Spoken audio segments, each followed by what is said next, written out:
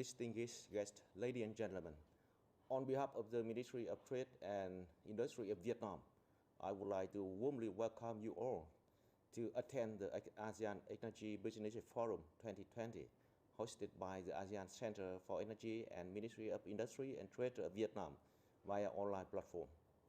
Accompanying with annual ASEAN Ministers meeting on energy, ASEAN Energy Business Forum has played an important role in the increasing energy development of the ASEAN region.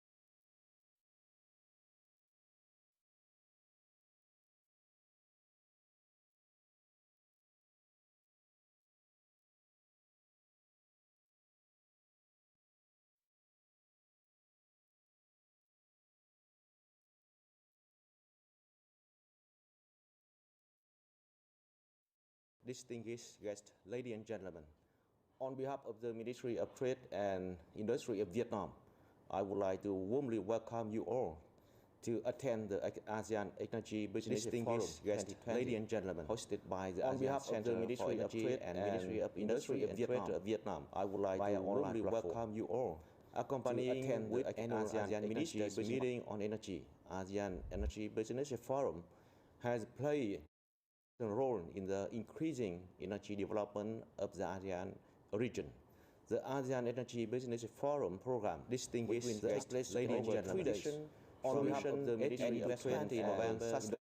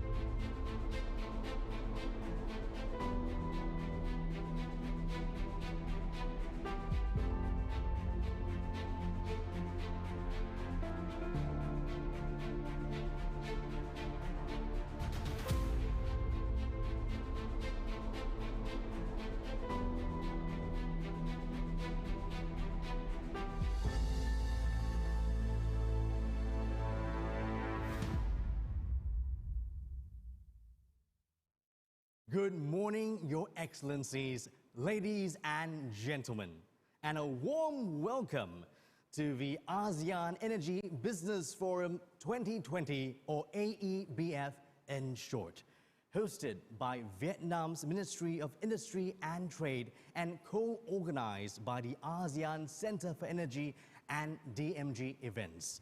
My name is Wayne Chan, and it's my pleasure to be the MC of this forum. Now, the theme for AEBF 2020 is Responsive and Cohesive Energy Pathways for ASEAN.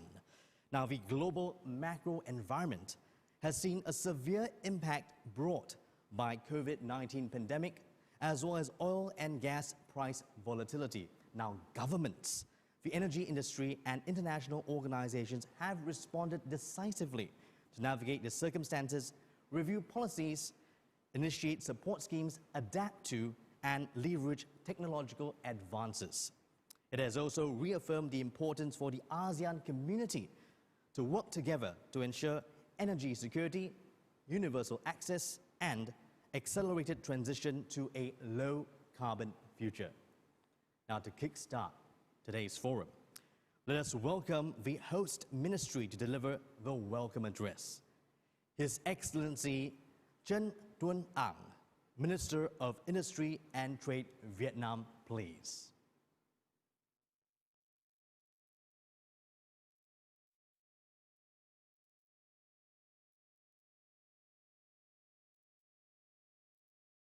Distinguished guests, ladies and gentlemen, on behalf of the Ministry of Trade and Industry of Vietnam, I would like to warmly welcome you all to attend the ASEAN Energy Business Forum 2020, hosted by the ASEAN Center for Energy and Ministry of Industry and Trade of Vietnam via online platform. Accompanying with annual ASEAN Ministers meeting on energy, ASEAN Energy Business Forum has played an important role in the increasing energy development of the ASEAN region. The ASEAN Energy Business Forum program, which will take place over 3 days from 18 to 20 November 2020, will focus on the contents of energy transition, solution, and investment for a sustainable future of ASEAN. In order to achieve the proposed target, in addition to efforts from the government of ASEAN countries to establish appropriate mechanisms and policies, the participation of energy enterprises is also extremely important to promote a developed ASEAN energy sector is sustainable and strongly connected in the ASEAN region, contributing to the overall development of the ASEAN economic community. Ladies and gentlemen, energy is one of the vital factors for all countries and regions to develop sustainably, especially in the context that the world and the region are heavily affected by COVID-19 pandemic. Ensuring enough energy is a major demanding challenge for energy planning, implementation, and evaluation of efficient and responsive energy development programs. I do hope that ASEAN Energy Business Forum this year, which focuses on energy transition and solution opportunities for ASEAN sustainable energy development, would open more chances for experts, government managers, and investors to share information, experiences to develop ASEAN energy sector toward sustainable development. I wish the AEBF 2020 will achieve the best result so that each organization, business continue to make an important contribution to the development of the ASEAN community in coming time. I wish you good health and success. Thank you very much.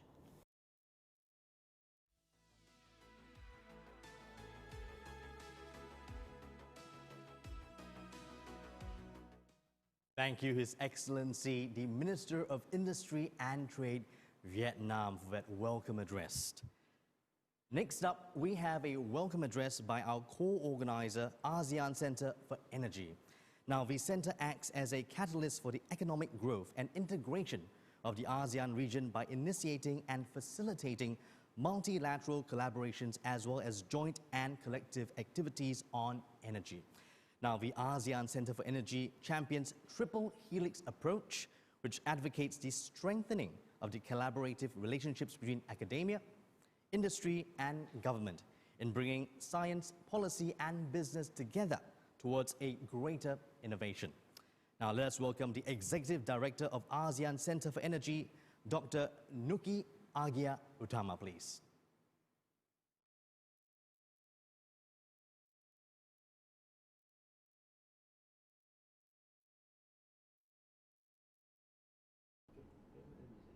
Excellency Tran Tuan An, Minister of Industry and Trade, Vietnam, distinguished senior officials on energy, speakers, delegates, and leaders of the industry, both from the government and the private sectors of ASEAN, dialect partners and international organizations, academy and youth sectors. Ladies and gentlemen, a pleasant good morning to you all, and welcome to the ASEAN Energy Business Forum, or AEBF 2020. The AEBF is the highest level of a platform for communication between and among the energy ministers, energy experts, and the heads of the energy and energy-related companies operating in the region. It is a unique platform where energy producers, financiers, and important stakeholders get an excellent opportunity to interact directly with policymakers in the ASEAN energy sectors. And this year, we include the academy and research institutes in the activities to establish the triple nexus between industry, government, and research. An important highlight of this annual event is the ASEAN Ministry on Energy and CEO Dialogue. It is the only direct public-private dialogue which discusses various energy concerns and challenges. It provides recommendation to the ASEAN leaders in the development and improvement of policies, regulation, and laws for ensuring energy security, accessibility, and affordability within the framework of sustainable development in the region. This year, we have adopted the theme Responsive and Cohesive Pathways Towards Energy Transition and Resilience for ASEAN. In this year's AEBF, we have prudently selected the topics of high-level speakers that will contribute toward this theme.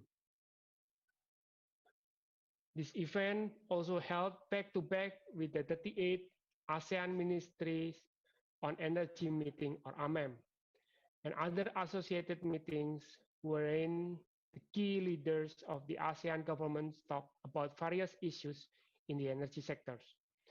The host country for the AMEM is also the official host of the AEBF.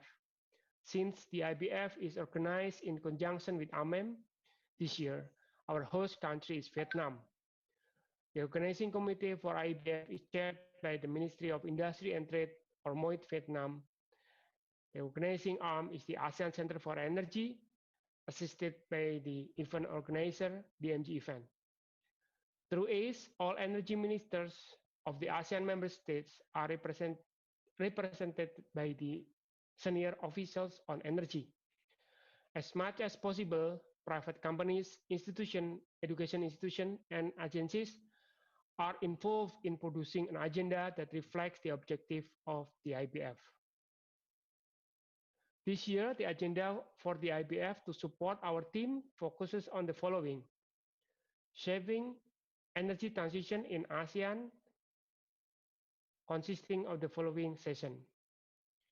The first, industry's role in driving ASEAN's energy transition. Second, leveraging gas and LNG opportunities to drive ASEAN's transition to cleaner fuels.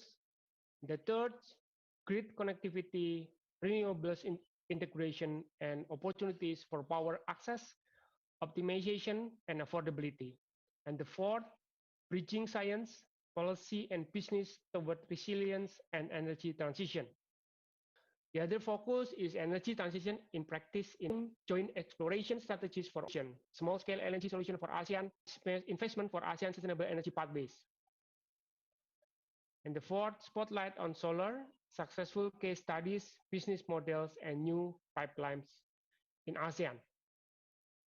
And the next session is the forwarding-looking solution and investment for ASEAN sustainable future in day 3, consisting of the following sessions. Renewable energy transition in post-COVID-19, scenario diversity and inclusivity. The accelerating role of wind in ASEAN energy mix, energy storage and hydrogen innovation, and accelerating their roles in ASEAN energy transition. And also energy efficiency as the first fuel, as well as energy investment opportunities in ASEAN member states. The AEBF has 4 components. First, an international conference, which is a high-level business forum for strategic discussion, mixed with the presentation of practical business opportunities, as well as high-level discussion with researchers in the region and beyond. Second, exhibition which features key aspects of energy sustainability. And the third, a minister's CEO dialogue, a very privileged occasion for CEOs of companies operating in the region to have a dialogue with the ministers on energy. And the fourth, the ASEAN Energy Awarding ceremonies that highlight outstanding contribution in the field of energy, including the first ASEAN Energy Youth Awards, which is each awardee is provided a trophy. As you may see, AEBF carries a very significant public-private partnership character. We anticipate that our discussion will generate new friendship and ties, solution and support, and venue for intellectual concepts, ideas, and highlights to the many challenges and opportunities that are home to the ASEAN region. On this occasion as well, we are very pleased to announce to all of you that the 38th ASEAN Ministers of Energy meeting will launch 2 important flagship documents, namely the APAEC Phase 2, 2016-2025, which serve as ASEAN Energy Cooperation Blueprint, guidance for the ASEAN member states in advancing ASEAN energy goals. The theme of APAEC Phase 2 is enhancing energy connectivity and market integration in ASEAN to achieve energy security, accessibility, affordability, and sustainability for all. And it will explore further on the energy transition and energy resilience. The APAEC Phase 2 will bridge collaboration to promote new and emerging technology and digitalization, such as hydrogen, energy storage, CCUS, enhance private sector participation to increase energy investment, address cross-cutting issues such as climate change and decarbonization of energy system, setting up a more ambitious energy intensity reduction target and accelerate the RE deployment. And secondly is the 6th ASEAN Energy Outlook, which serves as a policy planning references in shaping the future ASEAN energy landscape. The Outlook provides the policymakers with an understanding of the energy trends and challenges up to 2040. The EU6 scenarios are based on the regional policy implications that will be pursued by the ASEAN member states and looking at its impact to the energy supply and demand, and also GHG emission, socioeconomic, such as investment, job creation, as well as social costs. And of course, taken into account the impact of COVID-19 and the sustainable recovery plan. The scenarios that we develop, such as a baseline, which is projects the future energy system without any significant policy intervention. Second scenario is the ASEAN target scenario, projecting the future energy system if the member states achieve their national target on energy efficiency and renewable energy. The third scenario is the ASEAN progressive scenario, project the future energy system if the member states collectively achieve the regional aspirational target on energy efficiency and renewable energy in ASEAN energy mix. And the last scenario is SDG scenario, which is to project the future of energy system if the member state achieve the target stated under SDG 7, which is affordable and clean energy. Lastly, we would like to thank the participation of all the delegates and special thanks to the support from Petro Vietnam, Vietnam Electricity Company, and our generous sponsors, namely gold sponsors such as Venture Global, LNG, Petronas, and Mitsubishi Power, our silver sponsors such as ExxonMobil, Senior, and Huawei, and also bronze sponsors such as Sempra LNG and also Energy Capital Vietnam. And also our knowledge partners, Restart Energy, associated partners, Japanese Business Alliance for Smart Energy Worldwide, USAID, and also our country partner, Republic of Korea. I wish you all a successful and fruitful AEBF 2020. Thank you very much for your kind attention. Stay safe and stay healthy.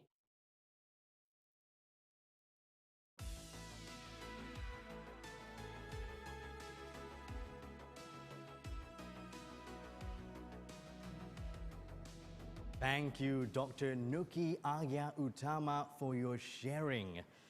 Next up is the keynote address titled Energy Transition and Petro-Vietnam Strategy. Let us welcome the Vice President of Petro-Vietnam, Mr. Pham Dien Jong, please.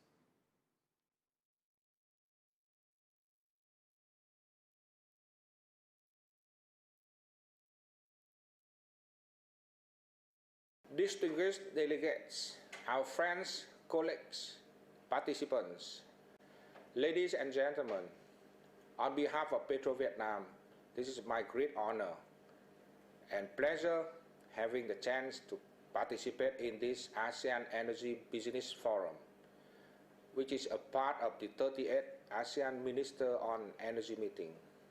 As we all know, today the global energy demand is growing rapidly and forecasted with 50% increase in the world energy usage by the year of 2050.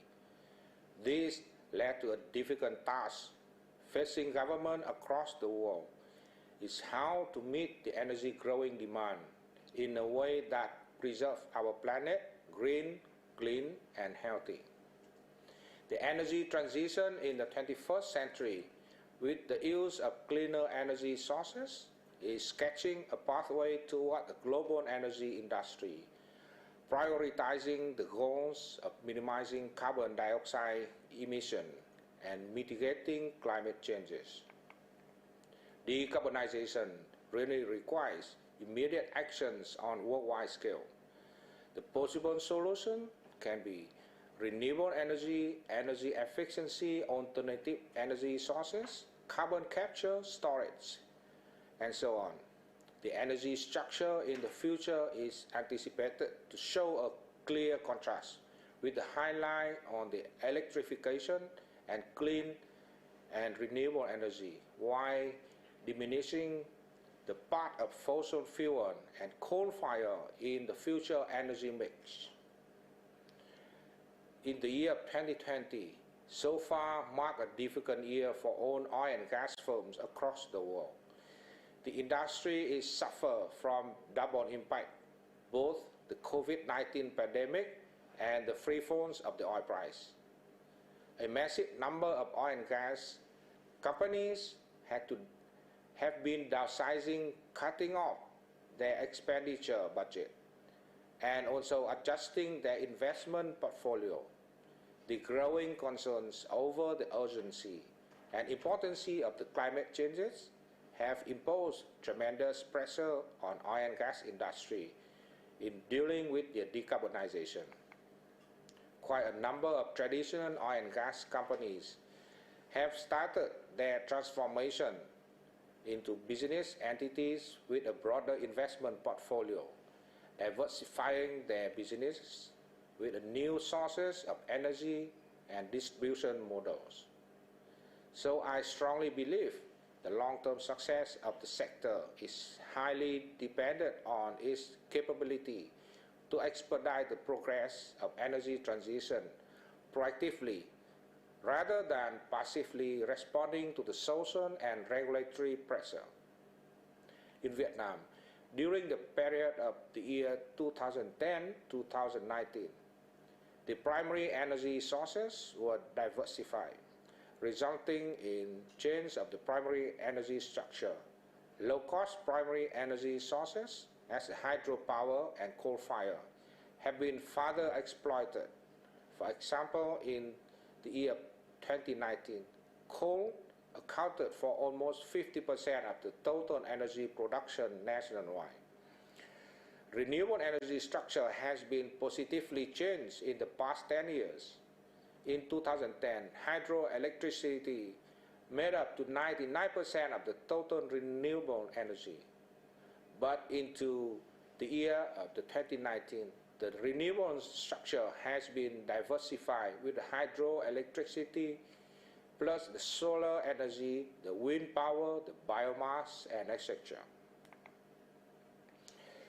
February the 12th of the year 2020, the Politburo has issued Resolution number 55, guiding the strategic direction for the national energy development in Vietnam to 2030, with a vision projected for 2045, which includes the detailed targets of energy conservation and efficiency, as well as the ratio of the renewables in the total primary energy supplies, and the ratio of the renewables in the total primary energy supplies is expected to be 15 to 20% by the 2030, increased to 25 to 30% by the year 2045. The percentage of the energy efficiency over the total energy consumption is expected to be 7% by 2030 and increase to 15% by the year 2045. So, in the outline comprehensive planning for the national energy development during the period of 2021 to 2030, and the vision projected for the 2050, composed by the Ministry of Industry and Trade under the guidance of our government, electricity production is anticipated to achieve the highest growing rate within the period of the year 2030 to 2050, then followed by natural gas, crude oil, and coal. Ladies and gentlemen, Vietnam Oil and Gas Group, in the role of the national economic pillar, plays a critical part in implementing Vietnam's oil and gas development strategy, contributing an annual average between 10 to 30% to Vietnam GDP. PetroVietnam has successfully built up a comprehensive, fully synchronized system of the oil and gas industry, creating the value chain from oil and gas exploration production to the development of gas, electricity processing sectors, as well as the oil and gas services industry, playing a substantial role to ensure the energy security for Vietnam. Facing the imminent trend of the energy transition, PetroVietnam has come up with very aggressive and proactive development strategy encompassing realistic goals, achievable missions, and workable solutions to tackle such tendency head-on and keep the business activities thriving on across the value chain from upstream to downstream, contributing to foster the energy transition in Vietnam. The mission and key measures would consist of the following. Number one, optimizing the business operations. Study and promote the initiative to utilize and conserve energy in an efficient manner in order to lower the expenditures and reduce the production costs. Number two, mobilizing resources for investment and businessman expansion following the flow of energy transition and in line with the national strategy of energy development, enhance the business efficiency across the whole value chain from upstream to downstream. Specifically, Some potential area to be focused on include A. Building a long-term LNG importation plant and being a key player in all related activities on nationwide scale, such as gathering, transporting, processing, import-export, storage, services, and sales of LNG. B. Promoting chemical and also petrochemical divisions in order to enhance the value of petroleum products, capturing the investment opportunity to build a biofuel plant to meet the demand of the clean energy. C. Taking immediate actions in implementing projects of own renewable energy such as wind power, solar energies, biomass, and etc. D. Fostering the R&D and also build up a development plan to produce hydrogen gas in conjunction with wind and solar energy, which included the production facilities and storage transportation infrastructure to be integrated into the current value chains of Petro-Vietnam. E. Promoting the utilization of electric transportation means. Number 3. Mobilizing necessary funding and manage the disbursement in a safe, efficient, and flexible manner in line with the approved purposes. 4.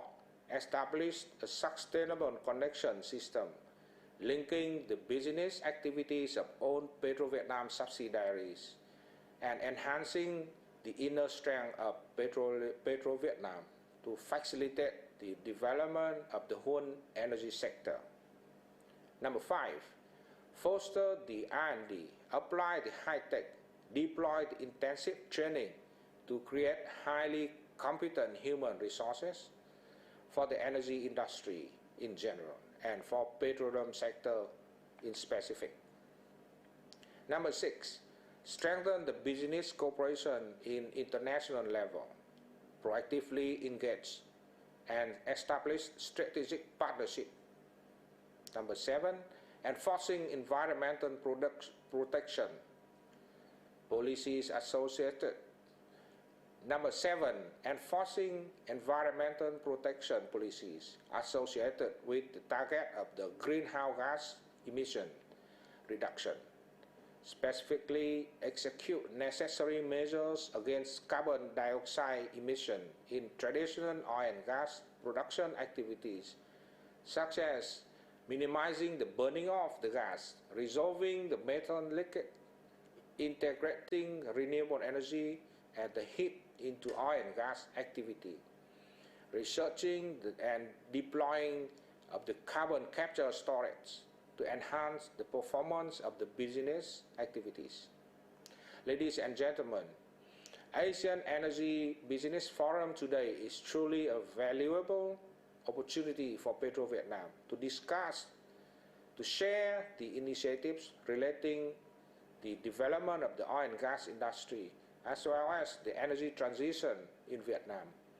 By attending this forum, I do hope to receive more information, advices, lessons learned, and practical experiences from all our friends, participants, to help to support Petro-Vietnam in specific and our country in general. Continue pursuing the sufficient and sustainable development and to achieve the target of minimizing the greenhouse gas emission.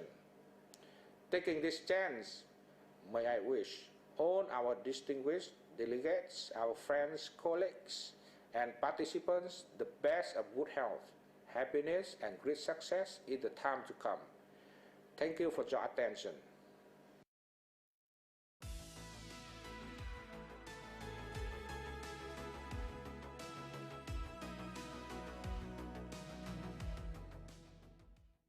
Thank you, Mr. Pham Dien Jong, for those wonderful insights from Petro-Vietnam.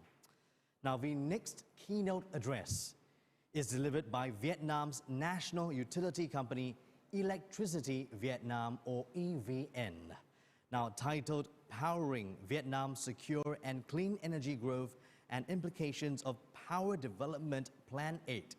Let us give a warm applause to General Director of EVN, Mr. Chen Ding Nan, please.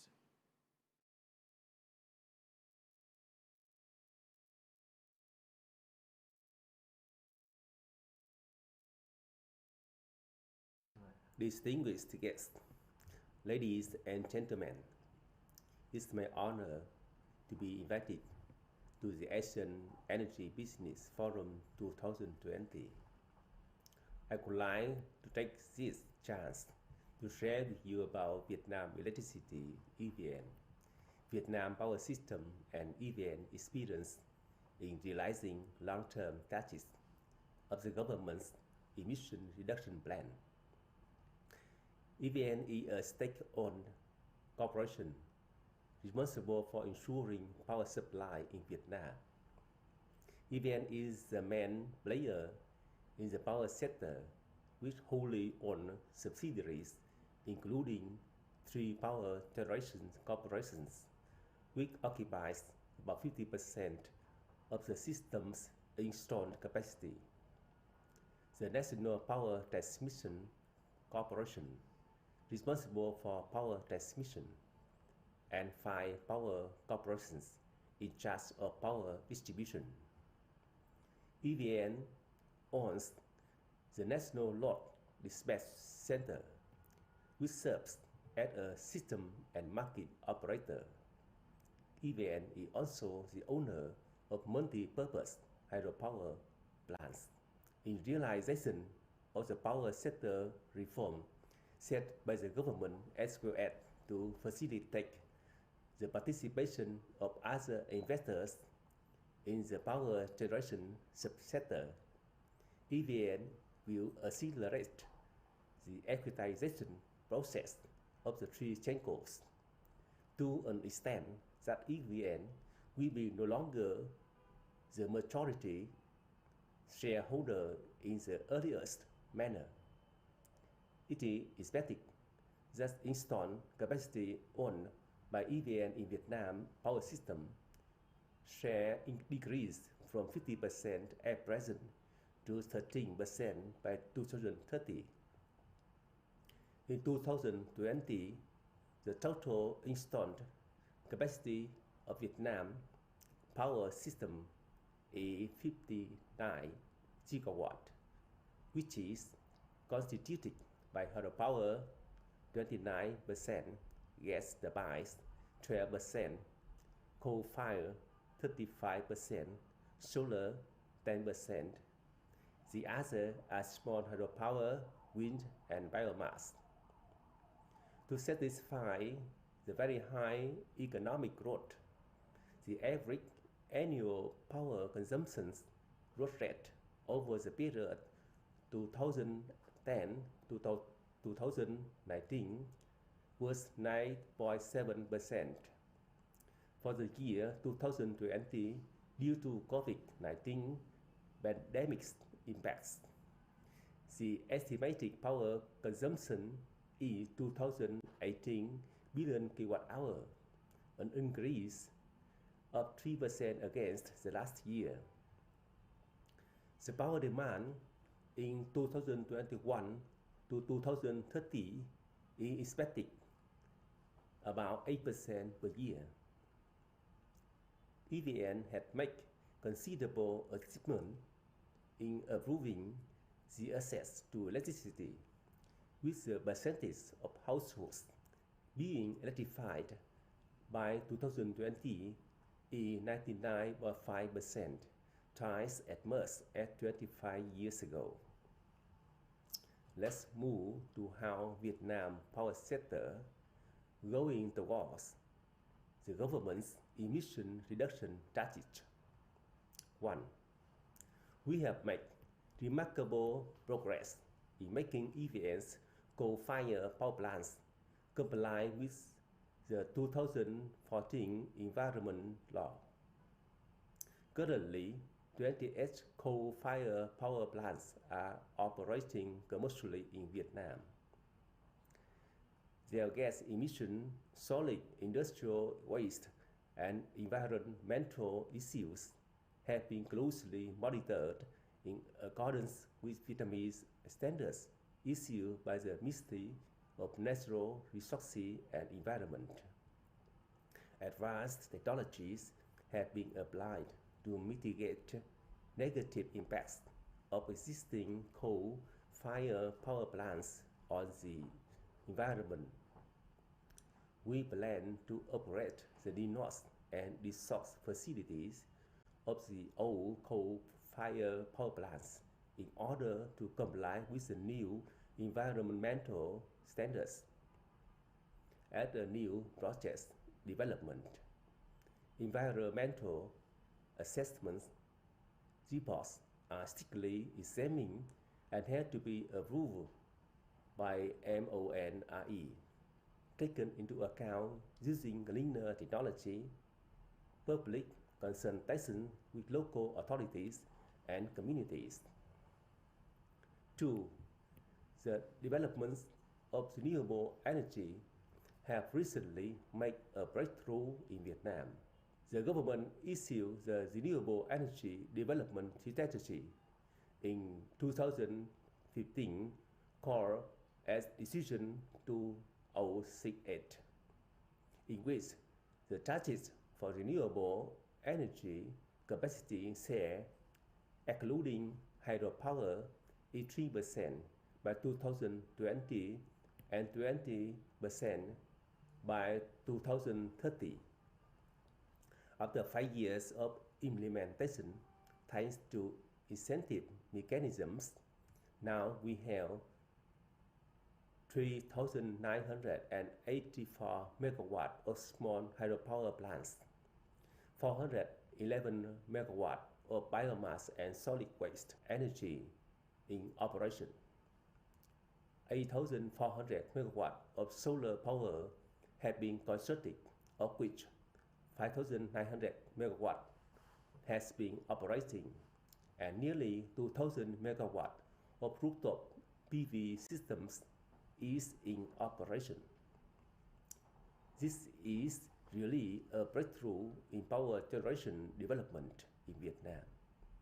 In addition, 5,300 MW of solar power have been approved by the Prime Minister to be added to the master plan and will be constructed in the coming time.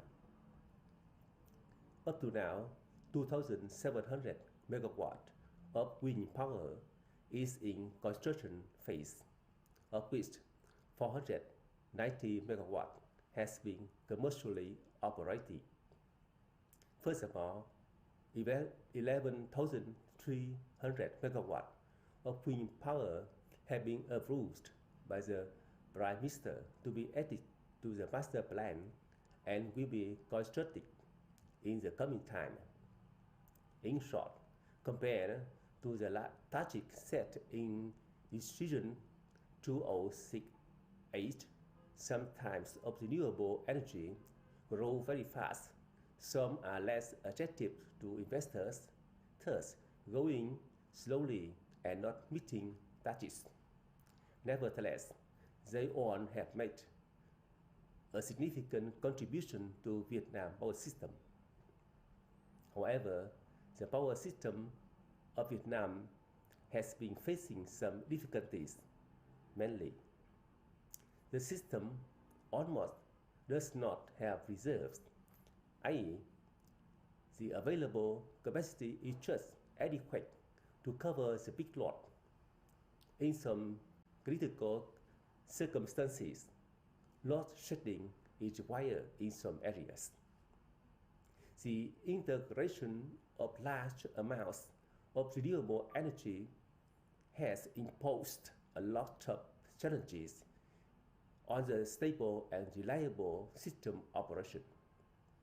Due to the intermittent nature of wind and solar energy resources, with large dependence on weather conditions, it is necessary to develop more conventional power plants as backup resources to ensure a timely balance in the power system. Wind and solar power resources are in general highly densely located in some areas, which might lead to local transmission congestions. Sometimes, when on renewable energy stations are simultaneously dispatched. Due to the intermittency of renewable energy resources, to ensure the power supply security, additional investment in auxiliary services to the system are required. Now, we would like to present the way towards the proposed Power Development Plan 8 in order to develop a clean and sustainable power sector. Vietnam is in the development phase. The low growth rate is expected to remain high despite some slowdown caused by the COVID-19 pandemic. It is expected that by 2030, the total installed capacity will be 138 gigawatt, and power consumption will be 490 billion kilowatt hour. So, the demand for investment in power generation will be huge in the future, and we have to spend more on imported primary fuels because domestic primary energy resources, namely hydroenergy, natural gas, and coal, are gradually exhausted. The room for further developing renewable energy in Vietnam is still large. In addition, renewable energy technologies for onshore and offshore wind and solar power have been well developed and are in the periods of cost declining, which are really a favorable opportunity for Vietnam's renewable energy development. However, the renewable energy development should be a step-by-step plan to ensure national energy security and economic efficiencies. Currently, PDP8 is under preparation, but some feasible solutions to meet the national power demand have been clearly recognized as follows. 1. Diversifying power resources toward sustainability, environment friendliness, and economic efficiency, including coal-fired power plants, gas turbines using natural gas, LNG, hydropower, importing electricity from neighboring countries, and renewable energy with a reasonable penetration proportion each year. 2.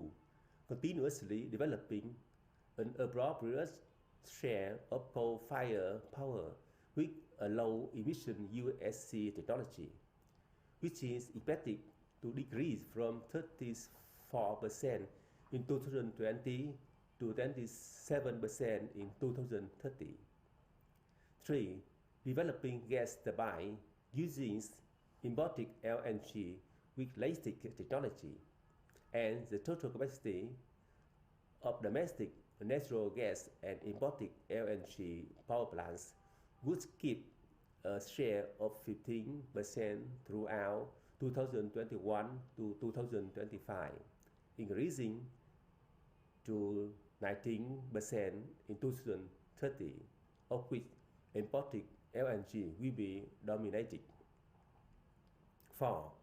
Developing renewable energy in a steady, step-by-step manner at a reasonable rate. For wind power, the share of installed capacity in power system would increase to 9% in 2025 and 14% in 2030. For solar power, the installed capacity proportion would rise to 13% in 2025 to 14% in 2030.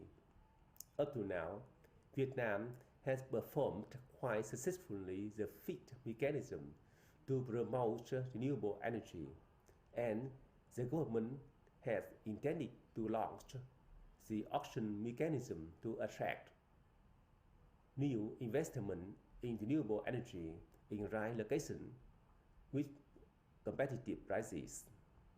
5. Expanding the national transmission system, including considering the feasibility of investment in HVDC transmission network to reinforce the north-south backbone grid, overcome the transmission congestion between region to region, and make the grid available to absorb more renewable energy. 6. Building interconnection transmission lines to enhance bilateral power trading between EVN and other investors in neighboring countries. This would bring the security, the resilience, the economical operation of the power system of the interconnected countries. 7. Promoting the retail market in combination with developing a CO2 market in the future, so that all types of power sources can be developed according to market forces. The retail electricity market is scheduled to be in place after 2024. By that time, EVN will own and operate power transmission, distribution subsectors, and a number of multi-purpose hydropower plants. As for power generation and retail business subsectors, they will be open to other economic sectors' participation. Finally, renewable energy and clean technology are still new concepts in Vietnam. EVN is eager to learn from your experience in this topic. Thank you for your attention.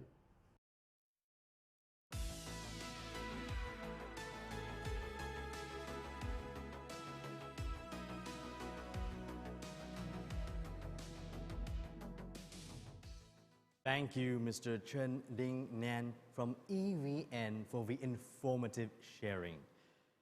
Now, Vietnam's rapid energy developments, especially wind and solar, LNG to power sectors, have excited and invigorated the industry's participation. Next up, we welcome another keynote address delivered by the Honorable Dato Seri Setia Dr. Awang Haji Matsuni bin Haji Muhammad Hussein, Minister of Energy, Brunei Darussalam. The Honorable Minister, please.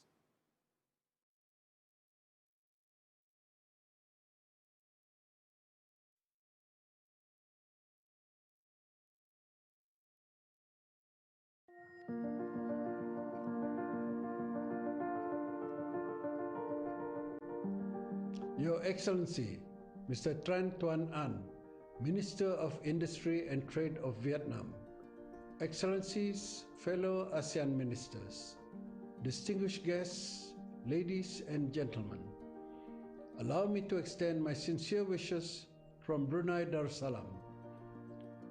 Congratulations to His Excellency, Mr. Tran Tuan An, for the excellent organization of the ASEAN Energy Business Forum. We are grateful that this important platform is able to continue to bring together voices from across various sectors.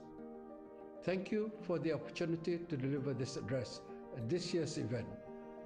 Unity is important as our region pulls itself through this COVID-19 pandemic. The uncertainty this pandemic has brought is a reminder that energy security and sustainability is key to adapt to changing circumstances. There is a need to accelerate efforts to enhance the resilience of our energy sector, to safeguard the prosperity and welfare of the regional population. According to the Renewable Energy Outlook by the ASEAN Center for Energy and the International Renewable Energy Agency, our region will experience a 50% rise in regional energy demand within a decade. ASEAN has an opportunity to drive a clean energy transition as we work to meet this rising energy demand.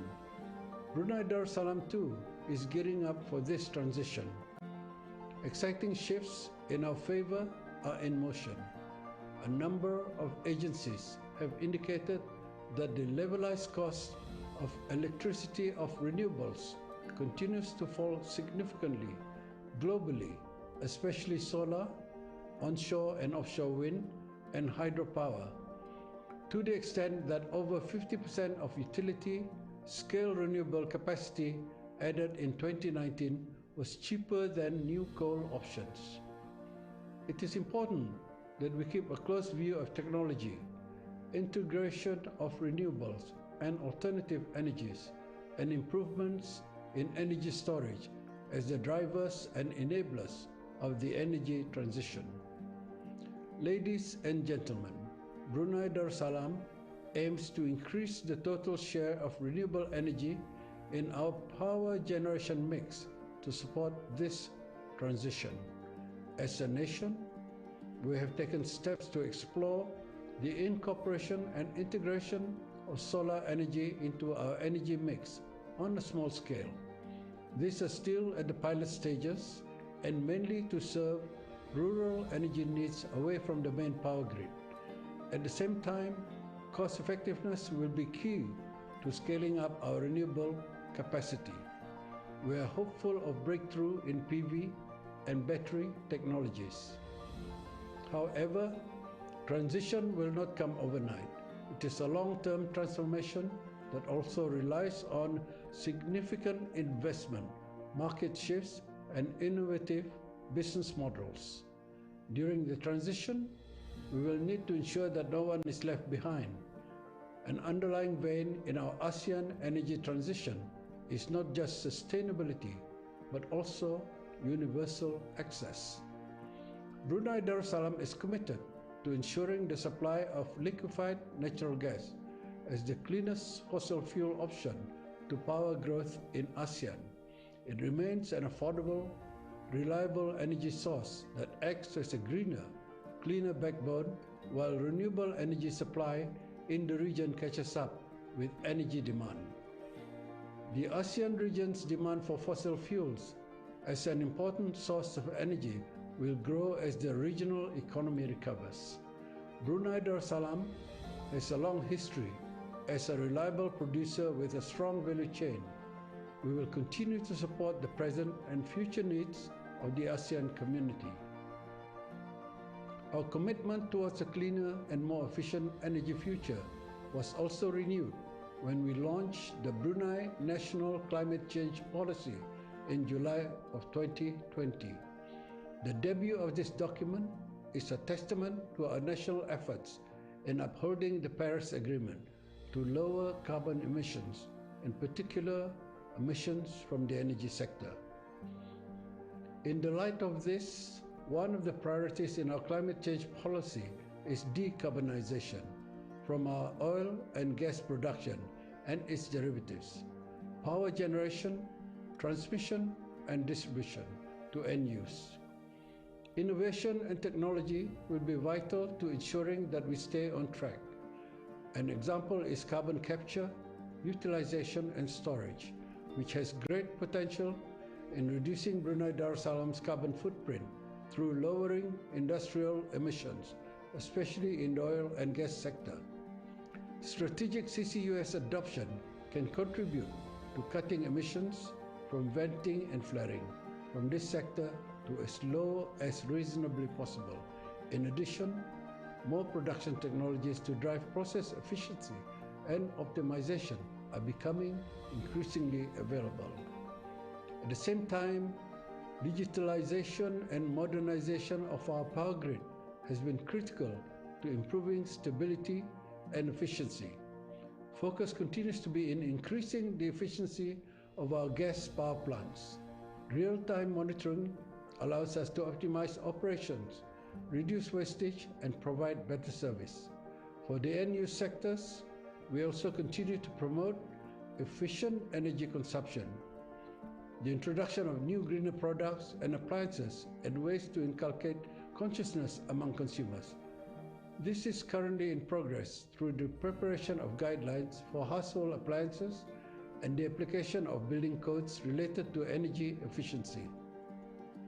For the transportation sector, we are currently in the midst of looking at the deployment of electric vehicles in Brunei Darussalam and the development of necessary infrastructure. Ladies and gentlemen, with these initiatives in place, Brunei Darussalam hopes to contribute to regional targets under the ASEAN Plan of Action for Energy Cooperation. ASEAN's achievement of reducing regional energy intensity and increasing installed renewable energy capacity has been commendable and growing at an exciting pace. A clean energy transition for the region will be attainable with a harmonized approach. Brunei Darussalam stands ready to work closely with member states and dialogue partners to further advance the energy transition in ASEAN. Thank you.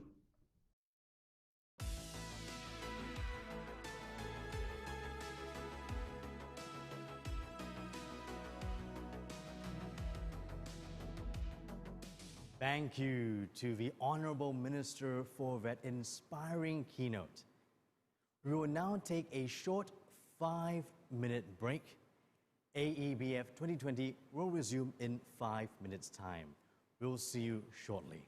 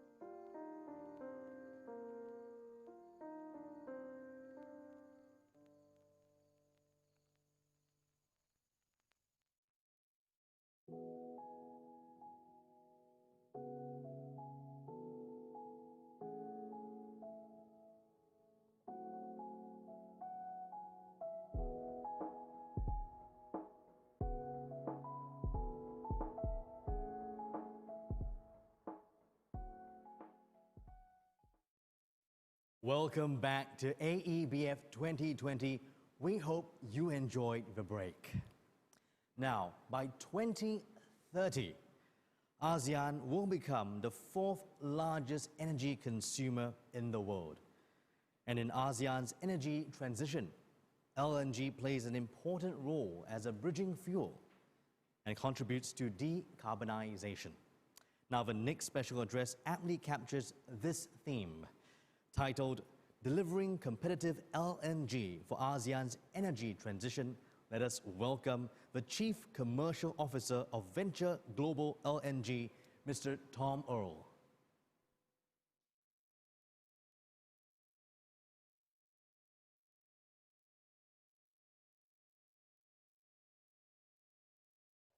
Well, thank you very much for the opportunity for Venture Global to join the ASEAN Energy Business Forum. It is a real pleasure for us at Venture Global to have the opportunity to take part with you. Thank you as well to follow His Excellency. I think we can make some introductory remarks about the way that Venture Global sees particularly LNG and gas within the ASEAN energy region, make a few remarks there. And then I'll show one or two videos that illustrate some of the important innovations in the industry, which we see as having important implications for the ASEAN energy region in terms of its consumption of energy, particularly LNG and gas, over the coming 5 and 10, 20 years. In terms of LNG and gas in the ASEAN region, we see four major factors being important over the coming years. Firstly, the environmental factors, which are driving ASEAN growth in terms of gas and LNG as a complement to renewable growth. And we see the environmental factors having underpinning gas and LNG growth in the ASEAN region. The second factor we see as being important is the demographics in the region. The access to energy having a really important implication on the use and the consumption and the growth of LNG in the region. But key to numbers 1 and 2, the environmental and demographic aspects underpinning the growth of gas and LNG in the region is clearly the affordability of LNG and gas. And the affordability of it is clearly going to have the most major implication on the trajectory of growth of LNG and gas in the region as it displaces coal for those important environmental reasons. So affordability we see as being key in terms of our view at Venture Global. And what is driving affordability, particularly in the LNG space, is innovation. And some would rightly think, well, the LNG industry hasn't changed very dramatically over the last 30 or 40 years. And we've seen huge global mega projects being built using tens of thousands of people, taking 5, 7, and sometimes more years to build these plants which feed LNG into the ASEAN region. But something dramatic has been changing particularly in the last 1 or 2 years. And I hope to be able to illustrate that a little bit today for you, because it's happening right as we speak, as you'll see in a couple of the videos. And that innovation, and I'll explain more about it, which is making liquefaction projects simpler, faster, and safer, and lower cost, is happening. It is happening right now.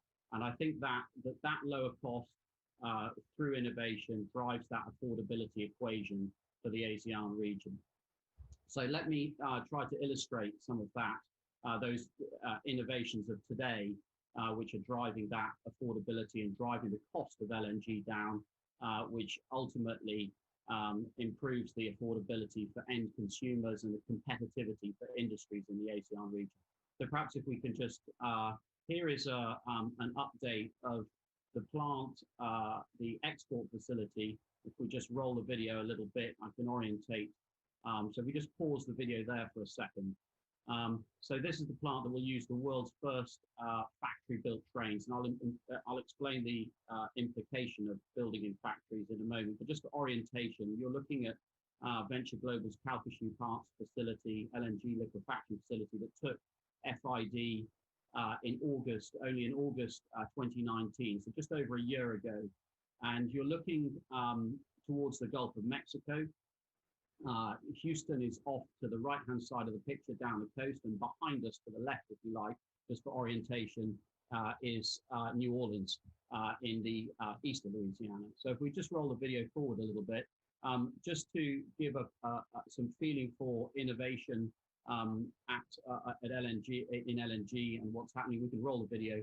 I think as you see the site, you'll see a site which is being constructed faster than any other site in LNG has ever been constructed, and there's a good reason for that. And that's that the trains themselves are now, for the first time, being constructed in factories. And by constructing in factories, that enables parallel construction. So while our factories have been, our trains have been constructed in Italy, the site itself has been able to progress in parallel at a pace which is extremely unusual for the industry. So you see a site here which has the classic segments of an LNG site: the power, the pre-treatment, the liquefaction, and then the tanks. But the advancement, the pace of advancement of the site is affected significantly by one factor, and that's that for the first time, the LNG trains themselves are being constructed in a factory. And by moving that construction into a factory, we reduce the labor on the site down from about 12 or 14,000 on a typical liquefaction site down to around 2,000 people. And that has implications across all sectors of the project.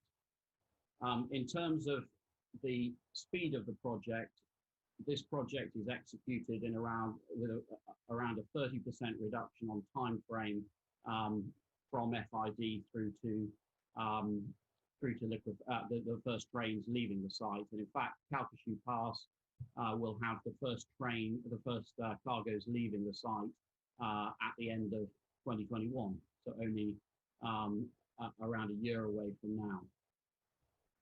There you see the two tanks. They were completed, the roofs of those tanks were completed around 3 months ahead of schedule.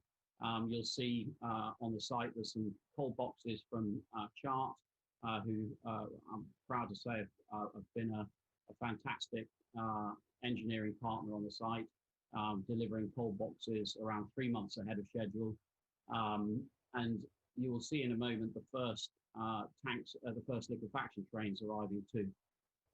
All in all, the key takeaway of Venture Global's Calcasieu Pass execution is the shift from stick-built construction, which the industry has seen over previous years and decades, to now moving that construction, that train construction, into a standardized factory environment where you can control the cost, the schedule, and the safety in a far more acute way. So I think that's probably enough of the Calcasieu site. There you can see the coal boxes there, just standing up, ready to receive the trains next to them. And so if we shift to, if we pause this one and move to the second video, I think I'll be able to show you the first of these factory-built trains. And there you see the ship arriving, the Hanjin Pioneer arriving only a few days ago with the two first factory-built trains on board to be unloaded onto the site, and if you like, plug-and-play execution being carried out. And these have been constructed in Baker Hughes's fabrication yard, which the industry knows well in Italy, and then moved to the site, complete, enabling them to be plugged in next to the coal boxes. Now, all of this is going on in Louisiana. Why is it relevant for the ASEAN region, and why is it relevant for the regasification plants that will receive LNG in the ASEAN region? It's because of the cost of the LNG. By moving the fabrication of trains into a factory environment, we're able to reduce the price of LNG significantly. And that has implications for affordability in the region and competitivity. So I think you now see the real action, if you like, of the trains being unloaded onto the site. Our supply partners who supply in the ASEAN region, such as BP and Shell, are off-takers from the first phase of Venture Global. The first phase here is using 18 identical trains, each of 0.6 million tons. You're seeing the first two being unloaded onto the site here. These will be followed by the 16 trains for Calcasieu, so trains 1 through 18 being used at Calcasieu. And then in our second phase of Venture Global at Plaquemines, you'll see trains 19 through 54 being deployed at Plaquemines. And all of those trains are identical. And that identical nature of the trains and the speed of producing those trains is key to LNG price and, of course, to affordability. So I think that's probably a good snapshot of where innovation is on LNG today. This is a pioneering project from the point of view of speed of execution, of safety, and of affordability of LNG. We're proud to be able to show this for the first time to the world at the Asian Energy Business Forum, and it's clearly a great moment to be able to show that, particularly in a region where LNG growth in very many places in the ASEAN region, from the great traditional consumers of LNG, the experienced consumers of LNG such as Thailand, but also through to the new consumers who've made such stunning progress in the LNG industry only in recent months, such as Myanmar, for example. It's a great pleasure to be with you at Asian Energy Business Forum, and we're looking forward to the Venture Global honored to be participating on the panel, the LNG panel, where we hope to be able to answer questions too about the pioneering innovations that we've brought to the LNG industry to increase the affordability of LNG. So thank you very much. Thank you very much, Tom. Extremely insightful insights, as always. Welcome to this analyst session. With me in the studio today, we have our knowledge partners, Rystad Energy. It's my pleasure to welcome Sinan, VP Gas and Power Markets, and my good friend Vijay, MD of the APAC region at Rystad Energy. Thanks for having us. Thank you. Let's get into it. See you, Vijay. Welcome again. In the last few weeks, the last few days rather, we've seen a new U.S. administration, 2 promising vaccine candidates, and some more to be expected. Can you give us your view first on what key issues and opportunities the new administration should address, and how energy cooperation with ASEAN can progress? Yes, I think for Biden administration, the first and foremost priority for him and the government is to deal with the domestic health crisis, as well as to recover the economy. So before that, I think this is before investing into foreign markets, this is the most important thing for the new government. So he will likely to rejoin the World Health Organization, the World Trade Organization, the Paris Accords. But when it comes to cooperate with other countries, I can take North Asia, for example. The new government will likely be befriending with Japan, South Korea, and when it comes to China, the largest or the most talked country in the world. I personally don't think he will do much to really put off all the Trump administration's policies, but I would say the Chinese companies or the government can take a breath from the Trump era. So we'll see more or better formatted trading between these 2 countries. But when it comes to like high technology area or the supply chain integrity area, we probably will see or take longer time to see the results. Yes. Thank you so much. Vijay. Maybe I can touch on a little bit about what the impact on ASEAN could be, Mel. Three things, right? And she already touched on this. I think there will be some more, connectedness towards the institutions in the global arena, WHO, WTO. I think that's a positive. So more normalcy in terms of, the way the world has operated post-war, right? So I think that's truly welcome for a lot of people who are looking at making long-term investments, especially into ASEAN, right? And when it comes to energy, we always need to think about the long term. So three things I feel will make this new administration will, be positive news for ASEAN. Generally, one, I think, the normalcy will allow people to make that kind of longer-term investments and so on. Two, I think, he's going to get back into the Paris Agreement. Okay, and I think that's huge. Why? As a result of that, you're going to probably see carbon pricing. Carbon pricing has so far been very much a EU-led initiative. And perhaps it came onto the market somewhat ahead of its time, back in the early 2000s and all the way through before the global financial crisis, right? It's going to have a renaissance now. And I think the timing is impeccable because the world so badly needs a disincentive to invest in carbon, okay? Carbon generating plants and so on, right? So, and ASEAN is the highest growing GDP population and, and so many different things. And yet electrification is still not at 100%, and so there's still a lot of investment that's needed in ASEAN, okay? And I think that the carbon pricing will be maybe a crude mechanism, but it's a good mechanism to kind of incentivize the investors to push even more towards the sustainable energy investments that we need in ASEAN, right? And I think that's going to be key. And I think the other thing is also all of the supply chain that will come about from this investment.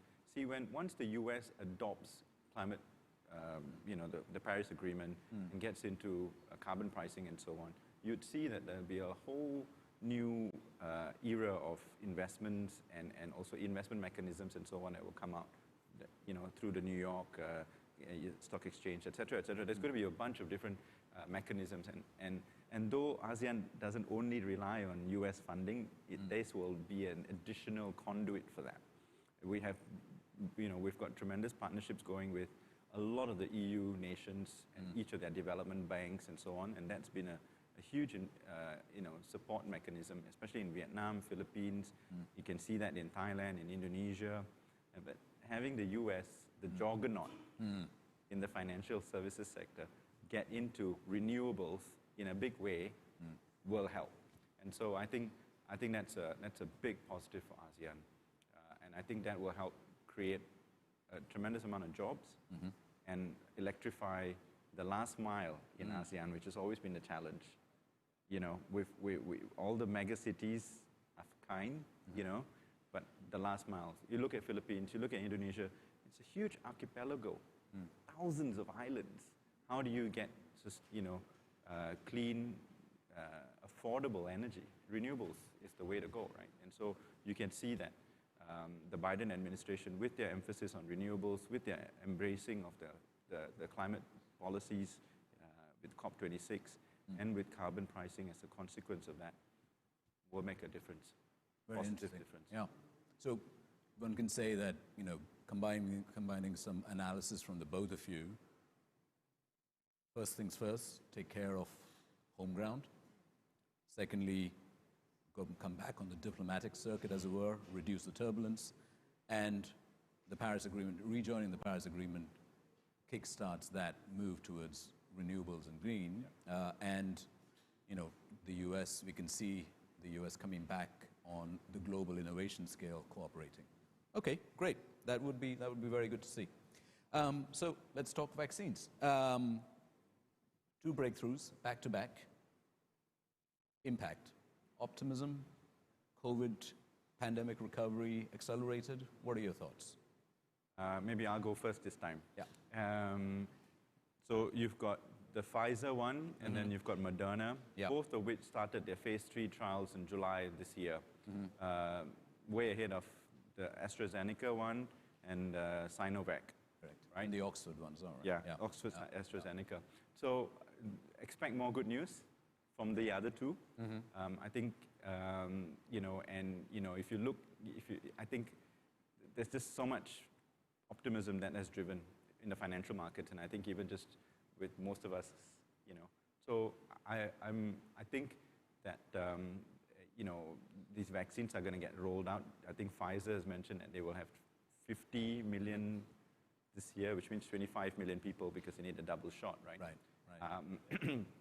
Will get vaccinated by the end of this year, and another 650 million people. Now the key is to make sure that all, you know, everyone, rich or poor, who are most exposed to this, get it first.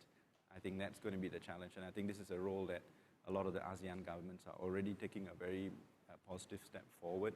The Thai government has done a deal with GSK and AstraZeneca to start rolling that out. I know that's the same with the Vietnamese and Philippines as well, with different companies and organizations. So, you know, by June next year, I think we will have quite a lot of the people covered by this. Supply chains are going to get stretched. But what gives me optimism is that the world has come together in such a positive way to deal with this pandemic. I'm pretty sure that the world will do the same now, with even more stability in the global geopolitics, to kind of encourage that final push through for the next 12 months to really start to inoculate people. The science is there, the funds are there, and the goodwill is now coming back. Yeah. After which, then we'll see increasing amount of investments into ASEAN. As we see the IONG investments into Yunnan, as Beijing mentions, into Thailand, into Philippines, and also together with Chinese investments into Myanmar. Basically, you see more investments from US and from China, and this is a good thing for the region. Yeah. Well, great. Thank you so much. I think in terms of for me, the takeaway from that is, you know, as we started 2020, COVID very much disrupted us. We started preparing the fight back, and it's now that there's a sense of optimism that we are going to disrupt COVID back, and perhaps the recovery can be accelerated, and we can go back to not a new normal, but go back to our old ways faster. That would be great. Next up, we have a power-packed panel, which will deliver extremely impactful insights on the industry's role in driving forward ASEAN's energy transition. Thank you very much. Stay tuned and see you on the other side.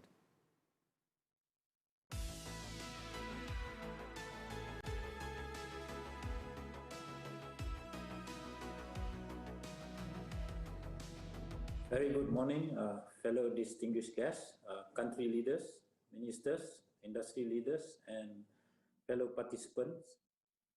Our appreciation and thanks to the host, Vietnam's Ministry of Industry and Trade, and co-organizers, ASEAN Center for Energy and DMG Events, for inviting Petronas to be part of this annual forum.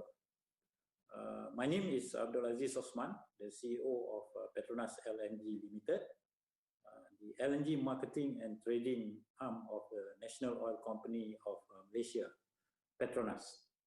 I'm deeply honored to be given the opportunity to share my views on the industry role in driving ASEAN energy transition with all of you here today. Leaders, colleagues, and friends, first allow me to make a brief introduction of Petronas. As mentioned, Petronas is a national oil company of Malaysia with significant offerings in the energy space in terms of oil, gas, and renewables. We also add value to the hydrocarbon that we produce and offers petroleum products, petrochemicals, and lubricants. So with that short introduction, allow me to share some views on how the industry can support ASEAN drive toward fuel diversification, energy security, and decarbonization. The power demand in Southeast Asia is growing at a blazing pace to meet the needs of its emerging nation. Up till now, coal has been the fuel of choice due to its abundance and cheaper price. However, this is at odds with the growing concern on sustainability, especially on the climate change issue. So, what alternative do we have?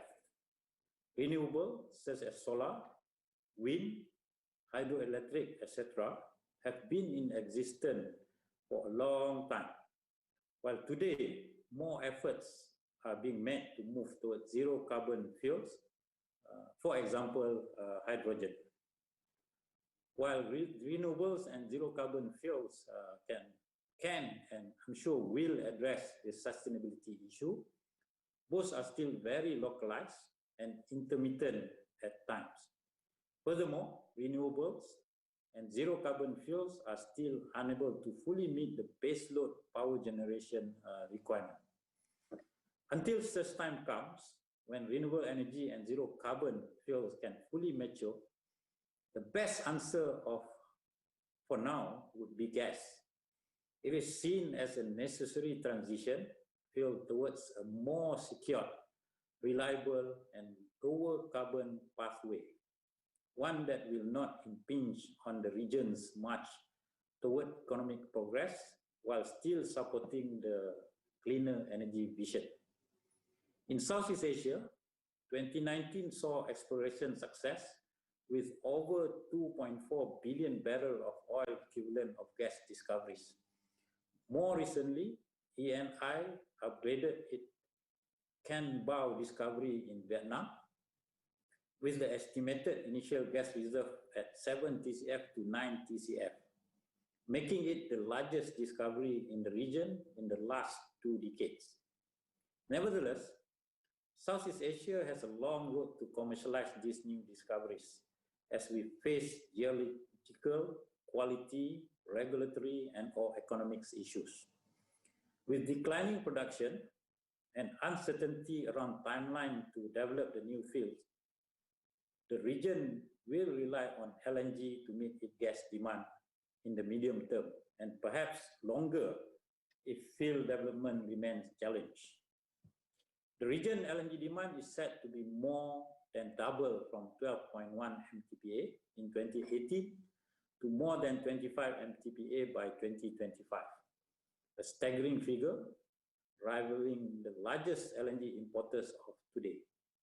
Hence, substantial international capital investment in gas infrastructure will be needed for this gas future in this region to materialize. In facilitating this, the support from government and financial institutions would be vital.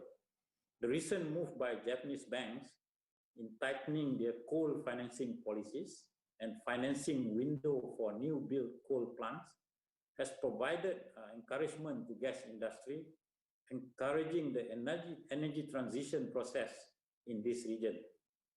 Since early 2020, Japan's top 3 coal financiers, Mizuho Financial Group, Mitsubishi UFJ Financial Group, and Sumitomo Mitsui Financial Group, have all announced a shift away from financing international coal projects. This was followed by a ruling from the Japanese government imposing more stringent constraints on public loans for coal financing. This policy is set to affect state-sponsored entities, including Japan Bank for International Cooperation and Japan International Cooperation Agency. Japanese banks have faced scrutiny over their overseas coal financing for some time, prompting major banks to relook at their coal financing policies since 2018. This recent anti-coal policy statement to point to further tightening of coal financing policies, which will start to materially threaten the outlook of coal new builds in Southeast Asia. With the financing window is closing upon coal, as it is difficult for financial institutions to meet the environment, social, and corporate governance target, I strongly believe that gas could see a strong upside. Fellow leaders, colleagues, and friends, 5 Asian countries have started importing LNG since the early 2010s. Thailand in 2011, Singapore and Malaysia in 2013, and Indonesia in 2014. And Myanmar began on a small scale in the middle of 2020. Following suit, Vietnam and Philippines are also constructing or planning to construct LNG import facilities in the near future. There is a considerable uncertainties around gas demand forecast in this region.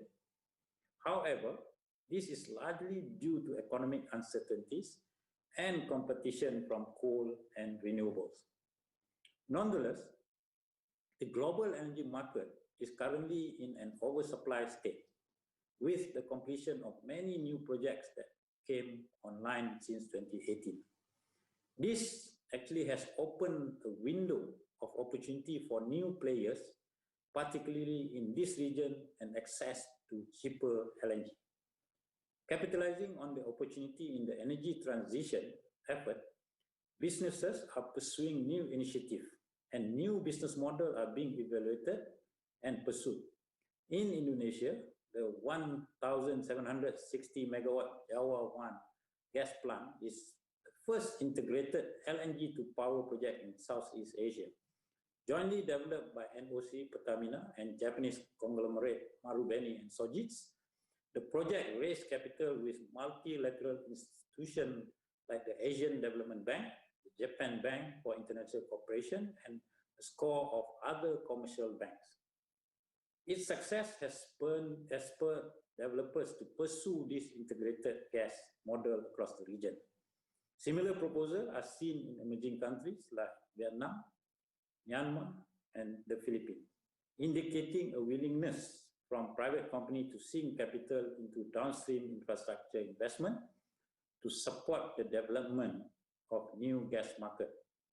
Myanmar is the latest country in the region to enter the LNG market, having imported its first cargo in June 2020. The LNG to power project was delivered in under 10 months by a newcomer, the Hong Kong-based V-Power, which had no prior experience in the LNG sector. The project has undoubtedly shown the speed to market for gas-based solution, as they have been able to secure power purchase agreement with the government and LNG supply from us, Petronas, in a relatively short period of time. New entrants are also creating opportunities in areas that have traditionally seen slow progress in LNG import projects.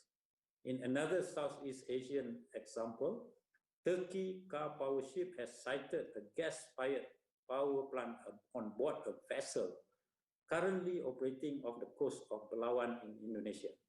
It appears to be a good fit for the need of the region's fast-growing cities and lighter industries, as well as a way to displace costly oil use in some island communities.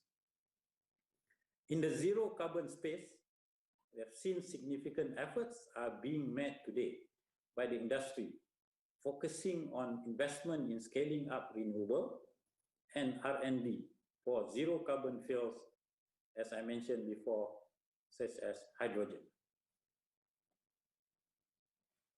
So there are examples, Toyota, for example, planned before the pandemic to produce 30,000 of its Mirai hydrogen car in 2020, with larger vehicle becoming the main aims. Project like Saudi Arabia recent 5 billion deal with Air Product to create an electrolyzer producing 650 tons per day of green hydrogen also have clear appeal.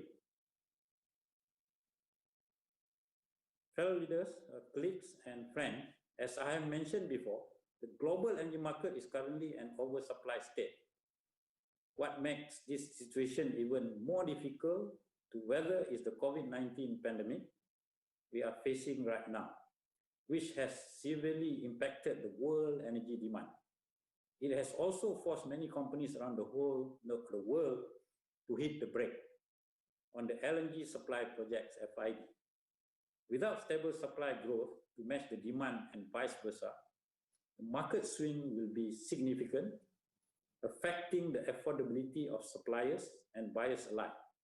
Hence, a more sustainable approach is required. In this regard, both suppliers and buyers have equal responsibilities in realizing a stable, reliable, and harmonious market. It is imperative for all industry players to better collaborate in ensuring level playing field between suppliers and buyers. One of the means to achieve this is via a stable long-term pricing mechanism, which is critical for suppliers to develop the capital-intensive facilities. Support from policymakers and financial institutions are also key in ensuring sustainable market balance via demand stimulating policies and project investment. In closing, fellow leaders, colleagues and friends, in line with statement of purpose, progressive energy and solution partner enriching life for a sustainable future, Petronas will continue to invest in this business and this region.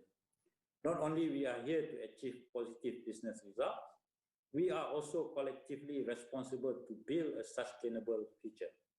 While we are making an effort to mature renewable energy technology, in the meantime, we believe gas and LNG will be the main energy source in supporting ASEAN drive towards fuel diversification, energy security, and decarbonization.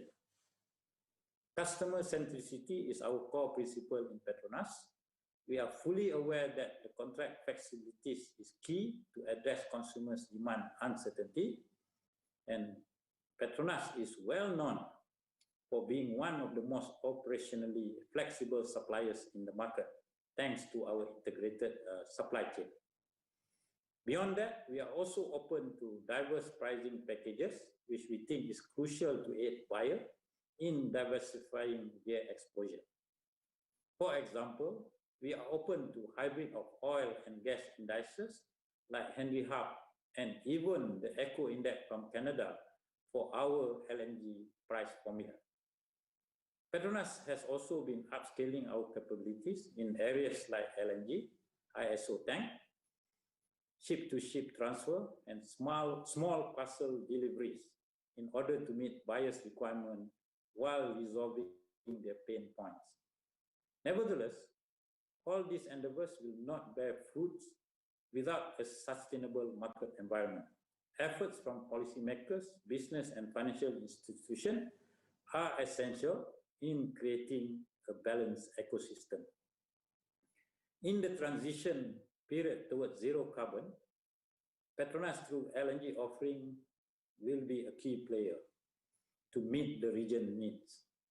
Today, we are supplying LNG to Thailand and Myanmar, with more ongoing discussions within the region to ensure a successful transition to LNG. Petronas, through its M+ solar solution, is already supplying around 800 megawatts of power in India and is having discussion in few countries in Southeast Asia for the application of M+ solar solution. In the low and zero carbon field, Petronas is pursuing collaboration in hydrogen and blue and green ammonia as the solution. Concurrently, being a large oil and gas producer, Petronas is also focusing on advanced emission reduction technologies such as carbon capture, utilization, and sequestration. In closing, I wish to extend my deepest appreciation to the organizers, again, for providing the platform today for the industry to share our views and experiences despite not being able to see each other physically. The platform today is a key example of how we can pivot from traditions to the new norms while still achieving progress together. Thank you. Terima kasih. Kam un, kap kun krap, salamat, kau jai, kau kun, jesuba. Thank you. Hello everyone. Welcome to this conversation on the role of industry in Southeast Asia's energy transition. My name is Ashish Setia, and I'm your host and moderator for today's session. I would first do initial brief opening about this subject and then call upon an expert group of speakers to have this conversation discussion. So let me begin by briefly introducing Bloomberg NEF, the organization I work for. We essentially provide strategic insights into the commodities, energy, transportation, mobility, digital technology, and the materials industry. And just a couple of weeks ago, my team at Bloomberg NEF published the New Energy Outlook 2020, which you would see on the next slide. As you can observe here, the first thing to notice is that 2019 obviously was a year where energy industry was still growing, and 2020 has come with a number of challenges and setbacks, which we'll discuss in detail. It would take us probably 2 to 3 years for primary energy demand globally to come back to the pre-virus or pre-pandemic levels. And you would also observe on this slide, perhaps, that the growth in primary energy demand globally in the future might be much slower than the growth in the last 2 decades. There are a few different reasons for that. The first one, obviously, being that many economies are transitioning from industrial economies to service-oriented economies. You also have a growing share of renewable energy in the primary energy mix. And when you have more renewable energy, you have lesser losses while moving from primary energy to final or useful energy. So that helps. And you have obviously growing energy efficiency as well. A few other things to highlight on this chart. We expect that actually global coal demand has peaked last year. We expect oil demand to peak in 2035. We expect gas to continue to grow in the primary energy mix by a rate of roughly 0.5% a year and reach almost 24% market share in primary energy mix by 2050. And we expect a significant rise in renewable energy from 4% of primary energy mix today to roughly 14%. So that's a phenomenal growth. On the next slide, you'd observe a slightly different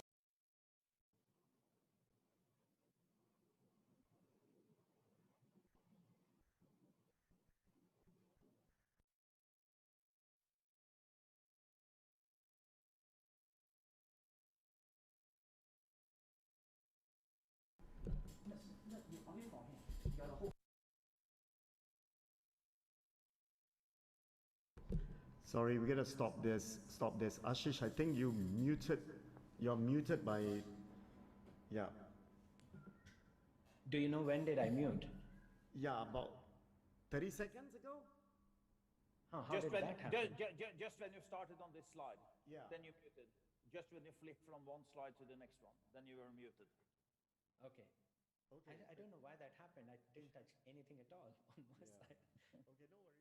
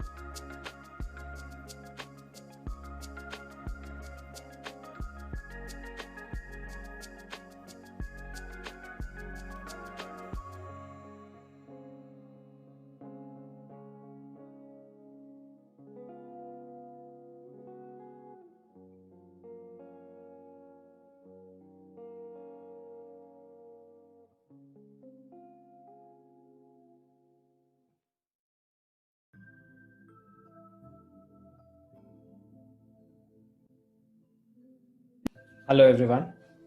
Welcome to this conversation on the role of industry in Southeast Asia's energy transition. My name is Ashish Setia, and I'm your host and moderator for today's session. I would first do initial brief opening about this subject and then call upon an expert group of speakers to have this conversation discussion.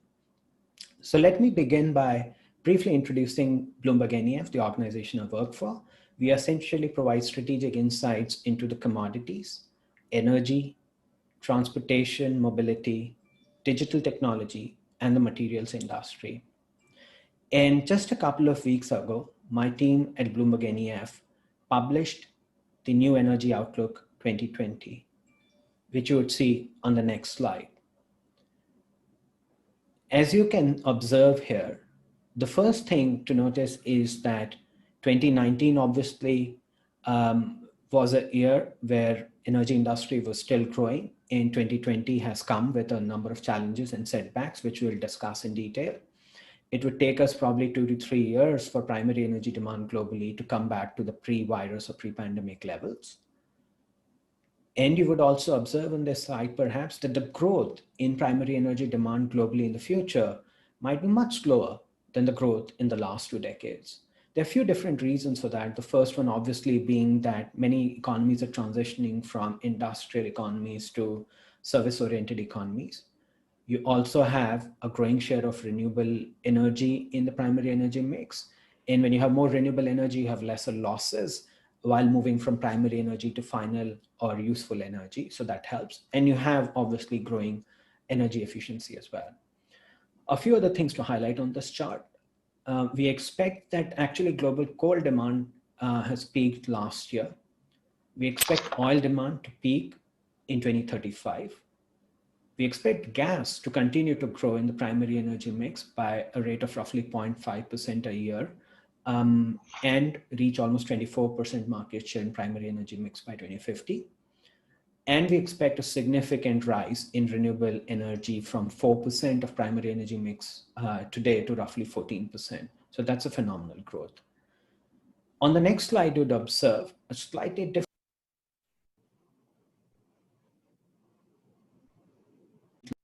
demand is expected to be 3 times of where it is today by 2050.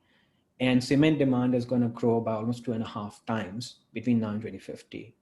So apart from decarbonizing the power sector, you also have to think about decarbonizing the industrial sector. And unless the energy transition accelerates in Southeast Asia, it would be very difficult to meet the ambitions of the Paris Climate Change Agreement. So with that, let me call upon an expert set of speakers and panelists to debate and discuss this subject along with me. Quick set of introductions. We have Douglas Wharton, who's the Vice President of Origination and Marketing for Asia at Cheniere Energy. Mr. Paul Maguire, President and CEO of Asia Pacific for NG. Mr. Gerard Raystad, the CEO of Raystad Energy. Osamu Ono-san, Managing Director and CEO of Mitsubishi Power Asia Pacific. And Dolph Gilleen, Director, IRENA Technology and Innovation Center. So let me first begin by asking first question from Douglas.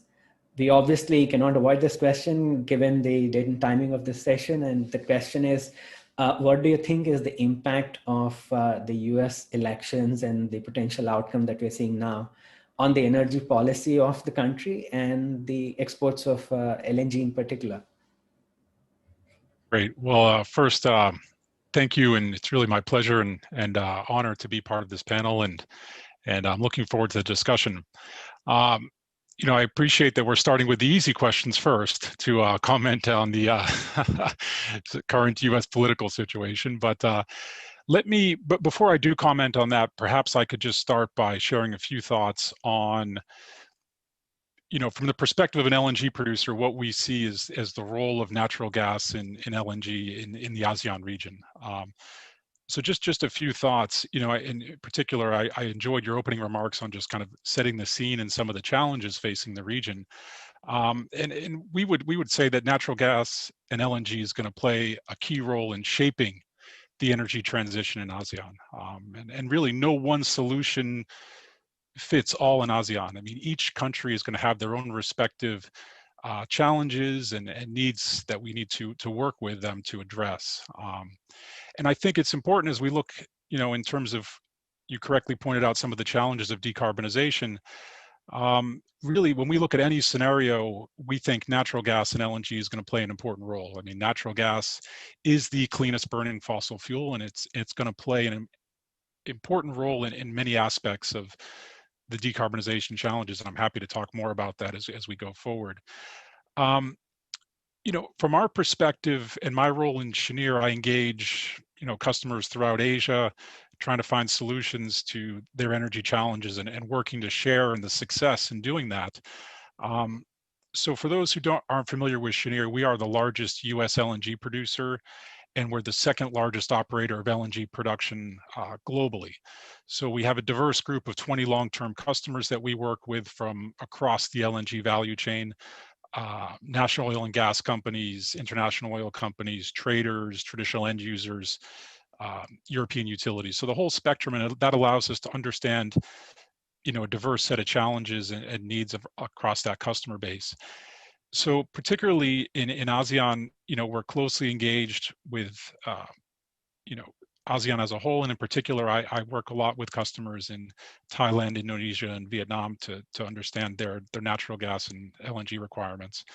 And I think US LNG is going to play a role. And I'm getting to answer your question on the political landscape. US LNG is the fastest growing source of LNG supply over the past 5 years. It's brought a lot of change to the market in terms of increased flexibility, liquidity. It's really driving change in the marketplace. And I think, at the time we're recording this, we're getting some clarity on the results of the US election. I think, it's really too early to offer any definitive feedback. I still think there's some things to play out in terms of the Senate races, for example. But I think regardless of the election outcome, we're going to continue to work in a bipartisan manner with both sides of the political spectrum. That's not going to change. We continue to see strong bipartisan support for natural gas, really as an abundant, affordable, and reliable energy source. And if you think about it, US LNG, we think, is part of the answer to many questions, including the energy transition, climate change, and addressing the balance of trade between the US and some of its partners.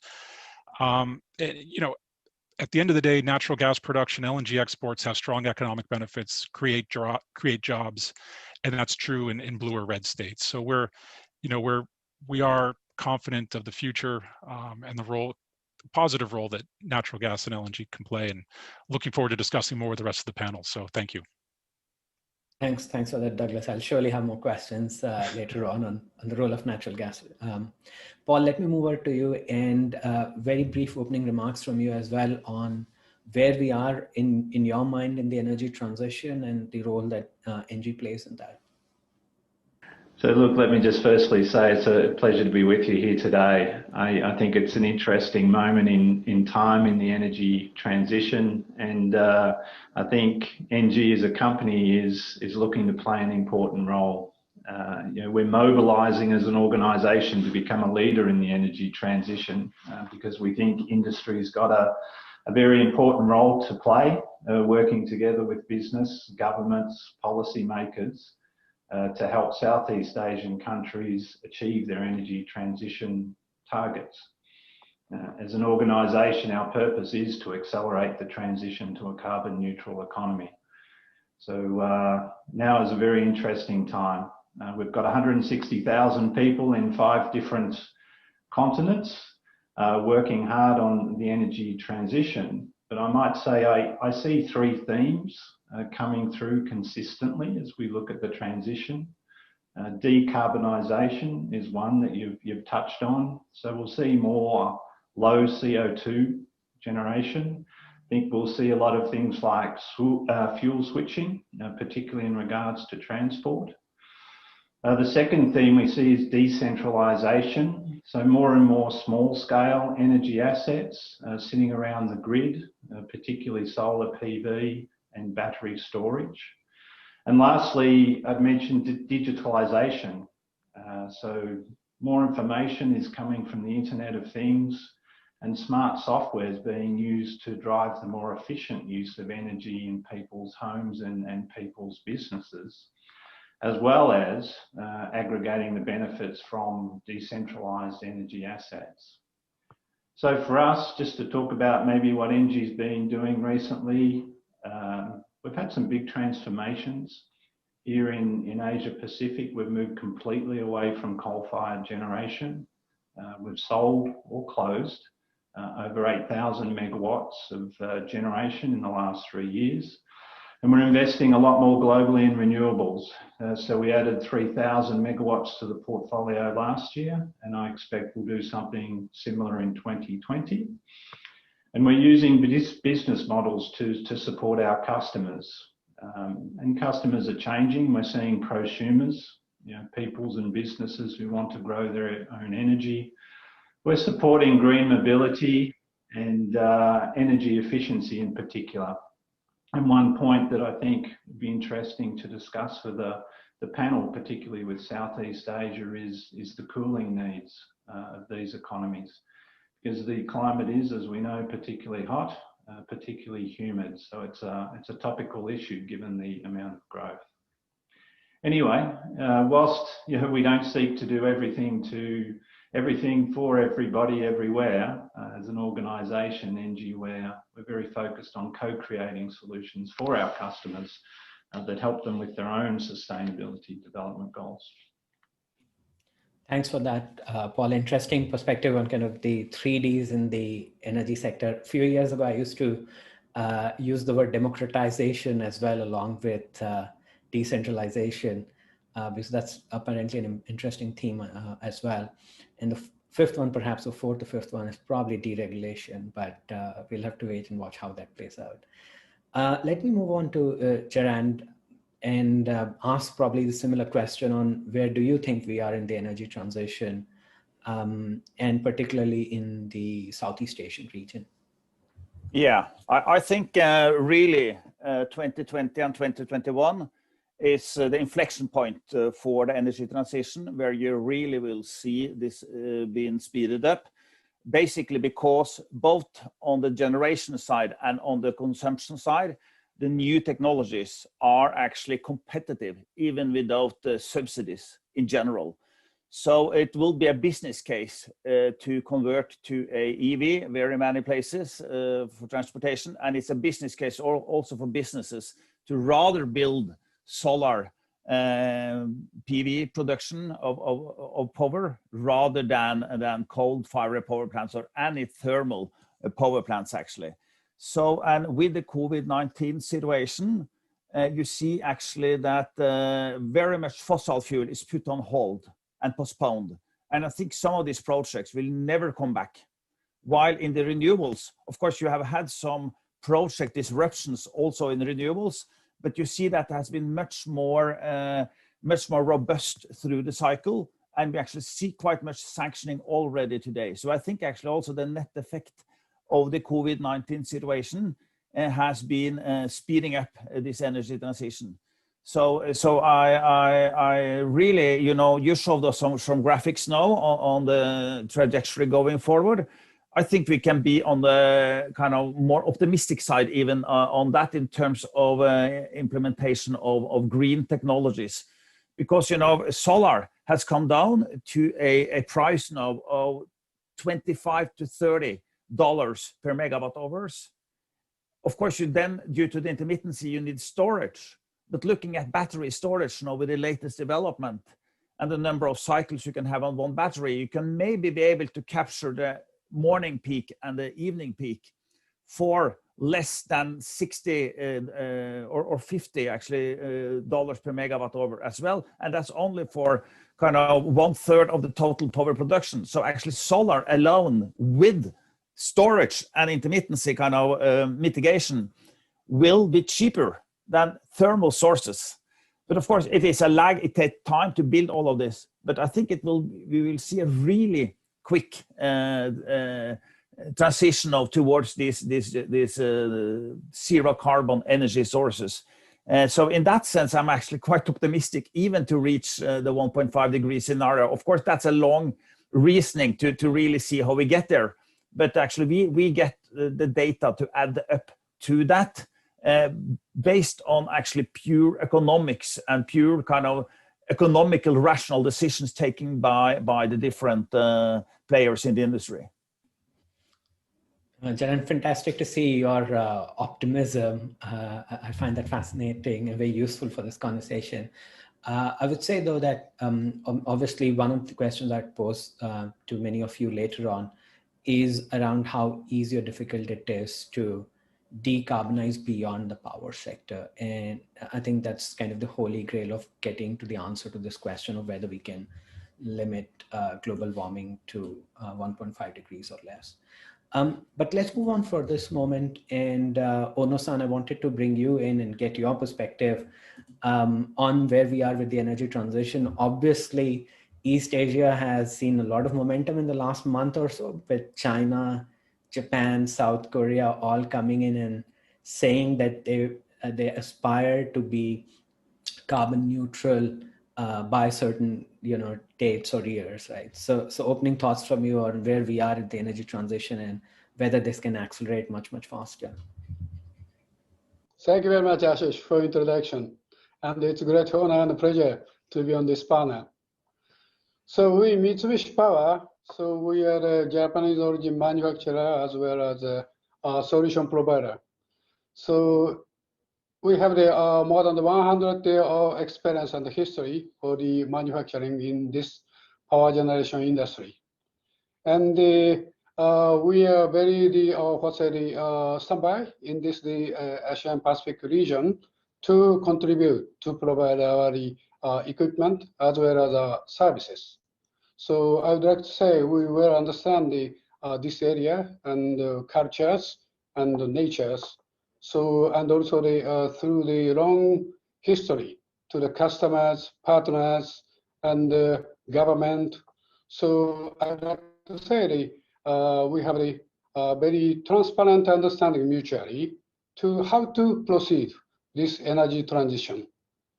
So in Japan, recently, new Prime Minister, Mr. Suga, he announced zero emission by 2050.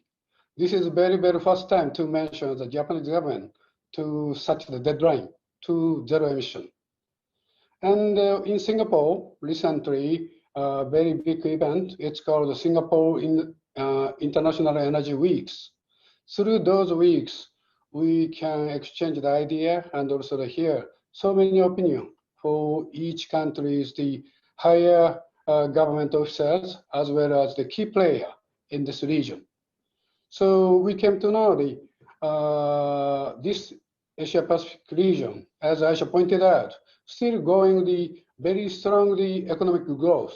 And this is the driver over the world for economic growth at present. So that means the affordable energy duly required as well as the decarbonization. So through the Singapore Energy Week, we came to know some of the tendency and also the announcement of each countries. The very mainstream is like that. Still, this AP region require the coal, but they make a strong mind to decarbonization. The tendency is like that. The coal move to LNG, and LNG will go to the renewables, like blue hydrogen, blue ammonia, and then green hydrogen or green ammonia. So I think simultaneously this the tendency. Also, the other renewable is the expanding, like a solar, of course, the wind energy. So such kind of mixture of the transition will move in this area. So through the understanding of all the countries and also their members, partners, so we can develop some of the new technology. So and some of the mixture of those energy and also the method to transaction of this energy will be very important. But as I said, it needs some time as a gradual. because of the energy security is very important in this area. IEA reported around 45 million people in this area still no electricity. So we have to also contribute such situation. So that means we should move the decarbonization with the keeping or the expand that's access to the energy. So those two mainstream we should realize simultaneously. So for this path, so the collaboration, maybe the government sector and the power provider and like our service provider, collaboration and the partnership will be very, very important, and which will accelerate such a transition. Ono-san, thank you for that. I find a little bit of difference in opinion between you and what Jan said in terms of the pace of the transition, but I think both of you agree that we are kind of on that track already. So let me bring in Dolph now. Dolph, we have heard from the other speakers. What's your opening kind of perspective on where we are in the transition, and particularly in Southeast Asia? Yeah, thank you very much, Ashish. I mean, as one of the fastest growing regions in the world, ASEAN is crucial to the global energy transformation. And we see significant energy transition potentials. And I can build on what Paul and Jaran just said. I mean, we also see a very strong potential for renewables. And together with the ASEAN Center for Energy and the support of the Danish government, we are currently assessing the energy transition potentials in the region. And we see a transition that rests on three pillars: energy efficiency, renewables, and electrification. And that builds on the cost for renewable power that have come down tremendously. We see that the cost of solar PV in the region are in line with the global numbers we see, around 6 cents, 7 cents per kilowatt hour. For onshore wind, it's still a little bit higher, but still we're talking about 10 cents a kilowatt hour for last year, commissioned projects. And we see that these costs continue to fall. And so that is a main driver. Of course, we will need more attention for power systems flexibility to enable the integration of these high shares of variable renewables. But we see a potential to increase renewables from 20% of generation in 2017 to more than 50% by 2030. So very significant growth potential. Now, the other part of the coin, as you mentioned, is the end-use sectors. We need more attention for buildings, industry, and transport. And of course, the interesting developments are in transport, with electromobility growing rapidly worldwide. We think there's also important opportunities in the region. And you mentioned industry, and that will be a critical sector for the region. There is 400 million tons of cement production capacity, and that will continue to grow. So what to do in that sector? Steel demand is 80 million tons a year. Steel production is only 40 million tons per year. The region is a major steel importer. So how to deal with that? And you see now also rapidly growing chemical and petrochemical industry. So all these energy intensive industries require solutions. We recently looked at what we see as technology potential. We see that renewables can achieve more than 50% emissions reduction in industry and transport. But of course, you have to look at the regional specifics. So that is something we're currently working on. Thank you. Thanks, Dolph. Paul, let me bring you in here as well. Dolph mentioned 6 to 7 cents a kilowatt hour as kind of the cost of renewable power generation in Southeast Asia. We have seen much lower numbers, obviously, in other parts of the world. We have looked at 3 cents in a few other parts of the world. What can help us get there in this region? And when do we hit tipping points? Are we already at tipping points compared to thermal or coal power generation in particular at 6, 7 cents, or we need to get much lower? Yeah, I think it's, I mean, the reality is the answer often depends on the country that you're referring to and whether or not it enjoys the benefit of being rich in natural renewable resources, whether that's wind, hydro, geothermal, solar. That can have a significant impact on the ability to deliver solutions which from an LCOE perspective are attractive to customers.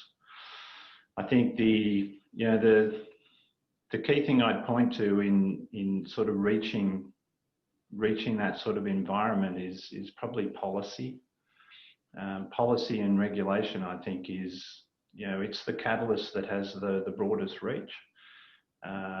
It's the catalyst that attracts the necessary capital at scale to really make a difference. So I think governments in particular are uniquely placed to create frameworks which can leverage off the natural attributes of their country. And then I think what happens is, capital's mobile. Investors, financiers look for certainty around payment arrangements, certainty around risk-sharing arrangements for projects. And I think once you've got that in place, then industrial investors like ourselves, we'll compete hard. We'll bring the latest, the most innovative technology, and we'll deliver it at competitive prices. Because, I think everybody, every man, woman, government, company would love to live more sustainably. But the challenge is always going to be around being able to do that affordably so that you don't destroy your economy in the process. And maybe a good example that I would point to in terms of what can be achieved would be the Malaysian large-scale solar scheme, where you probably saw tariffs that were in the 20 cents, and in the results of the last tender, then they've dropped around 20%, and that's probably in less than 12 months.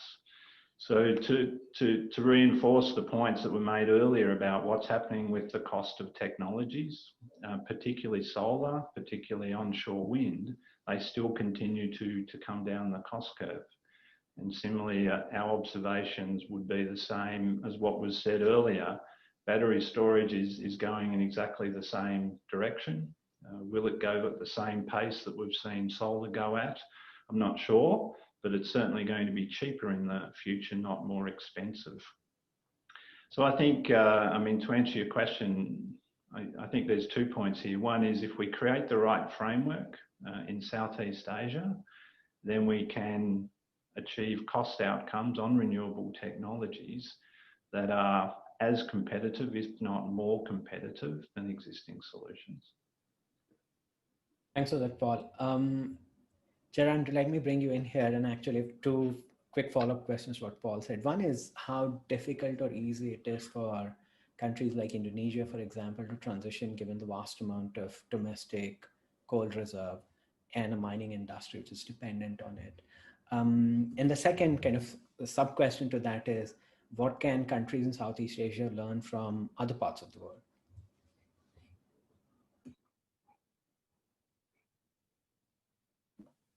Yeah, thank you. So, of course, in countries like Indonesia or also India and China, where you have a lot of coal resources locally, it's a push from the coal industry to use that energy source.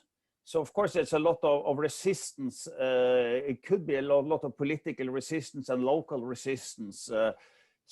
Actually leading to some kind of indirect or direct sponsoring even on the coal industry.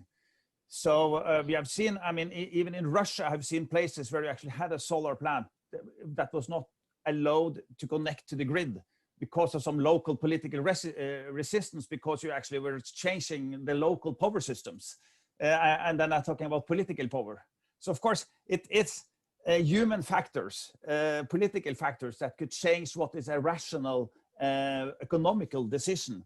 And especially if you look at the consequences of coal, in terms of local pollution and all of that. And if you put a price tag to that, I think it's actually very, very difficult for coal to struggle. So this is about politicians having the courage to actually put a price on all the pollution and also on the carbon tax. And actually then that would automatically kind of lead to a quite quick transition. But I realized that in the real world, you have all these kind of political forces that sometimes would slow down a process that is kind of more rational, I think.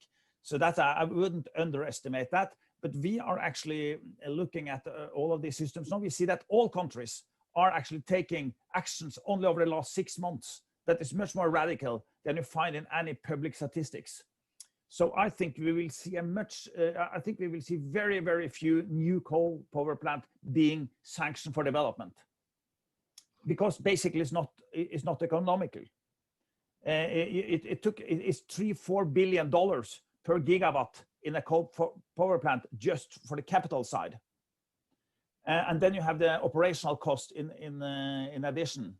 While, for example, a solar plant could be done to 500 million, so only 1/6 of the price of the coal in capital cost upfront for the same capacity. But of course, in solar you only have like a 20% capacity factor, and in coal you typically have like 70. But still, actually, this just shows that the business case is actually not is not there anymore. Only if you want this kind of local activity, which is overall, as I say, doesn't really make sense from an economical point of view. So, yeah, and what can we learn from other countries? I think in one way, Europe has taken the effort to develop solar and wind to economically competitive levels. So we are already on this level now. So then the rest of the world can kind of benefit from this technology that has happened, and then be able to implement. You have mentioned prices like 6-7 cents. I mentioned like 3 for the solar generation alone. But then I said when you added the storage, then you are getting to 6, 7, 8 maybe, but which is very competitive. So yeah, so but I see all these kind of counter forces in Indonesia and in India, especially to defend coal, even if it's not really a business case for it. So that's really a political question to be able to have that courage. Yes, thank you. Great, thanks, Darren. Valid point on political courage and ambition. Douglas, let me bring you in here. I think various panelists have taken a couple of different views on, given a couple of different pointers on the role of natural gas in the energy transition, right? There is obviously always a view that, particularly in a region like Southeast Asia, which has significant dependence on coal, you want to kind of very quickly transition as much as possible away from coal into natural gas. That's kind of the first stage. And then you try and keep reducing the cost of renewable energy. And as Sharon said, keep reducing the cost of storage to provide, flexibility and provide backup. But there is obviously another view which says there's no need to transition from coal to natural gas.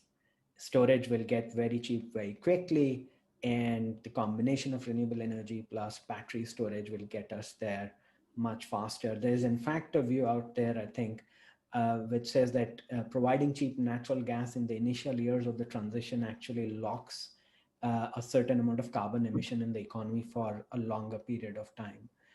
So how would you respond to that? Yeah, I think it's an important discussion, and let's look at ASEAN as an example. I think we need to be cognizant of the fact that countries undergoing rapid economic growth are rightfully concerned about energy security, reliability, and affordability. So many countries have a different time frame and a different perspective for their energy security and their economic needs. And there needs to be a balance between what they need today versus planning for the future. I fully recognize that. I think we do need to be aware of this is a multi-decade transition that we are talking about. We're confident natural gas is the cleanest burning fossil fuel. It plays a very constructive role in that multi-decade transition that we're talking about. Again, looking at ASEAN, Thailand, for example, 70% of Thailand's power generation, nearly 70%, is gas-fired. So you already have a robust infrastructure in place. You can compensate for declining domestic natural gas production through LNG imports. You already have an existing terminal. You can complement that with very low capital cost floating storage and regasification, FSRU type infrastructure, very low capital cost. You can bring in additional natural gas supply at very competitive levels. Same is true in Vietnam, particularly in the southern part of the country. Lots of in-place gas-fired power generation, very easily can plug in cost-competitive LNG, and you're able to leverage that existing infrastructure.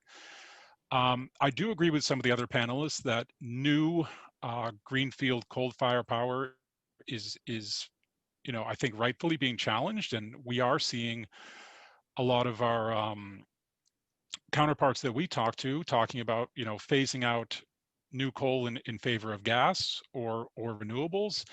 For us, you know, I think we're believers in, you know, you're going to have to do both on the power side, gas plus renewables, and I can talk more about, you know, the reasons why there. But you know, I think we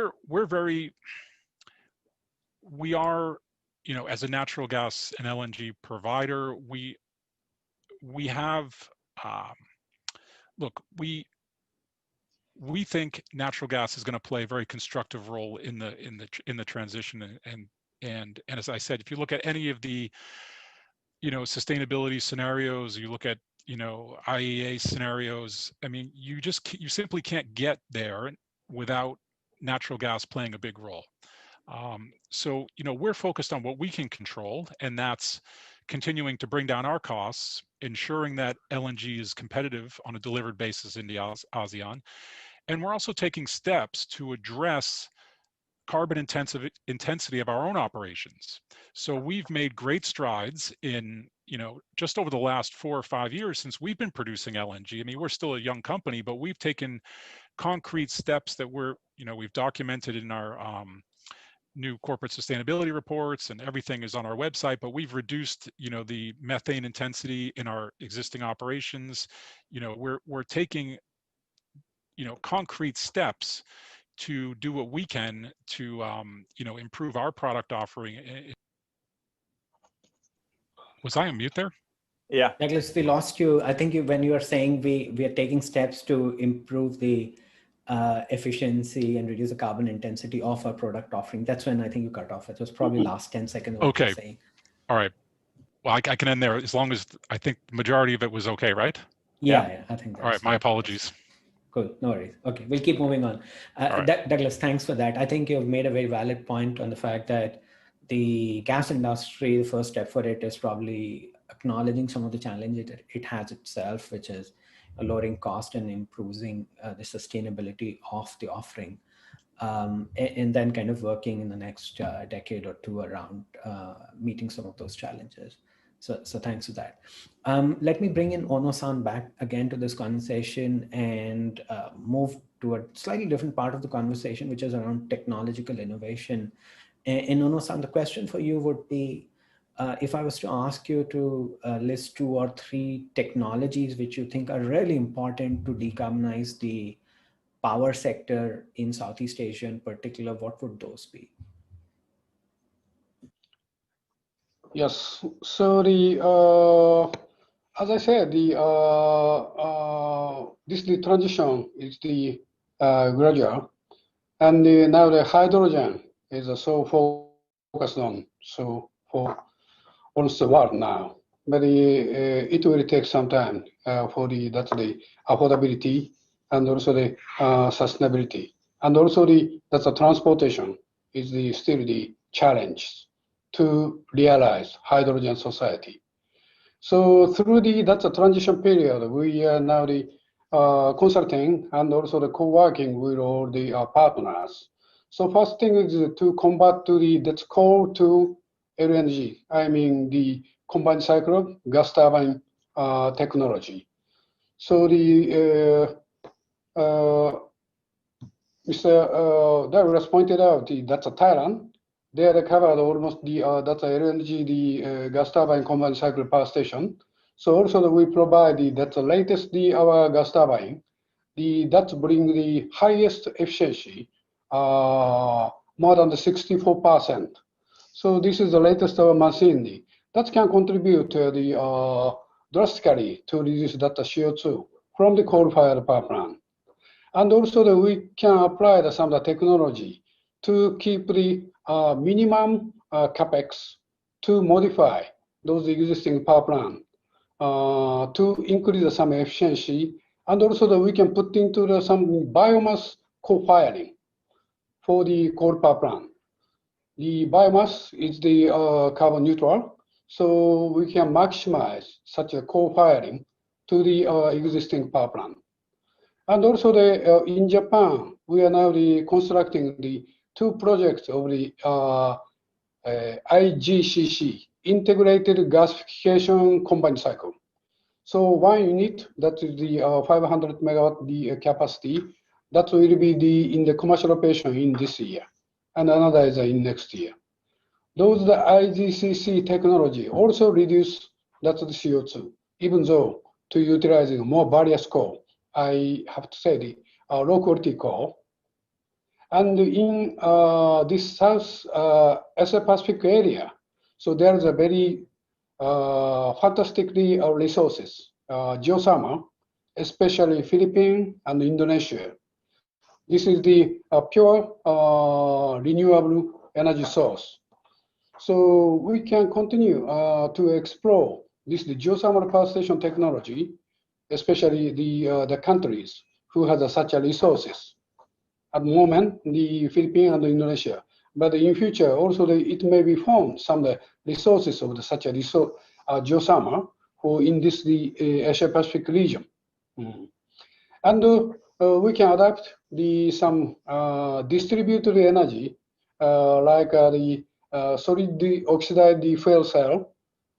If we put into that LNG, that is more high efficiency, more than 75% the energy conversion ratio.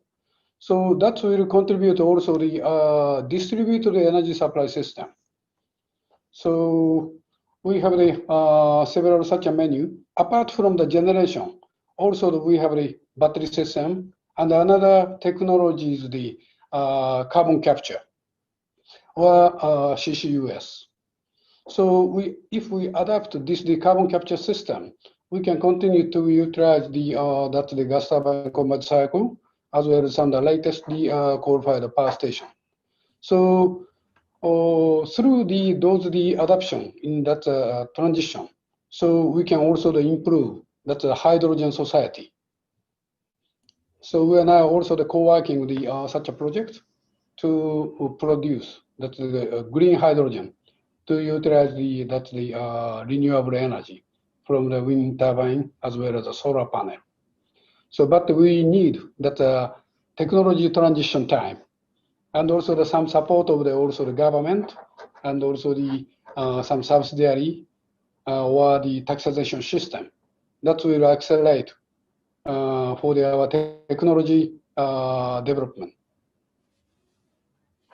Ono-san, thanks for that. That I think is a pretty comprehensive list of solutions outside the traditional, I think, renewable energy basket that gets mentioned.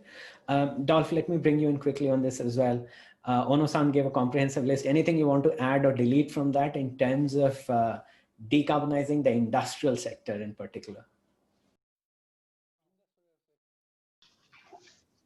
As I said, electrification and green hydrogen can play a key role there.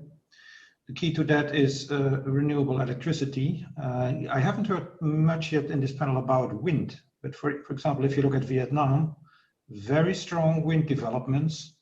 Last year, 5 gigawatts of renewables was added, way above expectations, and there is a 14 gigawatt wind pipeline, so it's significant.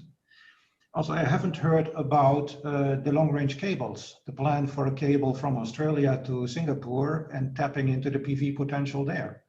I mean, that opens up an enormous renewables potential. So If you combine that with renewable hydrogen, so use that renewable electricity to produce hydrogen, say for steel making, interesting opportunities there. And for example, Indonesia is also strongly looking at bioenergy as part of its mix. And of course, there are interesting opportunities both for industrial heat and for industrial feedstock. So many opportunities in the region.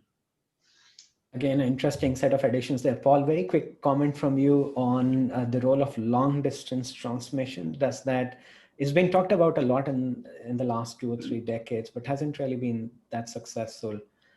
So any specific perspective on that? Thank you. You'd think I'd learn. So look, I think long range transmission, I think it's an interesting proposal. I've noted the one that Dolph mentioned with regards to Australia, setting up a large-scale renewables hub in the Northern Territory, then running a high voltage cable through to Southeast Asia.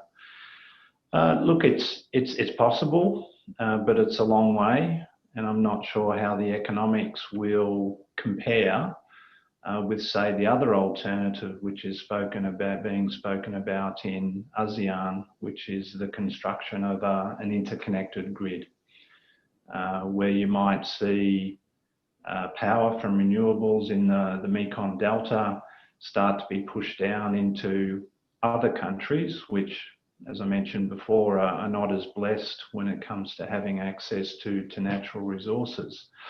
So I think the point about focusing in Southeast Asia on the proposed interconnection between countries is an important point, and it's probably likely to deliver a more cost-effective solution to customers than other alternatives at this point.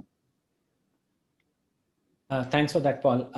I think we have discussed an extensive set of options, which is in itself a very good pointer to where the energy transition is headed, right? We have probably 20 different options we've discussed today. Even if we get like 7 or 8 of those right, perhaps we can move much faster than where we are today in the energy transition. So on that optimistic note, I'd like to thank all of you. And I'd like to thank the organizers of the conference, and I wish all the other participants a great conference ahead. Thank you so much.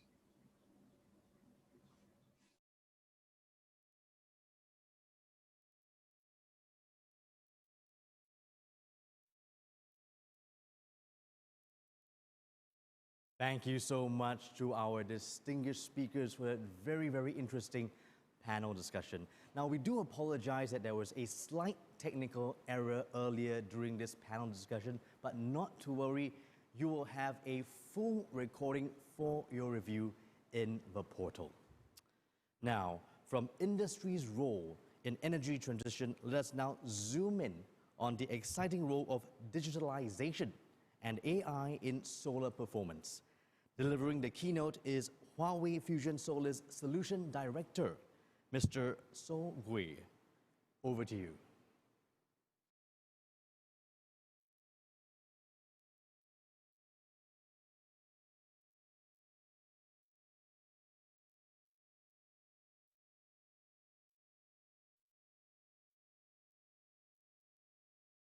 Fusion Solar Smart PV Solutions for Singapore market.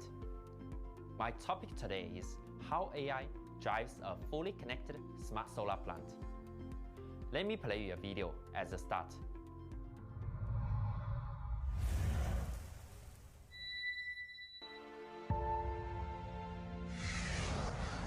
On our planet of civilization, humans have stepped into the intelligent era. Ubiquitous connectivity, pervasive intelligence, technology builds a better world.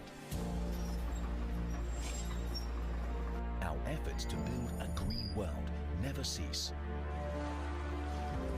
Renewable energy has become a main energy source, accessible to every person, home and organization. Huawei is launching the new Fusion Solar 6.0 Smart PV solution. absorb solar energy to deliver clean power. AI Boost Fusion Solar Smart PV Solution for optimal LCOE and in the past, we've witnessed the fast development of renewable energy industry. But today, facing the pandemic, there are many voices on how the pandemic will impact the renewable energy industry. In the short term, it is undeniable that some projects are delayed in some countries. But in the midterm, we've also seen some governments put green energy at the heart of stimulus plans to counter the coronavirus crisis.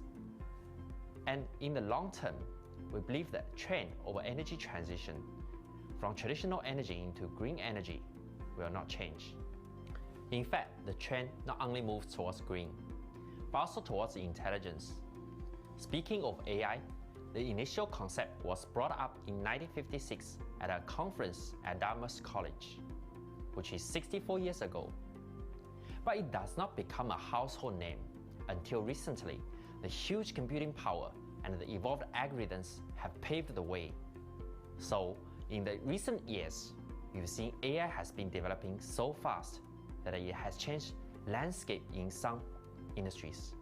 For example, in the current pandemic prevention and control, AI plays an important role in virus analysis, temperature scan, diagnosis assistance, and so on. When AI meets the green energy, huge potential will be released. This is what I'm going to share with you, how AI drives a fully connected smart PV plant. This is an overview of a PV plant.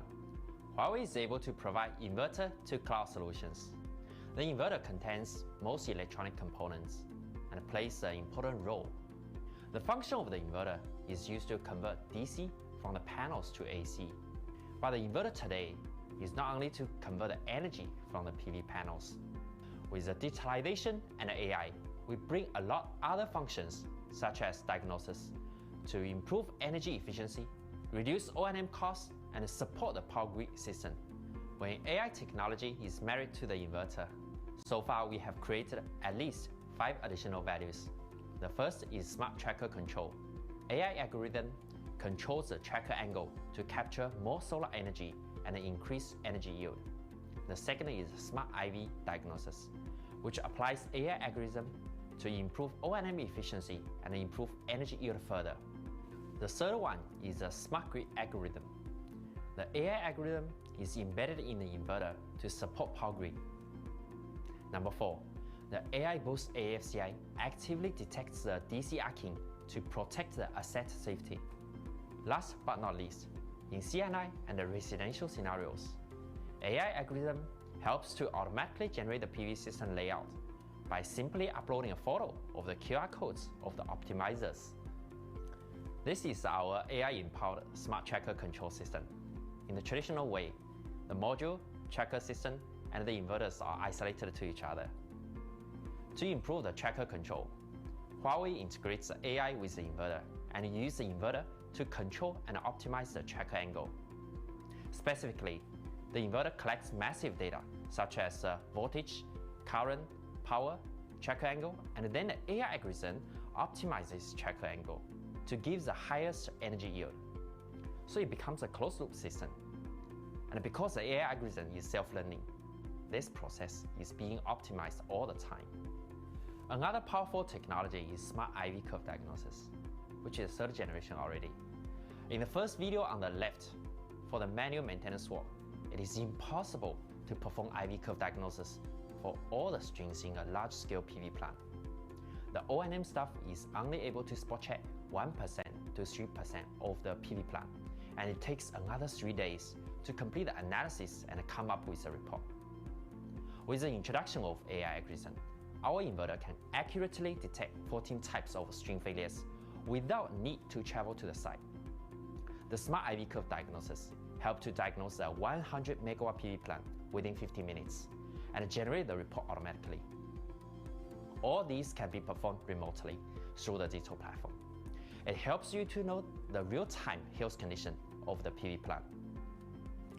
Next, as the ratio of renewable energy keeps increasing as mentioned in the beginning, the short circuit ratio of some regional power grids will become lower and lower.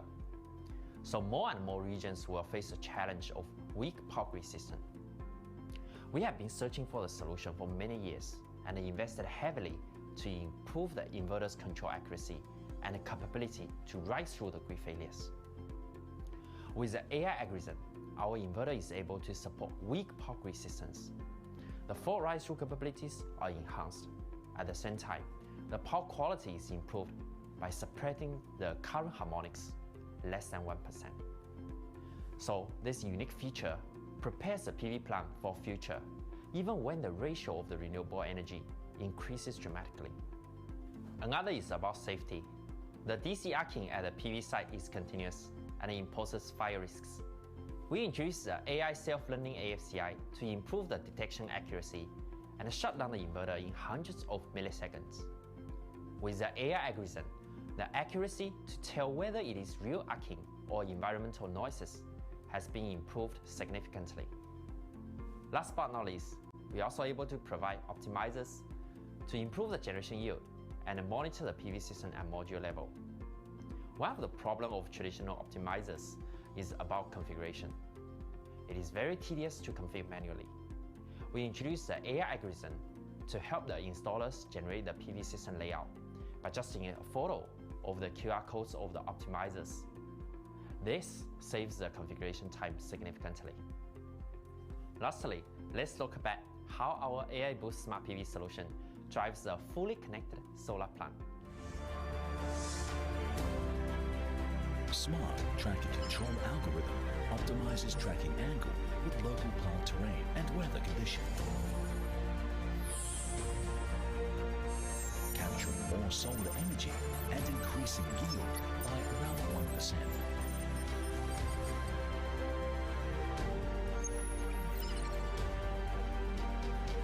Smart IV Curve Diagnosis 4.0 is compatible with shingled modules and supports inspection on mixed installation of PV modules in one string. For one 100 megawatt PV plant, a thorough detection of all strings takes only 15 minutes. Smart Grid Connection algorithm supports PV plant to stably operate in all grid scenarios. Smart ESS enables integration between PV and energy storage system.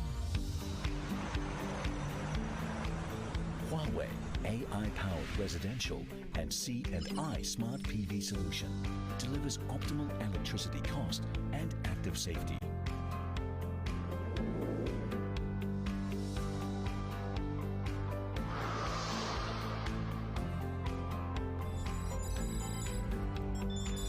Active arcing protection, accurate detection, and quick shutdown.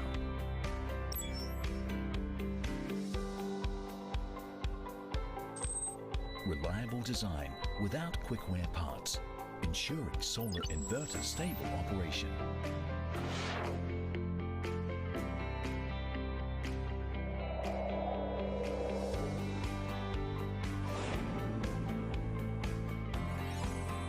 Built-in nighttime PID recovery, securing solar module performance.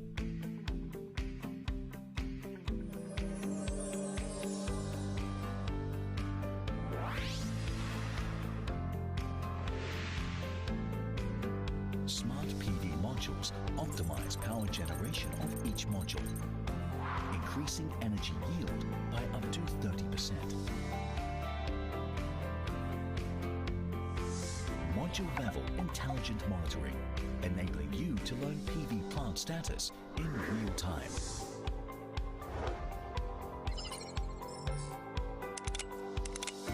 Modular design ensures flexible capacity expansion and optimal investment.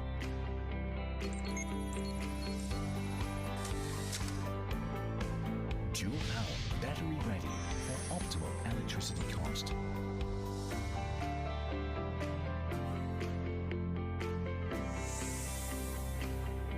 Smart energy management reduces power consumption costs and makes clean power accessible to all.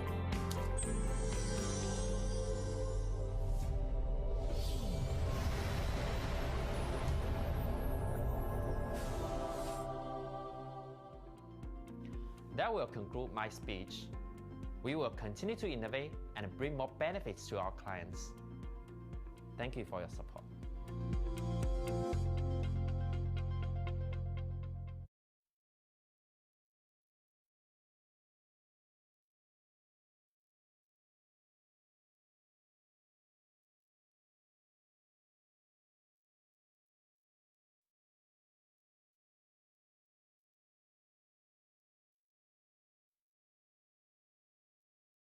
Thank you, and welcome back.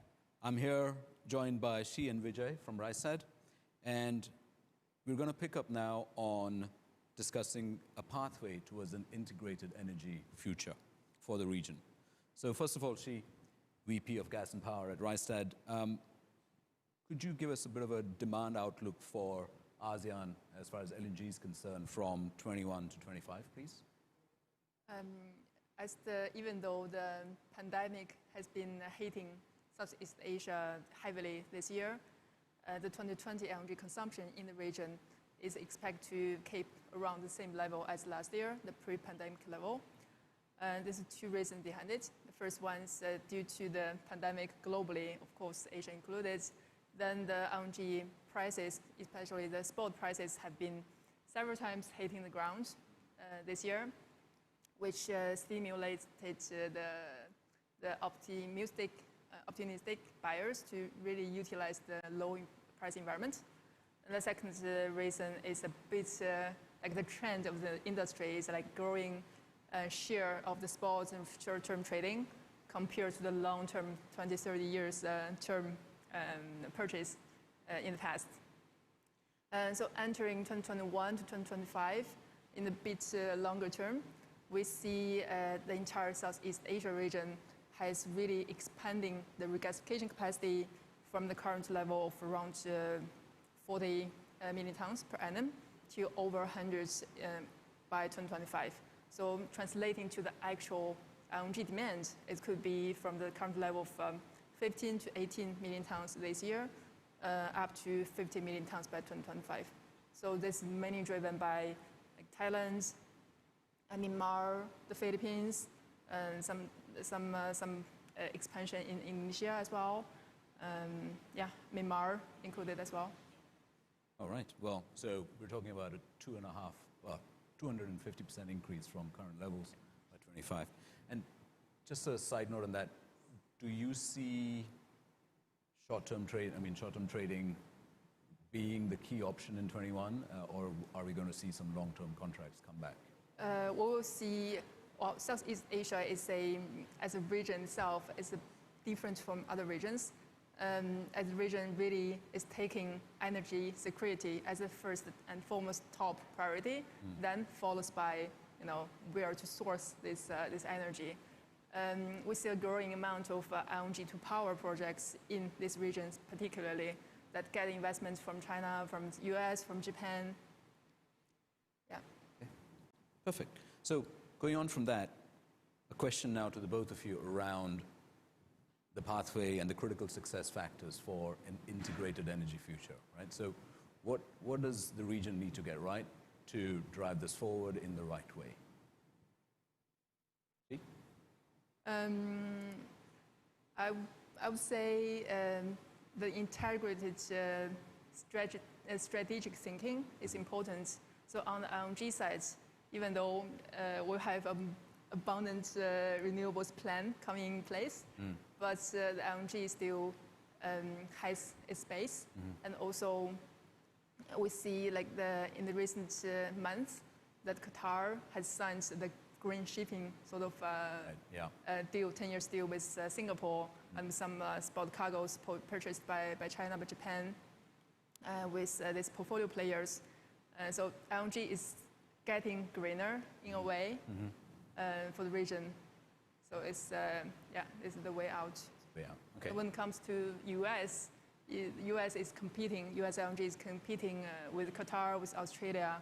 So the Biden administration, if they can be sort of on the same page, then we'll see more greener LNG supplies coming to the region. Okay.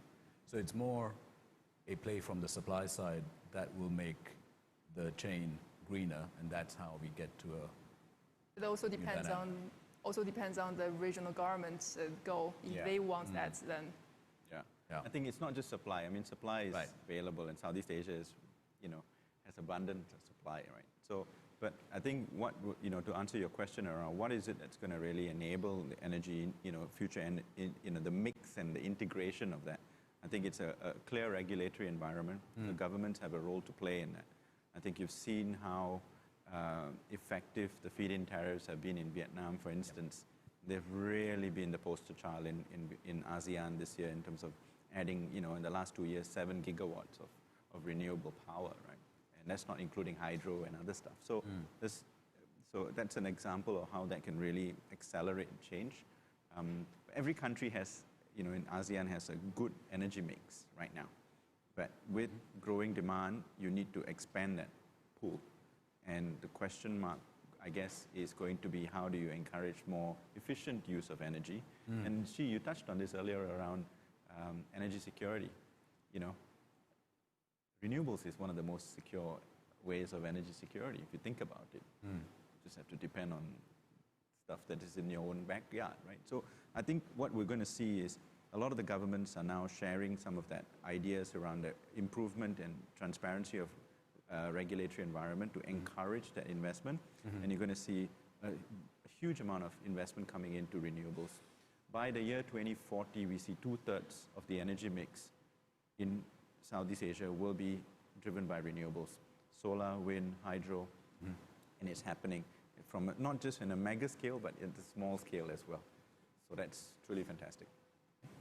So to summarize the two questions, we're talking about the supply side taking a concerted effort to deliver greener cargoes, and at the same time continuing on the renewable energy investments accompanied by strong regulatory provisions in place, and that gives greater stability to an investor. And okay, absolutely, that's great. So I think that's really the insights that we were looking to get out here.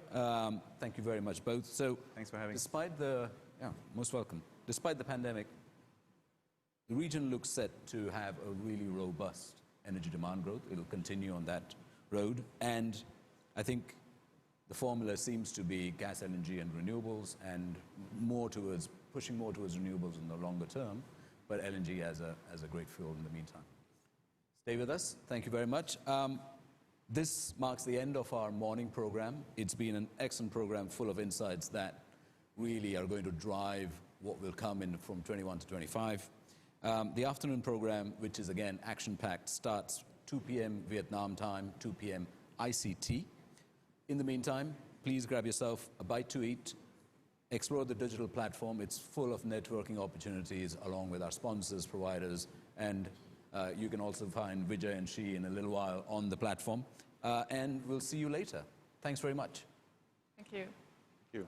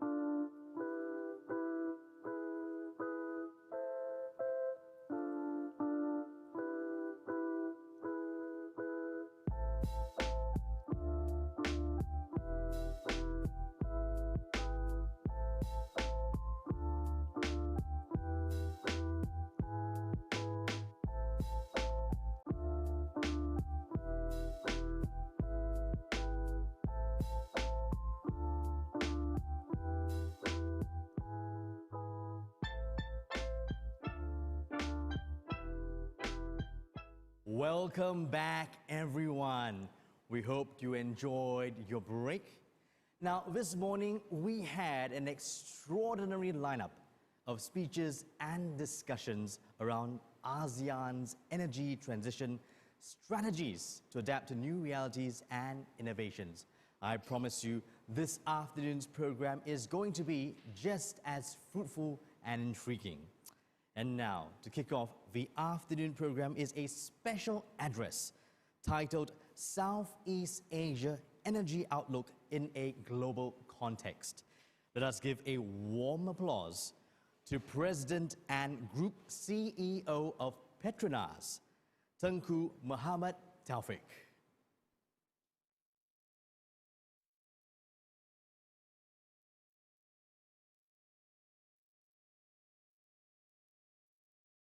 Honorable Ministers, distinguished guests, ladies and gentlemen.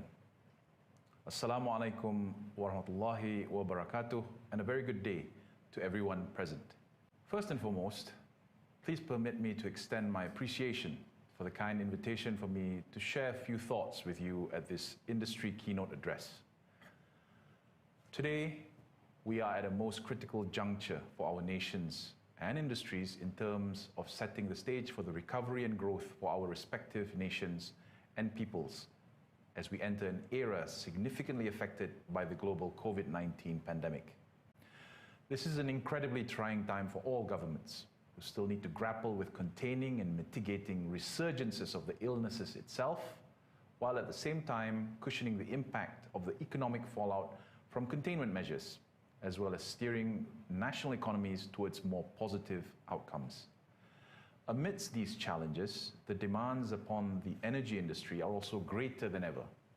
Not only is the industry part of the engine to drive economic recovery and employment, but it is crucial at this moment that a reliable, sustainable, and affordable supply of energy be provided to the people and various nations to keep hospitals running and businesses going.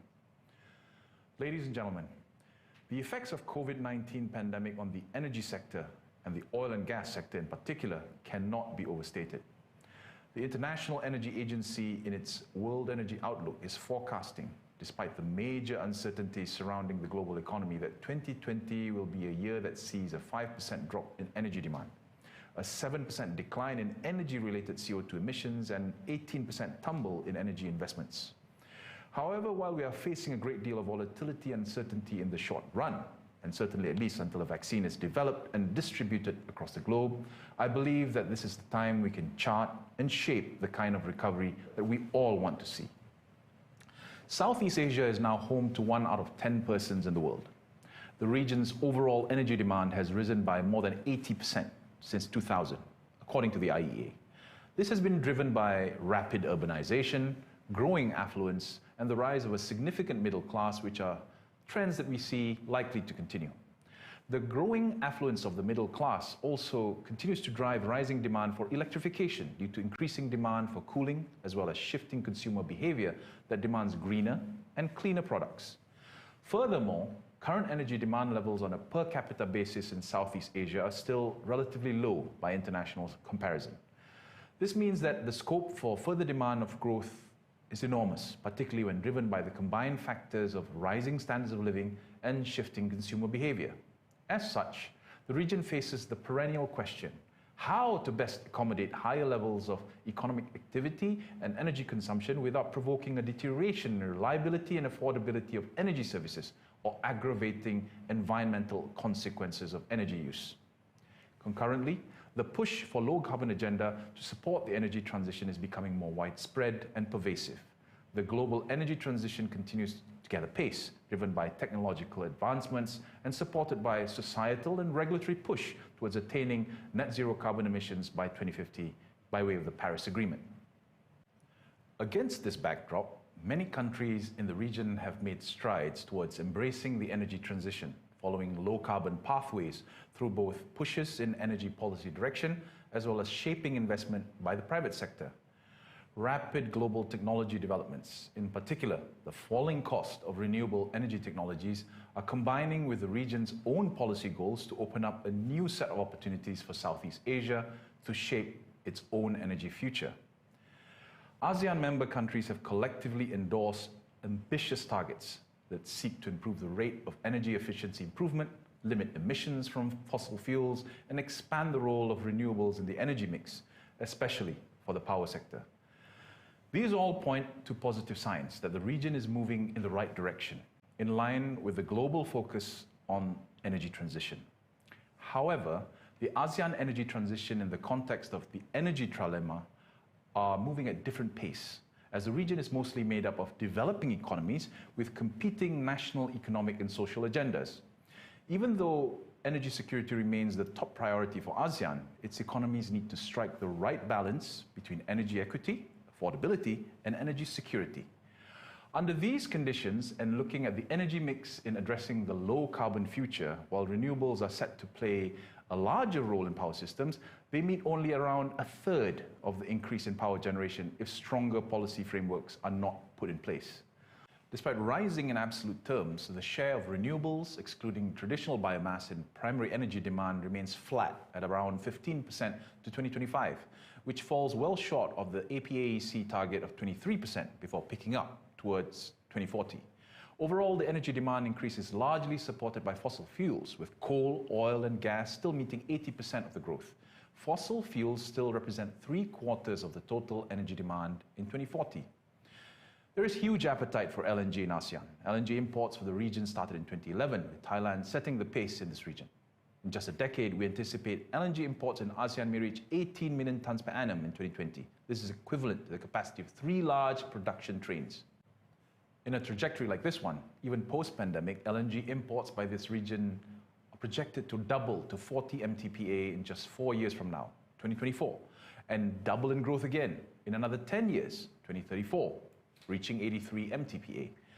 In terms of infrastructure, the ASEAN region taps into a variety of regasification terminal types to facilitate the import of LNG. There are currently 9 regasification terminals across the region, including 2 of Petronas' own operational terminals here in Malaysia. The other 7 are owned and operated by various energy players and still under construction. Conventional offshore RGTs and offshore FSRUs, such as ours in Malacca, are also utilized to cater to the energy demands of the region. LNG remains core to Petronas as it offers a suitable solution towards ensuring the energy needs of ASEAN's 650 million population. Building on our established reputation as a reliable producer and supplier of LNG, we aim to continue developing innovative solutions and offerings to customers to expand accessibility. These solutions include LNG ISO tanks, bunkering, marine transportation, and small parcel shipping solutions. Ladies and gentlemen, while the region has made a start towards carbon-neutral energy pathways, there remain further opportunities to strengthen regional cooperation and create the right ecosystem to promote a wider usage of energy from clean and sustainable sources, particularly solar and wind. The shift towards a low-carbon future will require coordinated and collective actions from all stakeholders. Key to this pathway will be the right policy support and incentives to lay the initial groundwork. Government support and intervention in developing and implementing supportive energy policies and business-friendly regulations are pivotal for businesses to survive and thrive as the energy landscape continues its monumental shift. Additionally, governments have an influence over the flow of energy investments and also set the pace and direction of progress towards more integrated regional power markets. Finally, public-private sector collaboration is also a key success factor that will help to attract technology-based foreign direct investments, as well as technology proprietorships and solutions providers that can cater to specific segments of the new energy industry. Within this framework, energy players also have a role to play through stronger collaboration with one another and with policymakers, as well as the commitment to leverage on their collective strengths to lower their carbon footprint as a catalyst for change towards a sustainable, low-carbon future. Furthermore, cleaner energy solutions not only offer a way of meeting growing energy demand while mitigating impact to the environment, but they also open up new avenues of economic growth within the production of these new energy sources, their multiply effects and benefits from the economic spin-offs adjacent to these new areas of industry. Petronas is committed towards continuing to deliver energy while balancing the energy trilemma of security, sustainability, and affordability. We believe that natural gas, whether delivered via pipeline or its liquefied form will remain a significant lower carbon option within the energy mix, including in ASEAN, especially for the power sector. Just last year, Petronas determined for ourselves the aspiration to be a progressive energy and solutions partner, enriching lives for a sustainable future. The shift was also on our commitment to meet the shifting needs and demands of our customers worldwide, including here at home in Southeast Asia. As part of living out this purpose, Petronas recently announced our aspiration to achieve net zero carbon emissions by 2050 as part of our approach to sustainability, which balances environment, social, and governance considerations. With this target, we intend to continue intensifying efforts towards reducing Scope 1 and Scope 2 greenhouse gas emissions from our assets through continuous improvements in operational excellence, as well as deploying innovative operations and technologies. In the global energy transition, this aspiration will assist Petronas to continue creating value by providing cleaner energies to the broader society that benefit both the planet and the people through less emissions. This aspiration is part of our holistic approach to sustainability, guided by our 4 sustainability lenses, namely continued value creation, safeguarding the environment, positive social impact, and responsible governance. We also plan to pursue avenues of revenue creation via investment in nature-based solutions, as well as provide cleaner energy and solutions that benefit both the world that we live in, as well as the customers we serve through reduced emissions. We are also seeing opportunities in new sources of energy that will complement our global LNG portfolio, specifically solar, wind, and more recently hydrogen, where we are working towards sustainable coalitions with technology providers to develop zero-emission hydrogen fuel from bio-based products and carbon engineering. In the pursuit of cleaner energy solutions, we are also pushing boundaries by going beyond solar and wind to include energy sources such as algae, plastics, and even CO2. These initiatives are part of our efforts to reduce our carbon footprint while sustainably meeting global demand. Ladies and gentlemen, while this region has its fair share of challenges to get through, I believe that there remains a great deal of potential where collaboration can unlock energy access for the millions of people who call this region their home. I look forward to the positive outcomes that further collaboration between key stakeholders will bring to this region. With that, I would like to wish everyone here in the AEBF 2020 a productive forum. Stay safe. Thank you. Thank you to Tengku Muhammad Taufik for that wonderfully inspiring special address to kick off our afternoon session.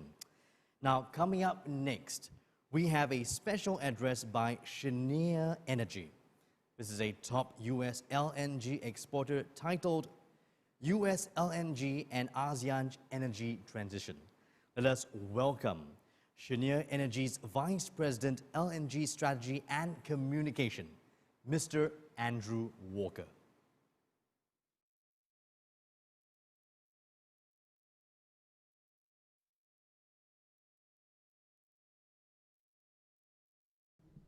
Thank you. Hello, I'm very pleased to be joining you from London virtually today. And honourable ministers, distinguished conference attendees, ladies and gentlemen, it is my honour to present the keynote, US LNG and ASEAN's energy transition, and in particular to say on behalf of Cheniere, we are very honoured to be able to make this keynote and contribute to today's discussion. If we move to the next slide, I do need to just draw your attention to our safe harbour statement that, of course, as always applies to our presentations. The presentation will contain forward-looking statements. Please don't, we believe them to be correct at the time that we make them, but please don't place undue importance on them. If we move to the next slide, please. So US LNG, the subject of my speech, US LNG has been growing rapidly in recent years. Since Cheniere, as the leading US LNG exporter, produced and exported the first cargo from the lower 48 United States in early 2016, you can see capacity has risen rapidly in the US. We now have 6 operating terminals with a total capacity of 70 million tons, which makes the US the 3rd largest exporter. 2 of those terminals owned and operated by Cheniere, and further trains capacity due to come online in coming years, which means that inevitably the US in the next few years will become the largest exporting nation worldwide. If we go to the next slide, please. And that means that US LNG volumes are growing and becoming increasingly influential in the global LNG market. In 2019, they represented about 15% of global supply, and you can see they will continue to grow in coming years, at least 20% of global supply by 2025. And you can see from the chart on the right-hand side, which shows LNG contracts by index, the US contracts, which of course are indexed to Henry Hub, representing a growing share of the global market as an increasing number of people look to index their LNG volumes to the less volatile, relatively stable Henry Hub US gas index. If we go to the next slide, please. And as US volumes have increased in the last 5 years or so, they have been an important factor in terms of growing the flexibility and liquidity of the global LNG trade. You can see from the charts there that as US volumes have increased in recent years, we've seen the volume of spot and short-term sales grow rapidly. And that also means, as you can see on the right-hand chart, that we've seen an increase in not only the flexibility but the liquidity of the industry, with a rapid increase of use of JKM derivatives, a trading contract, which has grown rapidly in recent years, giving LNG buyers, customers, increased abilities to manage gas supply into their markets.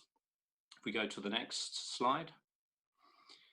I think it's fair to say it's been a difficult year for everyone with the global pandemic, and LNG has been no exception.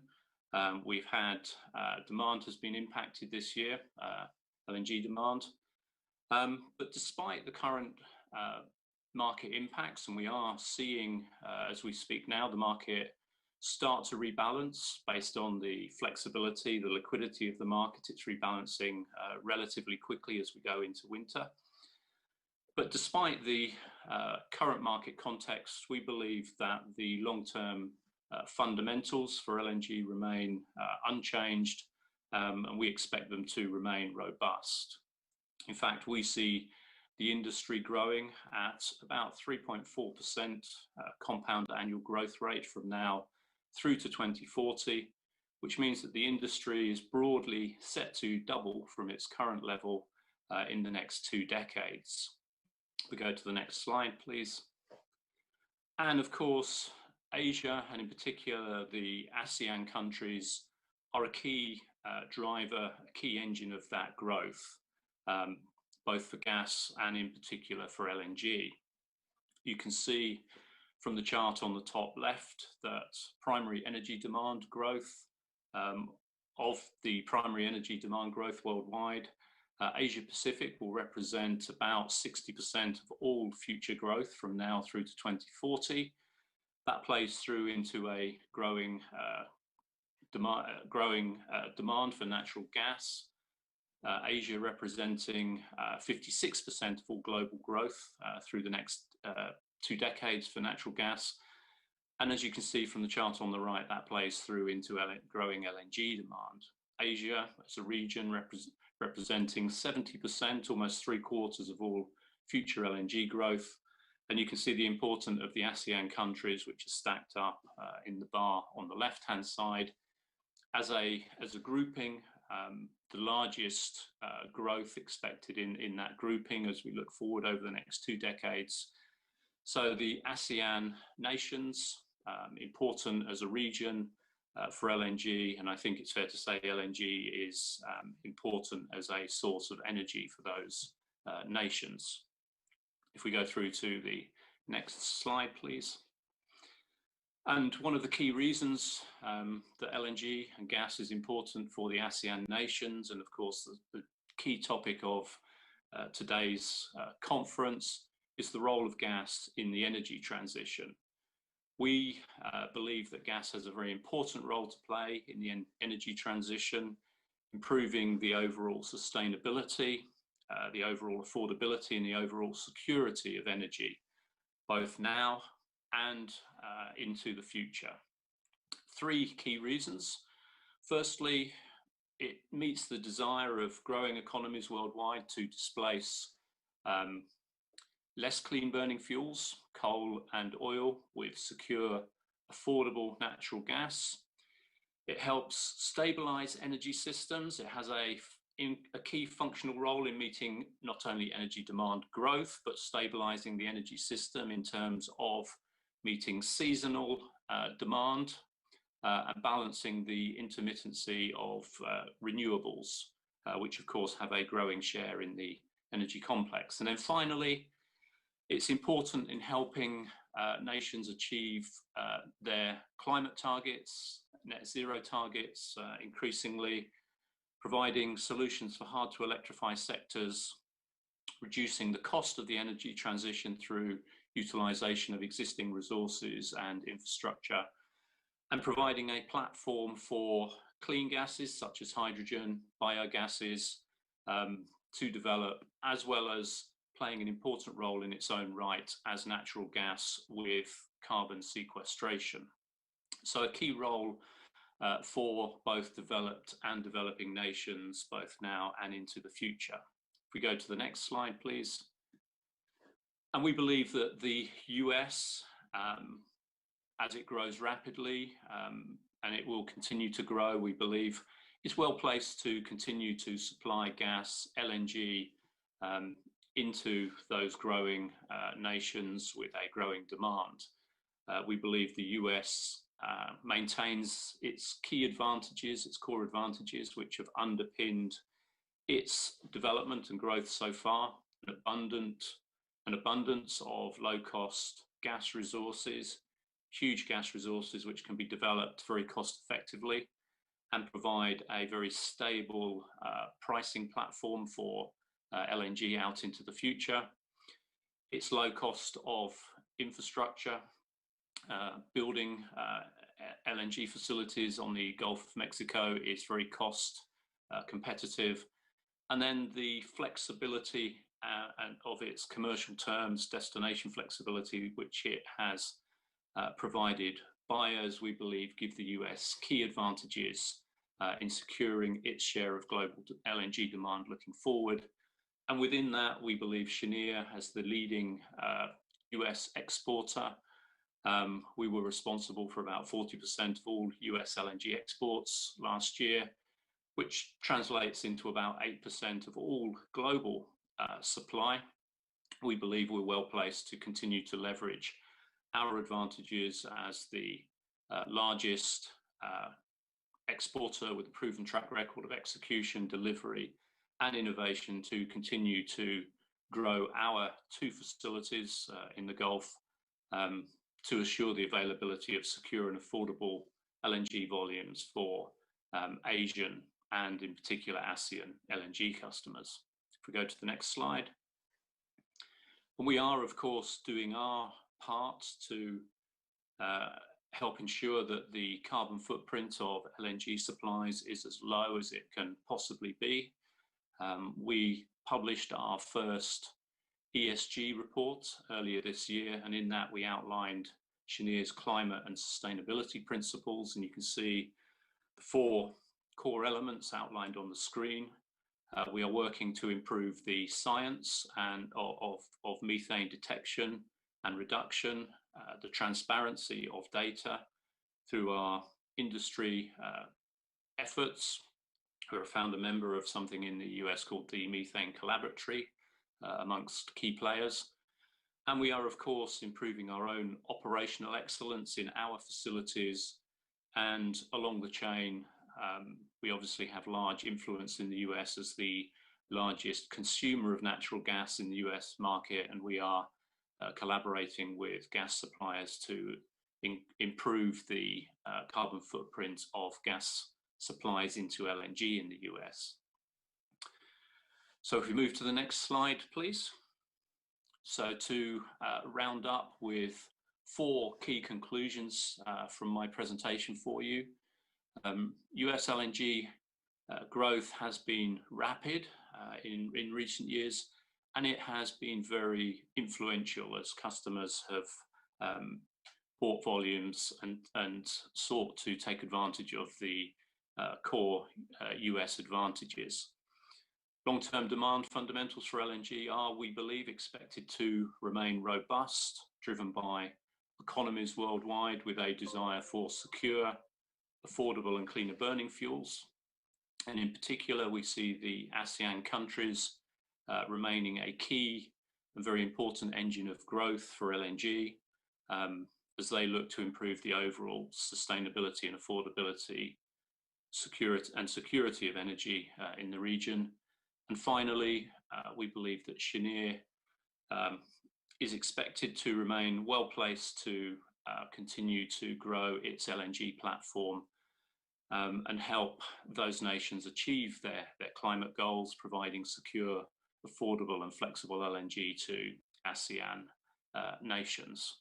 So with that, I will hand you back to the conference organisers and thank you for your attention. I hope you found this presentation informative and useful. Thank you.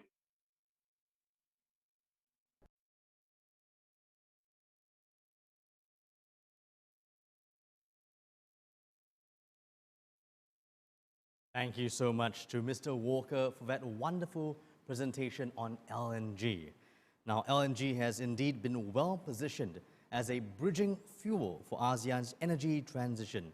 Now, ladies and gentlemen, ASEAN is expected to remain a key engine of growth for LNG, representing about 83 million tons per annum between 2019 and 2040. Now, the next panel coming up will discuss the evolving role of LNG in ASEAN's energy mix, emerging markets, pricing, and new growth opportunities. Let me welcome the panel moderator, editor-in-charge, Commodities and Energy Asia of Reuters, Mr. Gavin Maguire, to lead the session.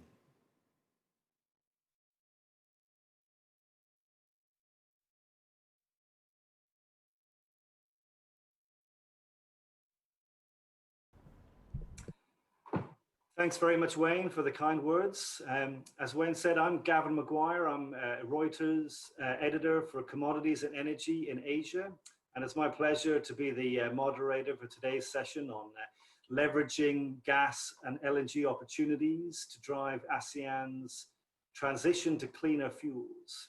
We've got an excellent panel lined up for you today with expert representatives from across the supply chain. I'll introduce the expert panelists in a second, but first I thought I'd take a moment to kind of set the scene in terms of the energy trajectory around the region and around the world, and kind of zoom in on why we're talking about ASEAN. So if you can tee up the first slide, please. These slides will all be available for anybody who's interested to download after the session. So I'll go through them quickly, but you'll have a chance to look at them in more detail, I think, as we go along. But you can see on the left-hand side here, this is just a stacked chart of global primary energy use. Obviously, it's been rising quickly over the last several years. The biggest chunk in red is Asia, which 44% of which of global energy is consumed in the Asia region. By far the biggest, by far the fastest growing energy consumer in the world. If you look on the right-hand side, the bars display the change in energy use over the past 5 years. And you can see that energy use in Asia has grown by 12.7% in the past 5 years, the fastest growing region. Now, if you look at above that in pink, that's ASEAN's growth. 17.8%. So it's by far the fastest growing energy consuming region in the world. I think the growth rate is expected to stay strong. The expert panelists will weigh in on that in a few seconds. But I think it's important to kind of set the scene there. And then just finally, before we move off this slide, at the bottom on the right-hand side, you can see India's and China's growth rate over the past 5 years. China, 13%, India, 18.4%. So these are the big rival markets in terms of energy consumption. But overall, Asia is the powerhouse for global demand. And we know that Southeast Asia is a real fast-growing market. Going on to the next slide, you can see the breakdown within ASEAN of the key energy consuming economies. And what I've charted here is in blue, the line for each, if you go backward chart, I think on there, the blue line is for coal use, red line is gas, and renewables is displayed in green. So this is slide 2 that I'm talking about right now. And you can see that in Indonesia, Vietnam, and Philippines, these 3 markets are all primarily coal consumers at this point. And going forward, we'll discuss with the panel, you know, how are these are key economies, Indonesia, Philippines, and Vietnam in particular. Are they capable of taking on more gas? What's the trajectory for gas use in that market, in those markets there? Particularly Vietnam, big, heavy industrial center, needs the power and is extremely reliant on coal for the last 5 years. So it'll be interesting to see what the panelists' views are about gas penetration going forward there. The following slide just shows a little bit about LNG imports. So the next slide, please. And you can see that over the past 2 or 3 years or so, Asia is by far the largest LNG consumer, and the growth rate there is actually kind of plateaued in the last couple of years. But within Asia, you can see that a lot of growth potential is in the Southeast Asian section of Asia. Pretty low uptake so far. The very last slide, you can see that it hasn't really grown all that much in the last few years. So the slide before that, please. You can see that the growth rate has been a little bit modest in the last few years, but it obviously has some upside from here. And we'll discuss a bit more detail what the outlook is for each of these key economies. So that's a bit of a scene setter, I think, I hope, just to give people a sense of where the growth is, where the big economies are currently relying on, what their energy mix is. And we'll turn to our panelists now to discuss in a bit more detail as to where the growth is. So I'm going to introduce the panelists one at a time, and then I'm going to ask each of them to have a 2 or 3 minute kind of overview of their view of the ASEAN energy market outlook. So, as a group, as I said earlier, the panelists are really excellent, array across the supply chain. So we have Keisuke Sadamori-san from the IEA. He's the Director of Energy Markets and Security with the IEA. And so he'll obviously have a great perspective from a global research perspective on the region and the global story. We also have Tom Earl, Chief Commercial Officer with Venture Global LNG, a big player in developing LNG markets across the world. John Russell was also on the panel, Chief Commercial Officer of First Gen. So he can give us the view from what it's like to actually be involved in utilizing gas and the challenges on the ground for some of these economies to actually take it up in a bigger way. We also have Urtiza Syed, President of ExxonMobil LNG Market Development, who will be able to tell us what the view is from one of the super majors in the global space.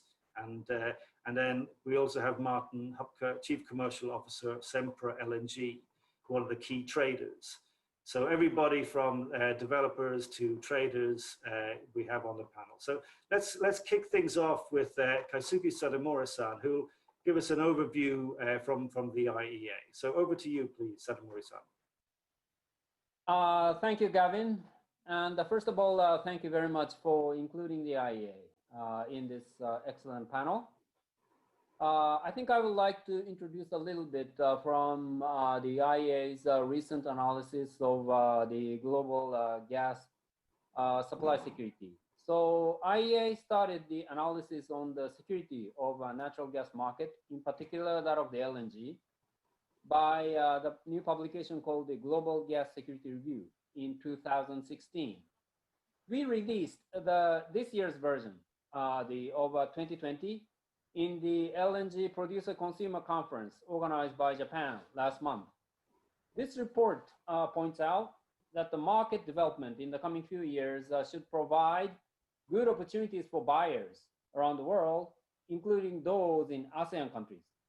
About 200 BCM per year, or 1/3 of total contracted volumes, are due to expire in the next coming 5 years, with a large part earmarked for the Asian market.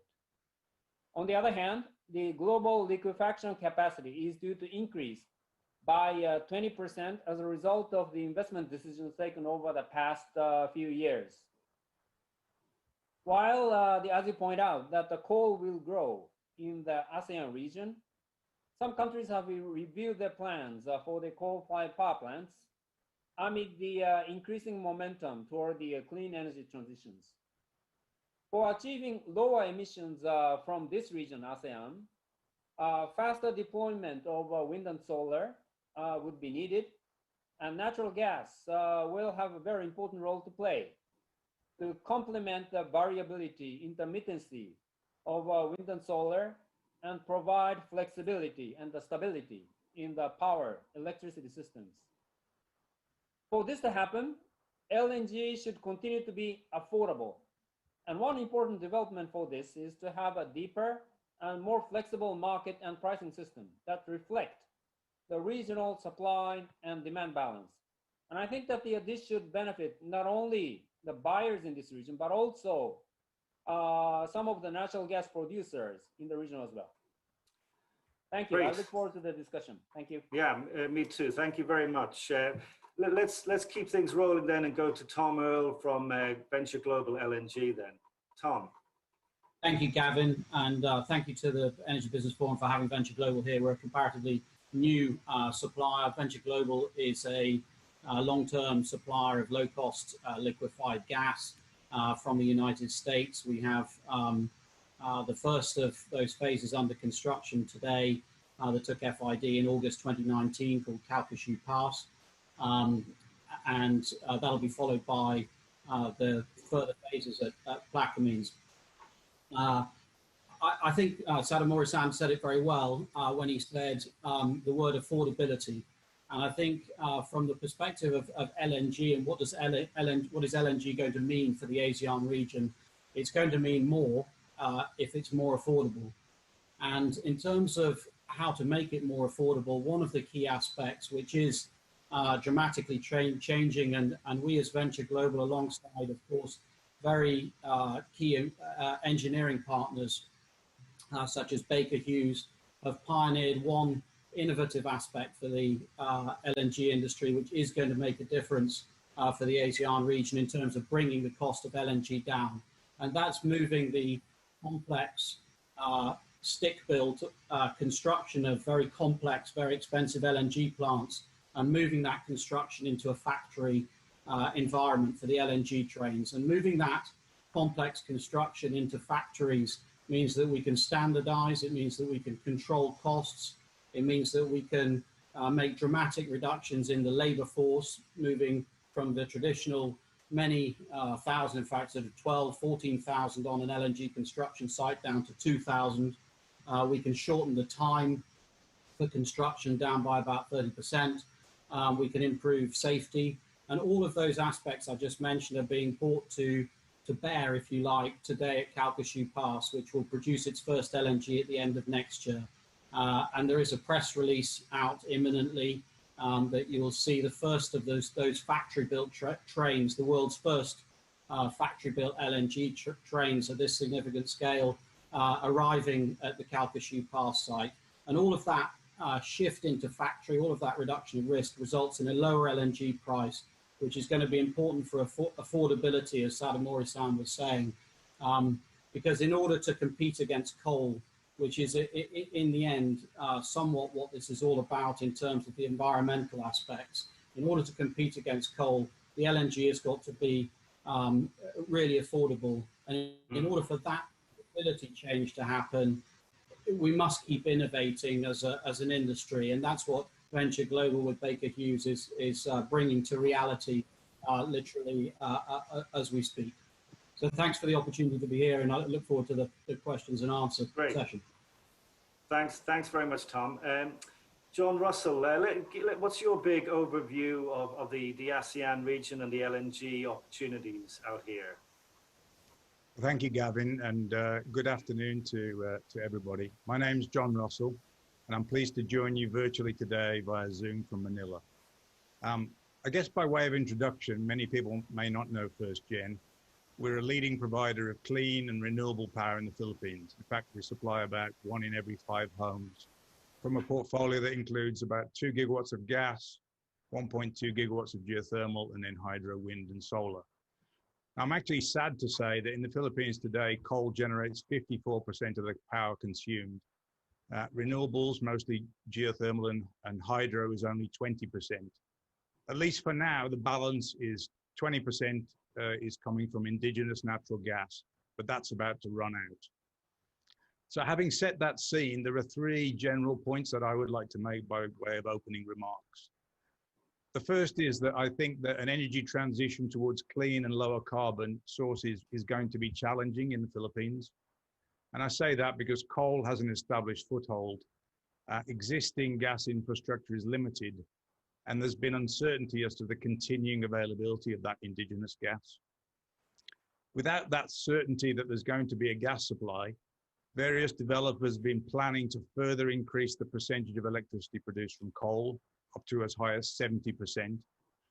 Now, it seemed to FirstGen that LNG was the obvious choice to coal, but we faced the classic chicken and egg situation, which is how does one develop an LNG receiving terminal without a guaranteed offtake? Now, we've been working on this for about 8 years, and after that time, I feel confident in saying that we've risen to the challenge, and we've done so by pivoting away from a traditional onshore LNG terminal. We're now ready for takeoff. We've been given a green light by the Department of Energy, and we're proceeding to construct an interim offshore LNG terminal. We're going to do that by modifying our existing liquid fuel jetty, which is at the FirstGen Clean Energy Complex, which is where the 2 gigawatts of capacity sits. And we're going to use an FSRU. The second point I wanted to make is that I do believe that LNG, as the least carbon intensive fossil fuel, is vital for the energy security of the Philippines in order that it can transition away from coal and hopefully back to the situation that we were in here 30 years ago, when renewables actually provided 46% of our electricity. So we're immensely proud of the fact that the FirstGen LNG terminal will provide the Philippines with the assurance that it will be in a position to join the LNG club of importing nations by 2022. And that will pave the way for new underserved markets. So I would say so far so good, but my question is really, will LNG realize the potential that it has to do some good? And that brings me to my third and final point, which is related to flexibility. If you read the public statements of all LNG suppliers, they seem to all make essentially the same claim, and that is that LNG is the perfect complement to renewables. But in a country like the Philippines, which is not connected to any neighbors, what does it actually mean for that statement to be true? In my case, I think it means that on a sunny or a windy day, when those sources may be at their maximum, traditional power plants must be switched off. And conversely, when the wind drops or clouds appear on the horizon, they have to be switched on and ramped up quickly. That's exactly the type of flexibility that will be required for LNG to be the perfect complement to renewables. If the flexibility challenge can be solved, I think LNG has a very bright future and it can be catalytic. But the question is, how flexible and responsive can LNG supply and LNG suppliers be? And I think that the answer to that question is going to be key to determining the extent to which LNG will realize its potential. As far as we're concerned, we're talking to lots of LNG suppliers at the moment. I think we're trying to find the Ben and Jerry's of LNG, if I can put it that way. Someone that's willing to offer some new flavors, not just plain, boring, traditional vanilla. And I guess I look forward to the discussion with my fellow panelists to see exactly how we might work together collaboratively to solve that flexibility challenge. Thank you very much. That tees us up nicely, John. Thanks for that. Because our next two speakers both serve scoops of LNG in different sizes. Let's start with Urtaza Saeed from ExxonMobil. Can we hear your opening remarks and thoughts, please? Thanks, Kevin, for the introduction. And yeah, not just size, but flavor as well. So John, happy to serve you whatever flavor you like. Excellent. My warm greetings to all of you for connecting to this conference virtually. These days, I feel like saying good morning, good afternoon, and good evening generally catches everybody globally. I'm honored and pleased to be participating in this ASEAN Business Forum. This panel's theme, leveraging natural gas and LNG opportunities to drive ASEAN's transition to cleaner fuels, is appropriate as there are few challenges more important than meeting the world's, and indeed ASEAN's, growing demand for energy while reducing environmental impacts and the risk of climate change. At ExxonMobil, we call this the dual challenge. While the near-term market outlook will be volatile and uncertain as a result of COVID-19 impacting economic growth, demand, and supply, the fundamentals that drive energy demand remain unchanged. A growing population with the prospect of more people aspiring to improve their livelihoods and entering the middle class underpins energy demand. ASEAN has a population of 650 million people, the third largest in the world.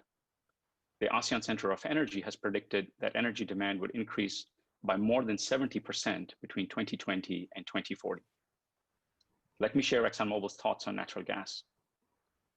Cleaner burning natural gas is an increasing fuel of choice for highly efficient combined cycle power generation turbines. In addition to its baseload capabilities, natural gas is also the fuel of choice to enable renewables. It provides proven, cost-effective, scalable, flexible, responsive, and reliable generation to balance the intermittency of variable renewable energy. This can enable the broader penetration of renewables into the energy mix, reducing emissions while helping to maintain reliable electricity supplies. Natural gas in both compressed and liquefied forms could also contribute to the energy transition of the transportation sector, especially heavy-duty vehicles and maritime vessels. This will facilitate compliance with air quality regulations in certain regions and significantly improve air quality in those regions without such regulations. With over 40 years of global leadership experience in LNG, ExxonMobil is active across the natural gas value chain in most major markets. ExxonMobil's competitive advantage is our breadth of experience, proven track record of innovation, project execution, and leading-edge commercial solutions. With our partners, we move large quantities of natural gas and large carriers over long distances to keep the lights on in rapidly growing economies in Asia. We have strong relationships with long-term customers, in-depth knowledge of markets which we can connect to natural gas supply. This positions ExxonMobil uniquely to develop customized solutions or flavors of Ben and Jerry's for markets in the ASEAN region. Thank you. Thank you, Urtaza. And then last but not least, Martin Hupke from Sempra LNG. Can we have your opening remarks, please? Sure, thank you, Gavin. And thank you also to the Energy Business Forum for the invitation. You know, I think one of the things that's interesting when I think of ASEAN and what's going on there is thinking back a little bit to how Sempra LNG began in the early 2000s.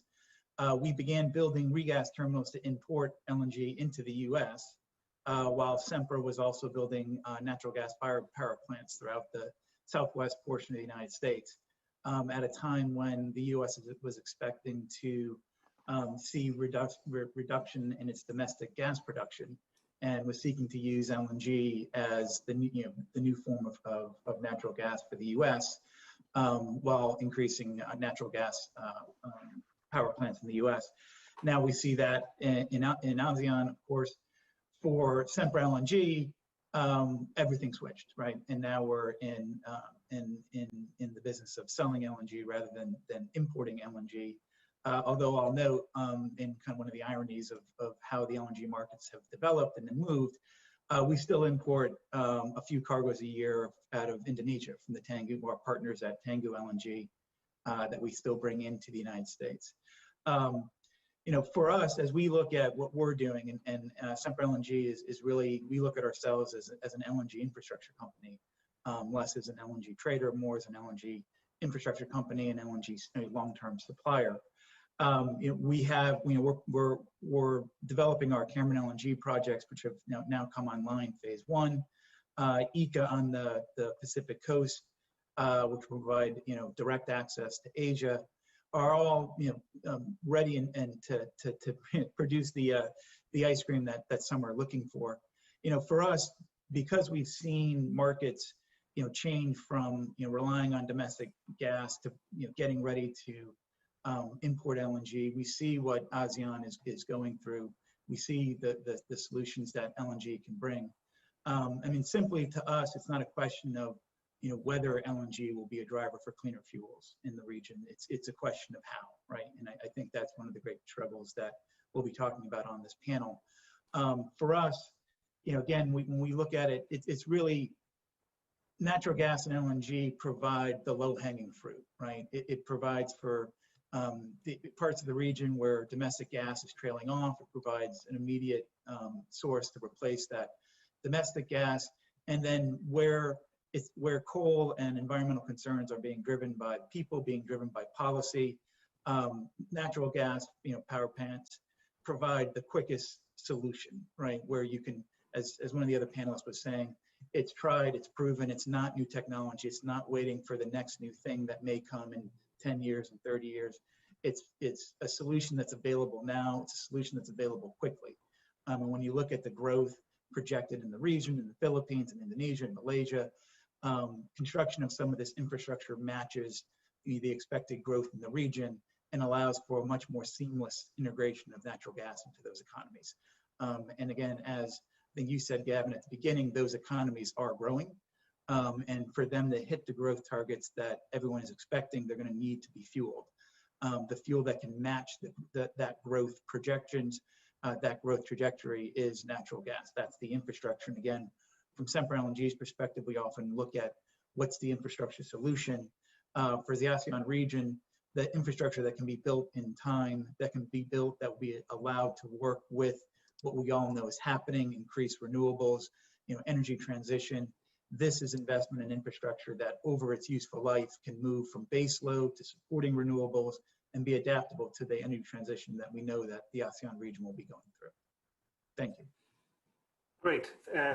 Thank you very much, Martin, and to all the panelists. Let's get things off, because I think collectively you brought up some key points there. You know, one of them is, in my mind, there's a sweet spot coming for potential buyers, in that there's a lot of new production coming on stream. There are a lot of long-term contracts being torn up and looking for new markets. There are new participants in the space looking to establish, you know, growth markets and tap in there quickly. So, you know, potentially it's a buyer's market. But one of the key big hurdles for LNG is it does require very big upfront expenses for all of the necessary plumbing. So, you know, why should we be, you know, bullish about ASEAN and not just reliant on further growth in places like, you know, Japan, Korea, and China, where we've seen they've gone forward? I mean, can you really paint a compelling case that in 10 years from now, we are really going to see LNG demand in ASEAN substantially above where it is now? Is that a realistic expectation? I mean, Urtasa, let's maybe kick it off with you, your view there. Is it a realistic expectation compared to other big markets? Look, I mean, let's go back to some very basic fundamentals. Population and living standards. I mean, we talked about 650 million people in this particular region. one would expect that as we continue to evolve and as we develop and as these economies grow, the living standards have to rise. That inherently means an increase in energy needs. The UN Development Human Index suggests that nearly 50% of the world's population is living in sort of the low to medium human development index, right? And this is, a good chunk of the world, and 650 million people that live in ASEAN region are within that. Now, those fundamentals themselves drive the need for energy. So there's absolute growth in energy. And I think for all the reasons that the panelists have talked about here, such as proven, it's scalable, it's flexible, and John talked about his solution from onshore to offshore solutions. That technological innovation combined with commercial innovation, which players are looking to do, I feel that ASEAN region will play a very significant role over the coming decades as it looks to grow its energy needs, and LNG will play a very significant role within that region. And can we expect economies, governments to pay up the necessary, infrastructure costs? I mean, Martin, Sempra is pushing itself as a sort of an infrastructure expert. Is it a tough sell in a place like, Vietnam to convince them that instead of, building another 2 or 3 coal plants, what you need is to build out your infrastructure for handling LNG? I mean, how is that conversation going in these markets? Well, I think, it depends on each market, of course. I mean, using Vietnam as an example, you'll see there's 8 to 15, depending on how you want to count them, LNG to power projects that are currently being discussed right now. Will 15 LNG to power projects be built in Vietnam? Probably not. But when you look at the growth that is needed for each of these economies, you don't necessarily need 15 to start the transition towards natural gas. You need to start slow, and that's something that we've seen around the world. But for each of the jurisdictions, to me, there's a couple of things. You need developers like John. You need government policy that is open to allowing imports, that's open to allowing the long-term kind of power purchase agreements to be in place, and you need financing. And I think on the financing side, one of the things we're seeing is outside of some of those jurisdictions, you're seeing changes in appetite for financing, whether it's ESG in commercial banks, whether it's appetite to fund the energy transition from non-commercial lenders that are going to start pushing capital in certain directions. And so from our perspective, we're seeing increased government appetite to look at this transition, that's coupled with capital that's also pushing that transition as well. And as that those two factors come together, you'll have the suppliers and you'll have the developers, because we're always looking for the opportunities for infrastructure. I take your point that there's definitely different speeds that are going to come in different jurisdictions. But the one good thing, and I think it goes back a little bit to something John was saying, the more buyers you have, the more outlets, the more kind of Ben and Jerry's wants to open up, and the more kind of openings there are, the more flavors you can have. So I think we're seeing it, and it really is a combination of government policy and capital, which I think these days is one of the bigger changes. That's a third-party change to some of these jurisdictions, is the availability of capital. Sadamori-san from the IEA, what's your view on the ASEAN regulatory framework and the appetite for building out LNG? Are the conditions ready and right for growth in LNG, or are there still obstacles in key markets for really aggressive demand increases for LNG? Sorry, you appear to be on mute, Sadamori-san. Just 1 second. So there you go. I see we see opportunities there. As the previous speakers point out, it's a growing market. The population is growing and the economy is growing. So there will be an increasing demand for electricity in particular. And while it is the still coal, which is the cheapest the fuel for the power generation, but we are seeing increasing momentum behind the natural gas because it's not only about the climate change or the CO2 emissions, but also the kind of local air pollution. So the natural gas LNG, that's the cleanest and the least carbon intensive fuel. And also we are seeing the financial communities stacking up against the building of the coal-fired plants. So in that respect, I think that the game is tilting toward the more for the natural gas in the ASEAN countries. And I think that there are some the hurdles in terms of the regulations or the government, the infrastructure supports. And but I think that the many governments are working on that matter. And also, I understand that the countries like Japan they have made it very clear that they will support the infrastructure development and also various capacity buildings of those ASEAN countries. So all in all, I think that the ASEAN countries, the overall, of course, there are some differences in terms of the speed, but overall, we see that those countries will deploy more the natural gas, mostly from the LNG. Okay, Tom, let's hear from you as a relatively new participant in the space, looking to kind of squeeze in, volumes into these fast-growing markets. Are you confident you'll have a share of the ASEAN market come 2030, let's say 2025? Well, I think what we're hearing there is that the overall, from Urtaza, the overall demand picture looks exceedingly good from a gas and LNG perspective, from a human fundamental point of view.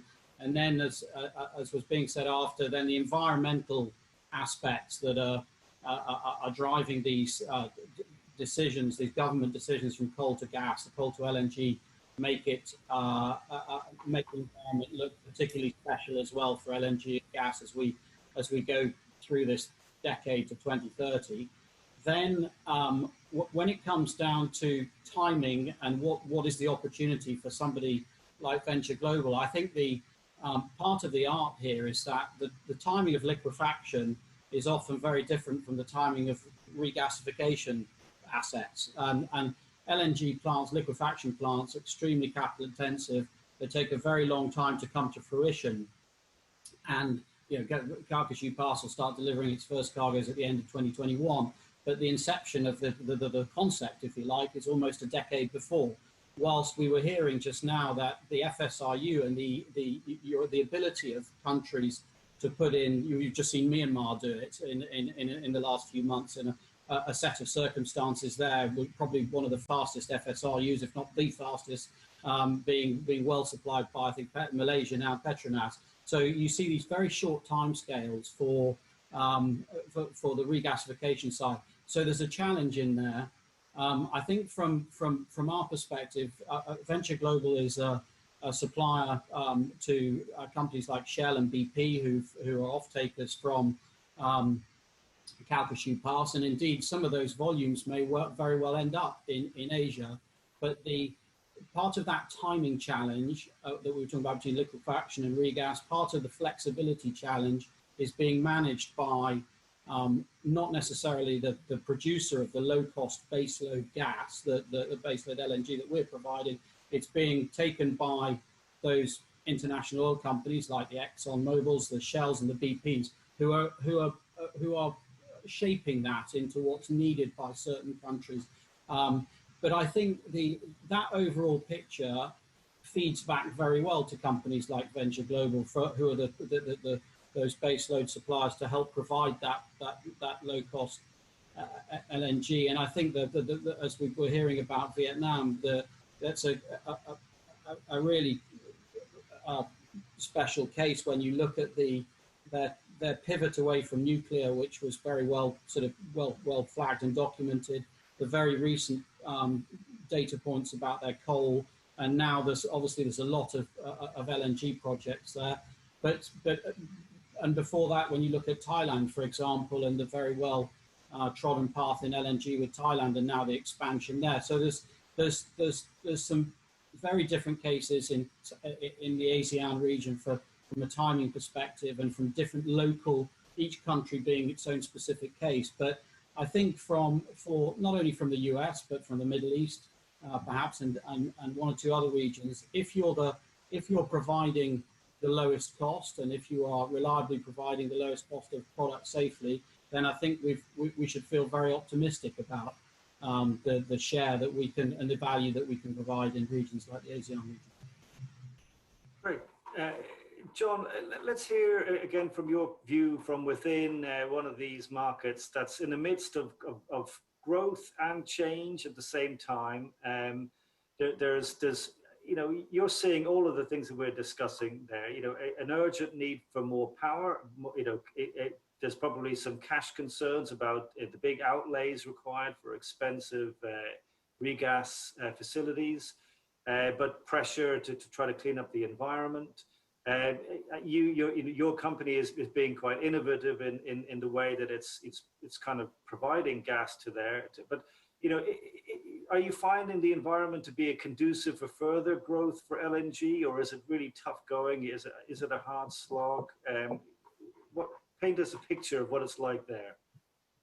Well, I think it hasn't been easy, but I think we're pleased that we're gaining traction. Until the 2000, there was no gas in the Philippines at all. So there's now one indigenous gas field which currently supplies 20% of the Philippine needs, and that's been a good experience. The only reason I think that coal has expanded like it has is that field was not capable of any further expansion, and so coal grew and grew and grew. And unless we bring in LNG, it's going to grow further. And this is we're in a situation where the Philippines is one of the most vulnerable countries on the planet to the effects of climate-related disasters.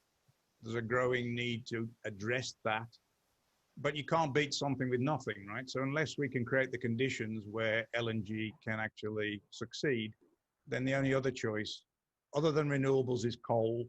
Coal is very inflexible and actually will stifle the use of renewables.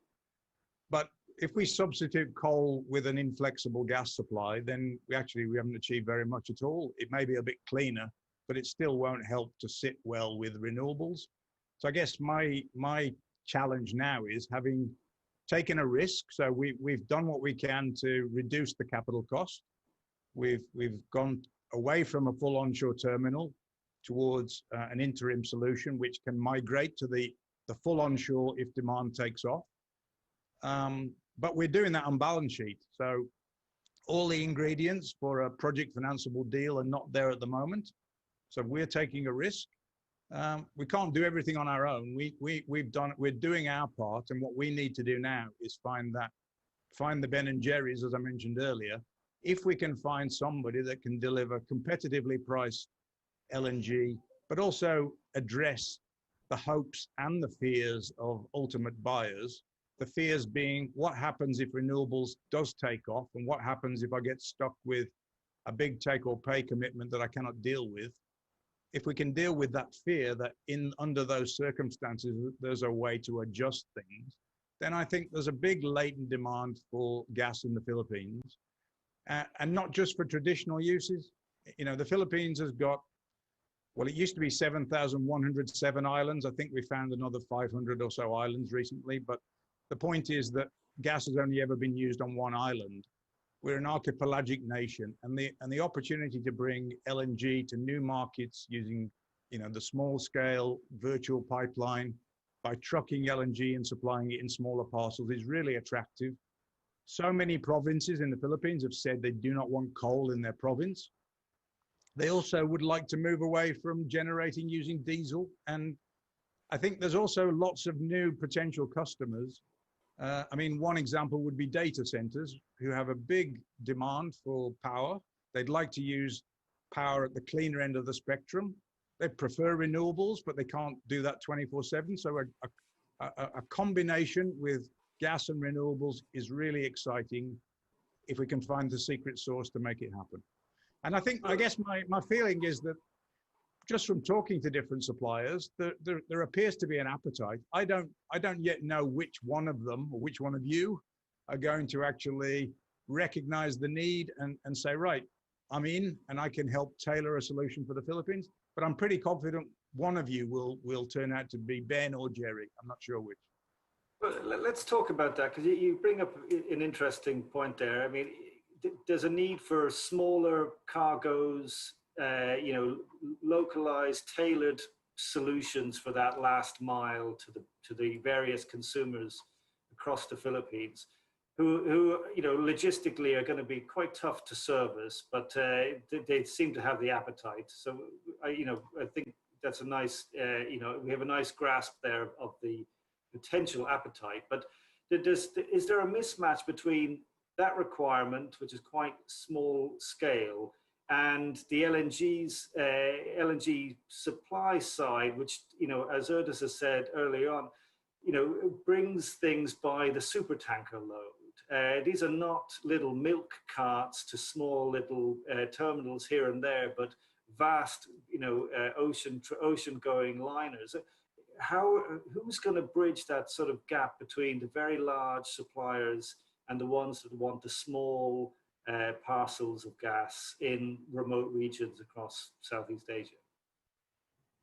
Is that for me? Well, for anybody really.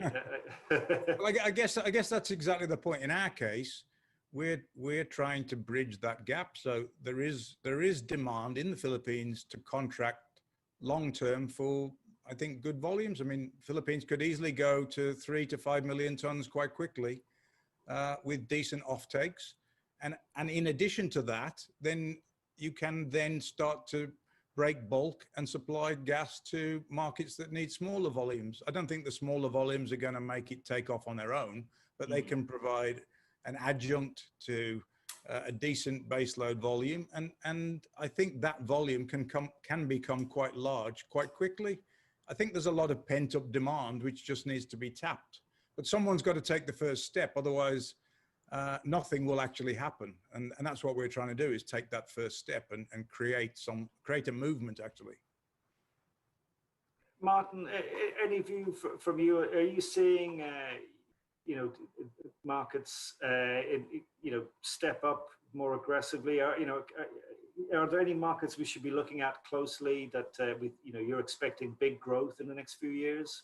Well, I guess picking up a little bit on what John was just saying, I think what we're seeing is, I think a lot of us are and a lot of participants in the market are trying to kind of crack the nut that John is talking about, whether it's hubs in Thailand, Southeast Asia, hubs in Philippines, where how you can take that long-term, the long-term, supply at scale that, then makes it, maximizes affordability and break it down and get it to, a more, disparate group of buyers is, one of the things that, we've been looking at, a lot have been looking at, and how to, find the capital for that makes it work from supplier to, aggregator to end user, because what you're really looking at is kind of a form of aggregation. So for us, and to that point, we look at, Thailand and Vietnam and, Southeast Asia, that area there, which, can also be another, kind of maybe earlier step in kind of the hub and, kind of bulk breakdown, before you go to the, kind of the level of breakdown that you would need in the Philippines. And I think that's something that we've seen in kind of, the LNG industry. It moves, it changes, but it does it in phases. And so I think, to kind of get to where John's going, there'll probably be, the first stage is probably a bigger bulk than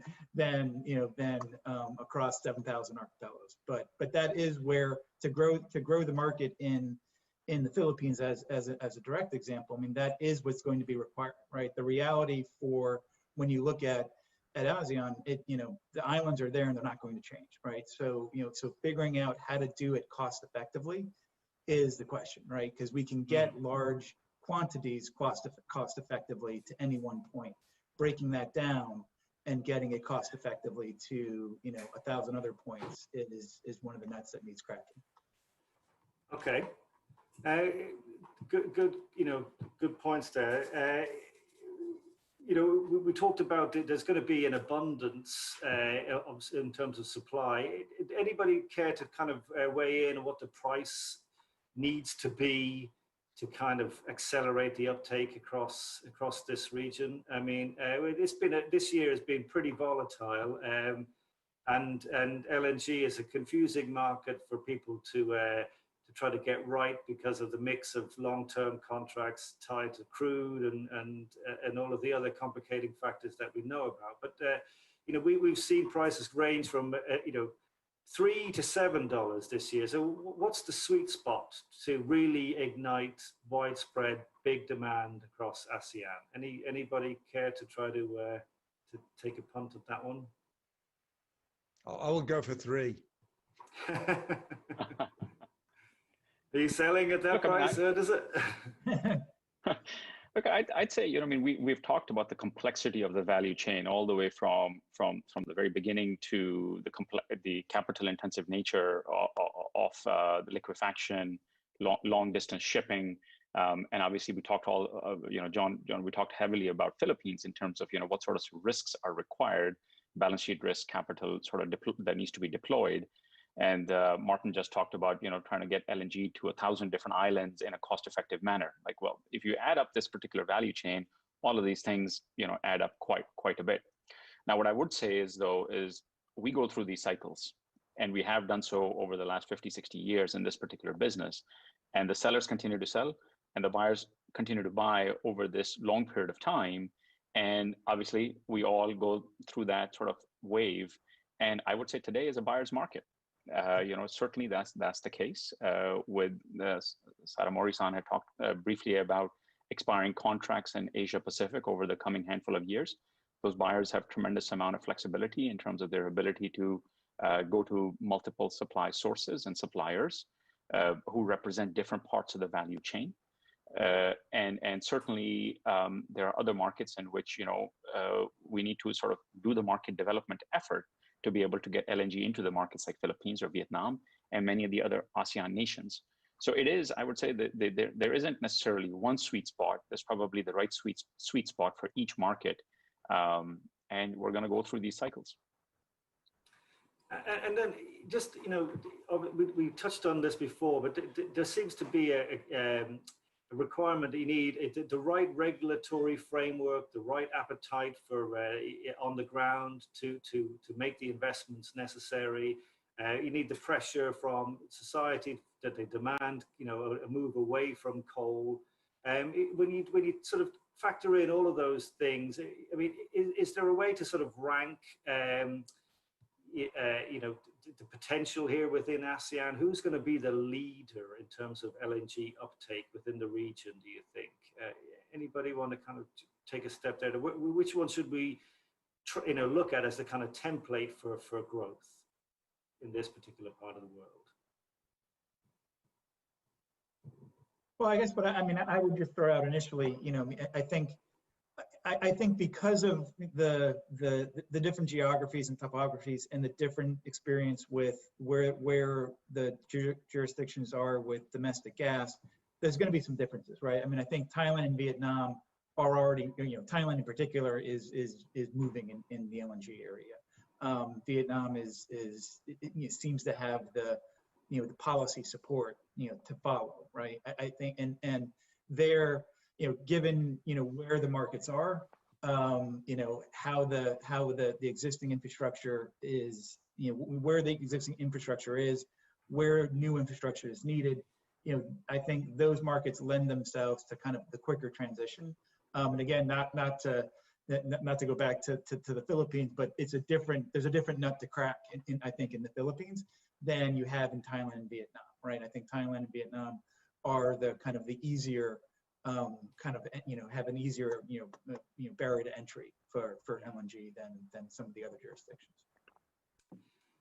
Well, gentlemen, we're coming up towards the end of our chat here. I want to throw it out there. If there's anything that we haven't discussed that we think is important to this topic, you know, LNG, the transition in ASEAN, is there anything that we think, you know, to people who are watching today's session, you know, really need to pay attention to, or need to closely track that we haven't already discussed?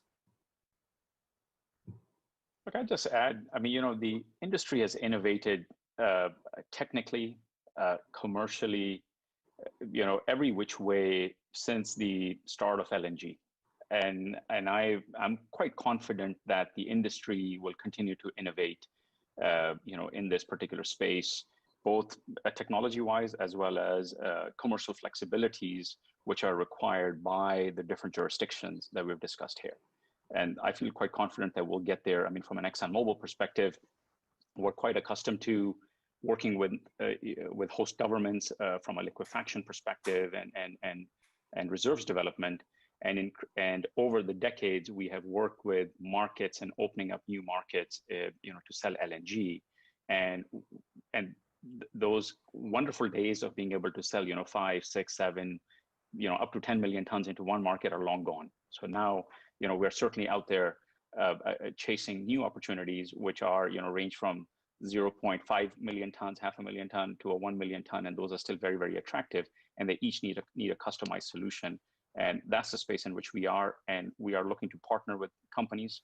We continue to do so in different sort of markets, and I think that's how the industry manages the risk, and to really be able to open up new opportunities. And I do strongly believe that in ASEAN region, the industry, and through the collective efforts, both by the governments as well as the developers, really need to focus on gasification of this particular region. And I believe the fundamentals are ripe for success here over the coming decades. Well, those are nice concluding. Yeah, go ahead, please, Mark. I was just going to echo something as I was saying is that the industry has really been good at adapting to new environments. And I think one of the opportunities that the ASEAN region has is that with kind of the clear kind of policy move towards, you know, energy transformation, you know, now there's government, or there could be much more government support in working with industry to bring about gasification, where the industry, you know, can lead with a partner in government, as opposed to, you know, historically kind of leading by itself, and leading with the market. Now the market, suppliers, developers, and the government can all work together, and that can change the timeline for this transformation. Great. Well, I think we've run out of time for this session. Sadamori-san, do you have any final thoughts on that? Yes. If there's one thing that I would like to add, it's about the good market design in the electricity market of those ASEAN regions, because as many people are saying, we're expecting the ASEAN power market to move from a kind of a coal base to more renewable, supplemented by the natural gas. But in order for that system to happen, we need a good the system to reward the flexibility contribution from the natural gas fired power plants, because they operate in a smaller number of hours. And I think that it's not only about the natural gas market, but also we need to take a kind of a closer look at what will happen in the electricity market, in the market designs there. So I think that's something that I would like to add to the discussion today. Thank you. Yeah, no, that's a good point there. You know, attractive and dependable electricity markets are the foundation. Great. John or Tom, any final thoughts from you before we end the session?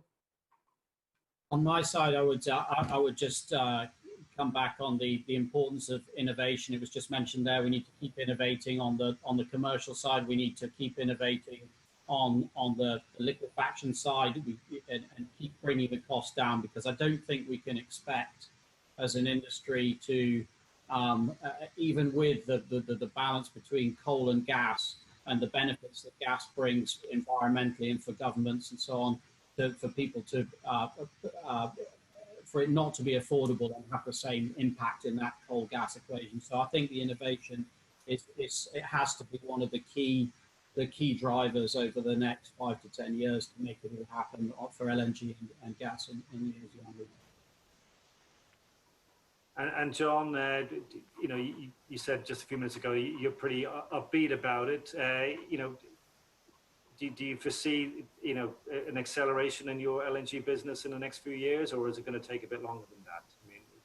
I mean, I think first of all, I agree with the remarks of the panel. I agree. There's a need for innovation.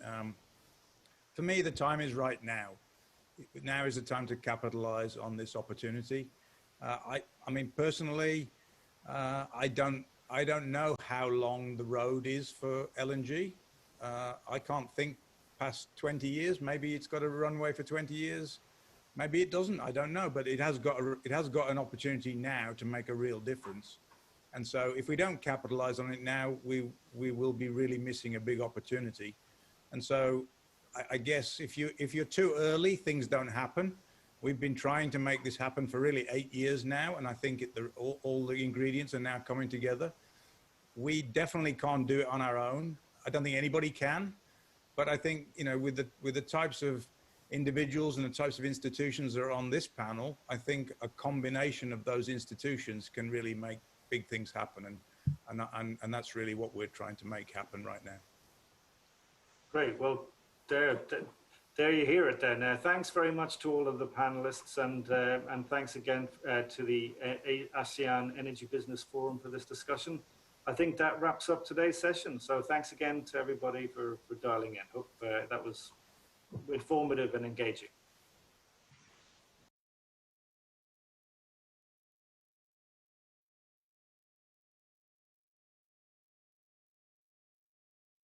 Thank you so much to Gavin and our esteemed speakers for that very engaging discussion on LNG in ASEAN. We'll now be taking a very short break, and we'll be back here for our program resuming at 3:50 p.m. Vietnam time. Now, during the break, you can explore the digital platform, visit the sponsors and exhibitors pages, and network with fellow industry colleagues and discuss business opportunities. We'll see you back here at 3:50 p.m. Vietnam time.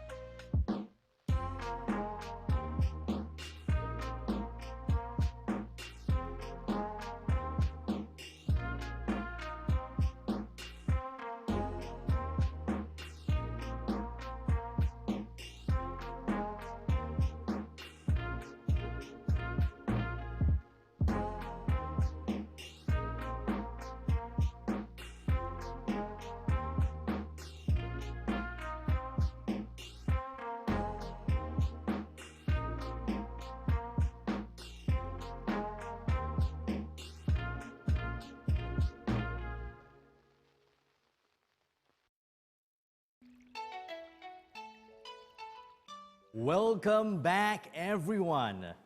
Hope you guys enjoyed the break. Coming up next is a special address by Sunseap Group, an established clean energy developer in Singapore, with a portfolio of pipeline and completed projects close to 2 gigawatt peak of solar projects in Singapore and around Southeast Asia and the Pacific region.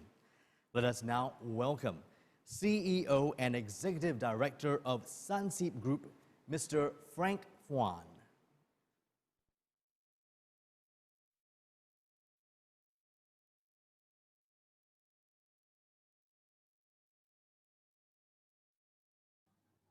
Hey, hi everyone. I'm Frank Phuan from Sunseap. So here to talk to everyone a little bit about solar and the clean energy sector in Singapore. So Sunseap is my company that we started. We started as a family business doing manufacturing of solar panels back in the 1980s. So definitely we were one of the very early solar companies in Singapore. And back in those days, we were focused on manufacturing. So instead of manufacturing now, instead of selling the products, we are now selling the energy that our products actually produce. So essentially it is selling energy as a service, or clean energy as a service. So we stopped manufacturing quite some time ago in 2014. But since then, I think the solar business has been thriving.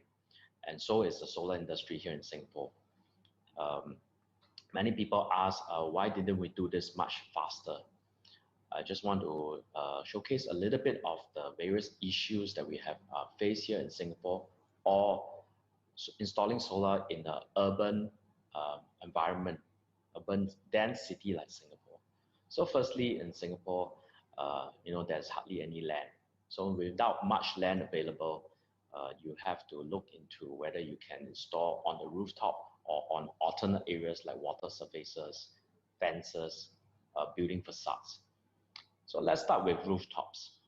Rooftops-wise, we have the largest rooftop owner here in Singapore, which is our Housing Development Board. There are roughly about 10,000 buildings here. We call them HDB flats here in Singapore. And each of this HDB flat is relatively small in size in terms of the rooftop. So a typical 1 megawatt that you can assume, which is roughly about 1 football field area, a land area overseas, will translate to roughly about 20 HDB flats in terms of installation.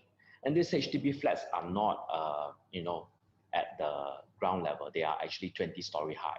So a lot of solar equipment have to be hoisted up 20, 25 story high to be installed. And then you have to pull a cable right down to the very first floor and do this 20 times to achieve 1 megawatt. So it is, I think, technically challenging. So secondly, we don't have a feed-in tariff here in Singapore, right? This also means that whatever power we generate is subjected to a market price that fluctuates every 30 minutes. So this is also challenging in terms of financing a solar system here in Singapore.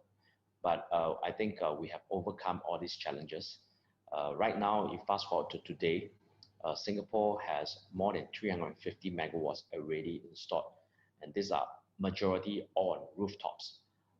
And also for financing wise, I think we have overcome it.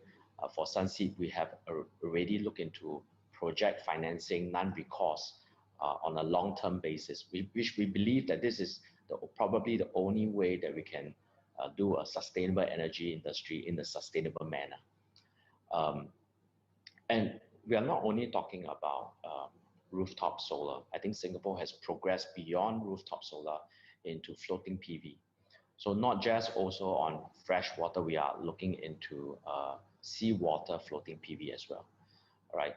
More recently, we have just completed a 5 megawatt floating PV coastal water in between Singapore and Malaysia. I think this is a pilot to showcase that floating PV on the coastal water is actually viable. All right.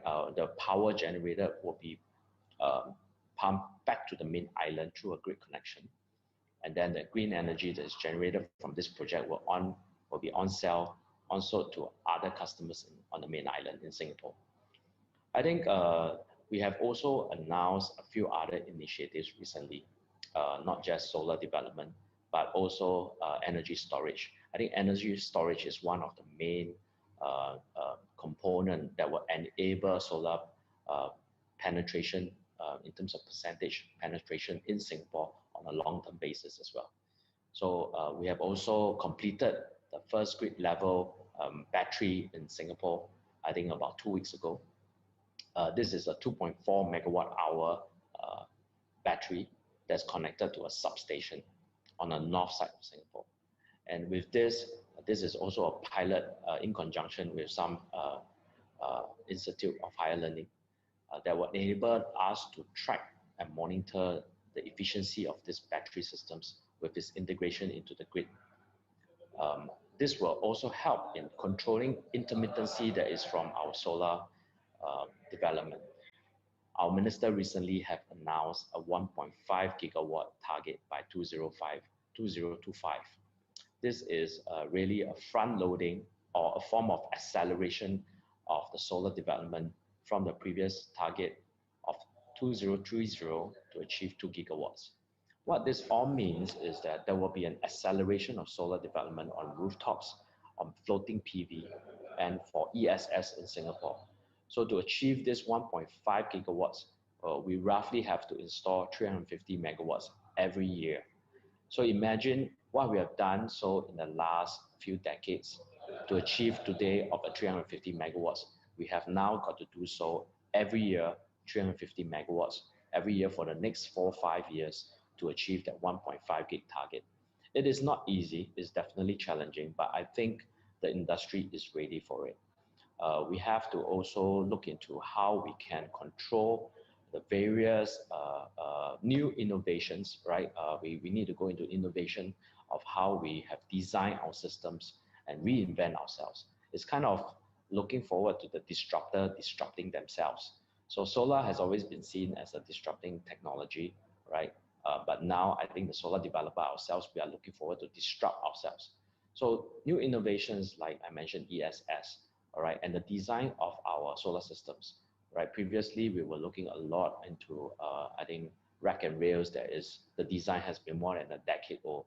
We are looking forward to refresh a lot of these designs with lighter materials, lighter metal alloys, but stronger ones that can also combat corrosion and also provide long-term reliability. The way we construct our solar system also has to change. So previously, we were very reliant on foreign workers. I think the pandemic situation has also taught us not to be dependent on foreign workers, all right, because that can be disrupted.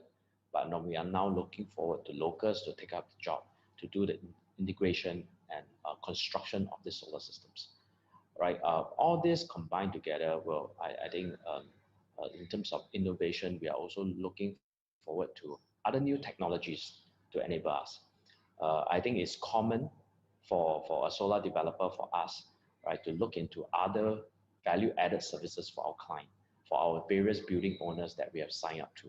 So I mentioned that we have roughly 350 megawatts already installed and commissioned power generating here in Singapore. All these are on rooftops. So there are thousands of building owners now that already have rooftop systems in Singapore. So many of these rooftops owners, they will be more susceptible to us looking into an idea of maybe energy efficiency, all right, value-added services like energy storage, right, or even EV charging, all right, EV chargers to be installed, new technologies like this to be installed on the same building. So what we are looking forward is really stacking various added services onto the same building itself. And these same value-added services are all done in the name to reduce carbon.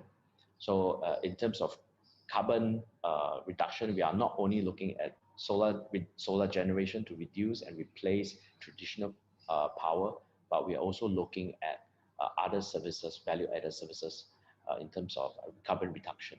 All right. A little bit now to talk about EV charging. So EV charging, I think many people look at Singapore as one of the countries or markets that can quickly deploy EV charging. But yet, when you look at the status today, Singapore has less than 1,000 EVs in Singapore. right? Why is that the reason, right? I think that one of the key reasons is the infrastructure. Surprisingly, many people don't identify with this, but Singapore, in terms of the last mile infrastructure, we are not so EV ready. I think this is not only a problem that's peculiar to Singapore, but really towards most of the urban cities around Asia. Because EV charging requires a lot of power. And most of our last mile, we are talking about this last mile as in the power availability in the building itself or in the car park, right, that is made available to charge the EV cars. That is not readily available. Most of the time, we are talking about very little power availability. Maybe to the effect that you can charge 4 to 6 cars, maybe 10 cars at maximum together at one time. But most of the parking lots, if you look into the HDB precinct, right, we have about 1 million cars here. So each of this precinct, you have roughly about 400 cars in the car park lot.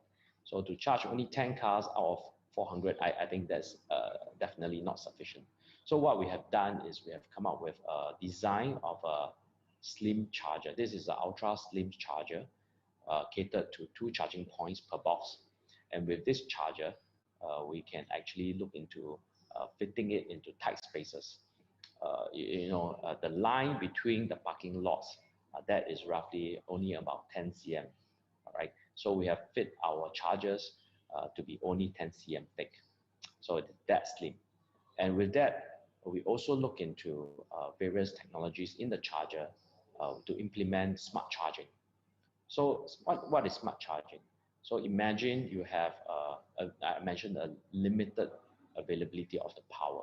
So with this limited power, right, we are now able to put forth into multiple chargers, chargers more than what is stipulated for the availability. And we look into when there are multiple cars coming or all at one time to do charging, the power is then curtailed on each charger, all right, to fulfill all the charging for all the cars. But if there is only 1 or 2 cars instead of multiple cars, and then all the power is then diverted, right, seamlessly, right, into those few cars that are only charging. All right, so in this way, you do not waste the power. Whatever available power or juice, some will call it, right? Whatever juice is available, we will then divert it to the various vehicles that are charging. So this is smart charging. I think that itself is not sufficient to overcome this power limitation. We are also looking at e-sharing, right? In a tight space, or I mentioned 400 cars in one precinct. Can we look into people sharing of the EV chargers? Because frankly speaking, you do not need to charge your car on a daily basis. So with this e-sharing, right? Maybe one resident can charge the car, and the other day another resident can charge the other car. All right. In this way, you will multiply the usage of the charging points across more cars, across more residents. I think a combination of all these various technologies is then useful to overcome this last mile power limitation issue. I think we also look into other value-added services like energy efficiency. So energy efficiency is one whereby you look into more efficient equipment to retrofit the building. There are many buildings here in Singapore, and we have a scheme, what we call the Green Mark scheme, to enable us to track as a standard what is efficient, energy efficient building. There are many technologies today that are enabling much more energy efficient equipment. So simple low hanging fruits like the lighting, like your chillers, right, are things that we can definitely replace, right, especially if it's more than a decade old. So in many cities around Asia, I think similar here in Singapore, there are many old buildings, 20, 30 years old, with very old equipment, 20, 30 years old equipment. Many of this equipment are no longer energy efficient. All right, so I think the idea is really to retrofit these buildings with newer equipment, more energy saving ones, and with new algorithms and sensors, so that we can actually track the energy consumption usage carefully, again, to avoid carbon, right? So that there's carbon reduction. So a lot of this energy efficiency solution actually can result in a lot of carbon savings and energy savings, which means also dollar savings to the building owner. So I feel that in order to achieve our overall target, right, Singapore has a target to be towards carbon neutrality in 2050. I think we need a combination of all these technologies. We've talked about solar generation on rooftops, on floating PV, right? We talk about EV charging, right? Converting your transport from the traditional petrol car or diesel car into an electric vehicle, right? That itself will save 50% of your carbon, right? We talk about energy efficiency, right? That can reduce your energy consumption on buildings. So a combination of all these technologies is probably required to hit towards carbon neutrality by 2050 in Singapore. So I always said, I think the simple idea, sometimes the idea of energy efficiency or energy generation is very aloof. It is probably not to the layman, right? But I always like to describe something that is more visual, all right? So you can think of carbon reduction or energy reduction as form of growing trees. In fact, in Singapore, every megawatt that you grow is that you install is equivalent to roughly about 15,000 trees being grown. So imagine we have already built 350 megawatts. That's a lot of trees that we have already grown. So I want to encourage everybody to adopt energy efficiency, solar and generation, right? And more newer technologies to help in our carbon reduction. And again, plant more trees and grow more trees and save a billion over trees for our next generation. Thank you. Yeah.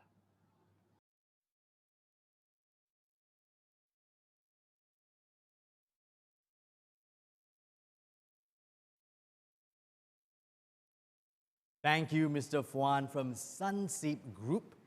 Now, coming up, the next keynote address is titled Driving Progress Towards the UN Sustainable Development Goal 7 in the ASEAN region. Now, presenting the keynote is Director Energy of UN Economic and Social Commission for Asia and Pacific. Let us welcome Mr. Liu Hong Peng, please.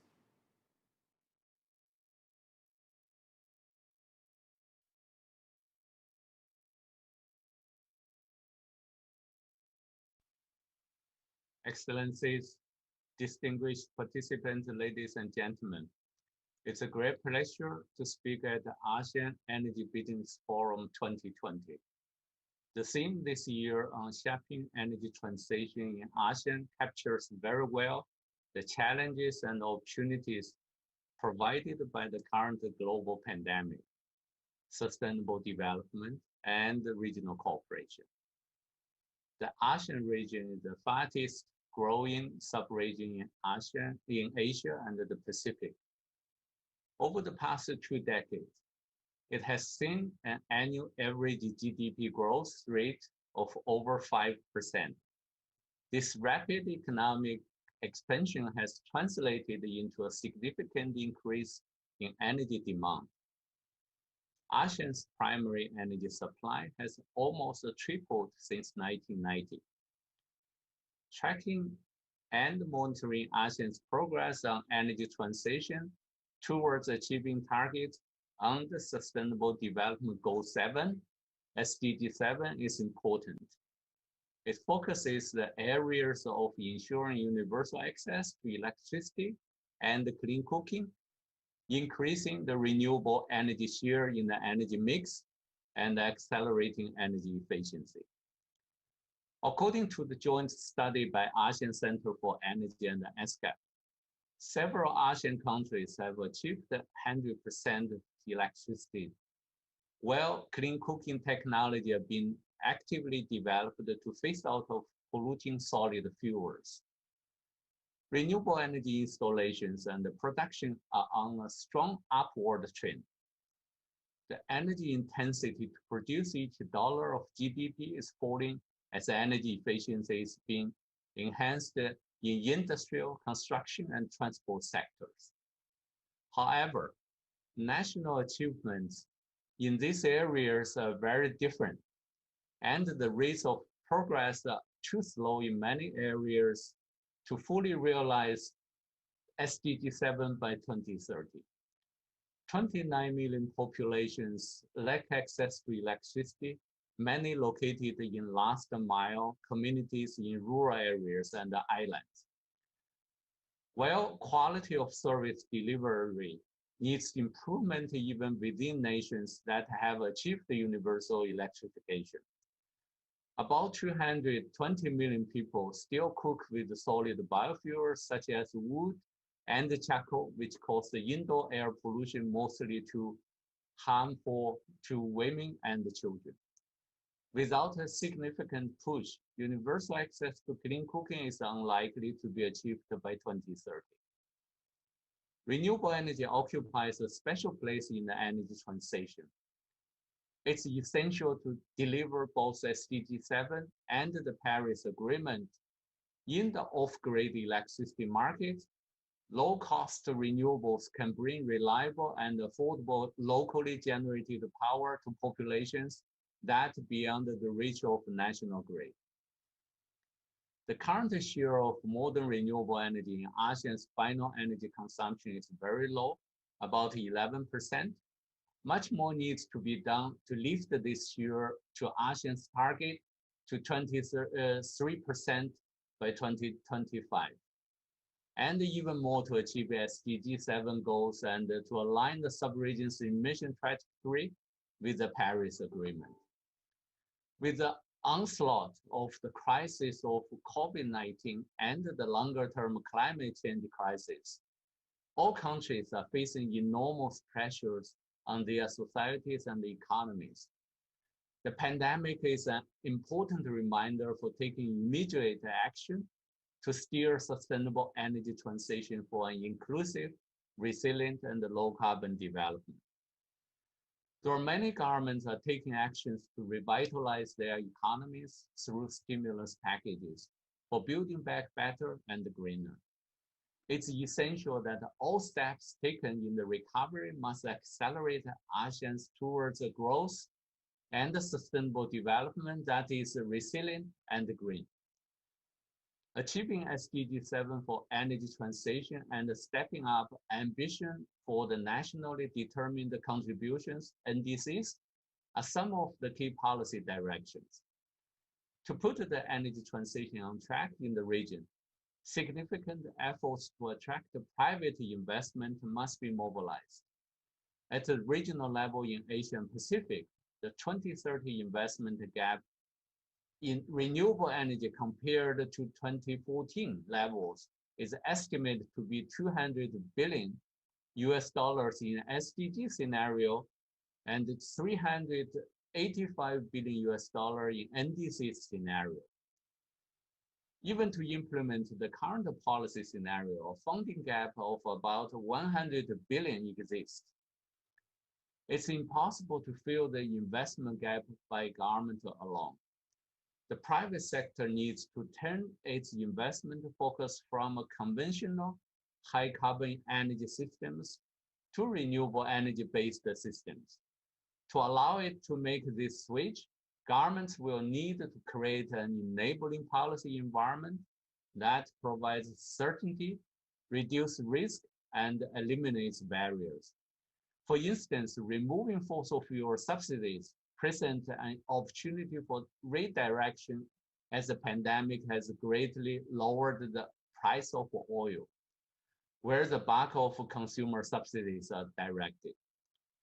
With the cost of solar and wind generation rapidly declining and already competing with fossil fuels, a public investment shift towards renewables would contribute greatly energy transition. ASCAP, as a regional arm of the United Nations in the Asia-Pacific region, is working to progress the achievement of 2030 Agenda for Sustainable Development to ensure a future with a safe climate that allows all people of the Asia-Pacific to reach their full potential. We want to act as a catalyst for action, as an accelerator for ongoing efforts, as a bridge to future. So we are working with the countries to support the achievement of SDG 7 on sustainable energy. We are supporting ASEAN member countries towards reaching the SDG 7 targets by developing national roadmaps. We look forward to continuing such efforts to enhance our collaboration with the member states of ASEAN. Thank you.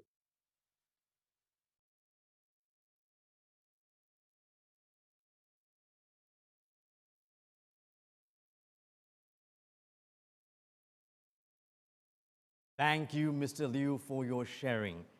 Coming up next is a panel discussion to address grid connectivity, renewables integration into the grid, and opportunities it presents for enhancing power access, as well as optimization and affordability. Let us welcome the moderator, Managing Director, Asia Pacific of Bloomberg NEF, Mr. Justin Wu, to lead the discussion.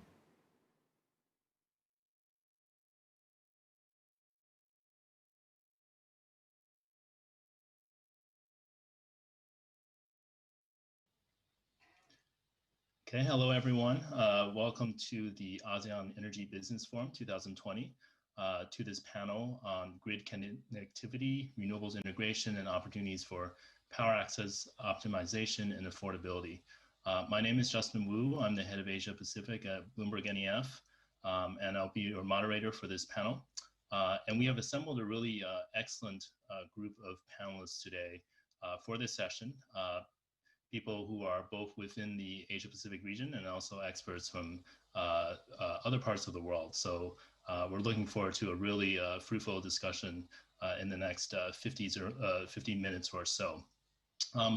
Before we get into the panel itself and hear from the panelists, I just want to spend about 5 minutes and share a few thoughts about, first of all, where we are in terms of the renewable energy development and transition within the Asia Pacific region, and also what are some of the trends that we're observing.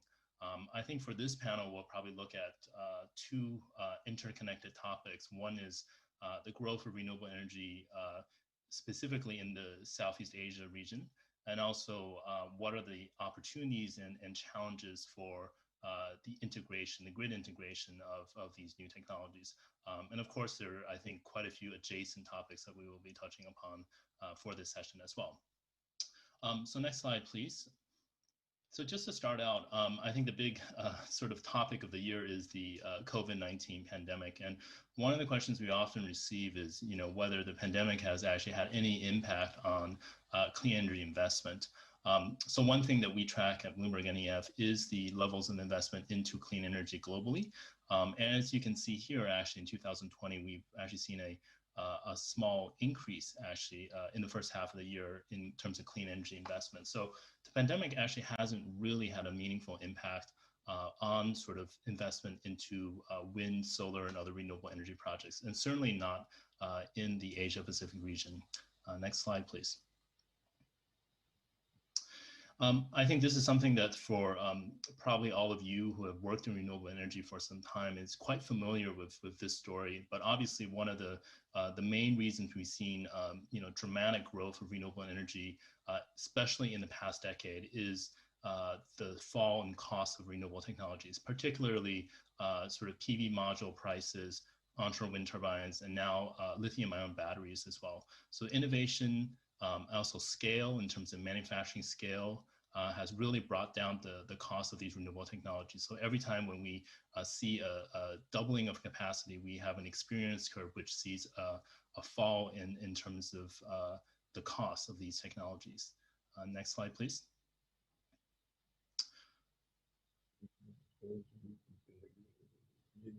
So what this means is we've reached a point today in the world where renewables are now the cheapest new electricity power generation source in sort of countries that represent about 3/4 of the world GDP.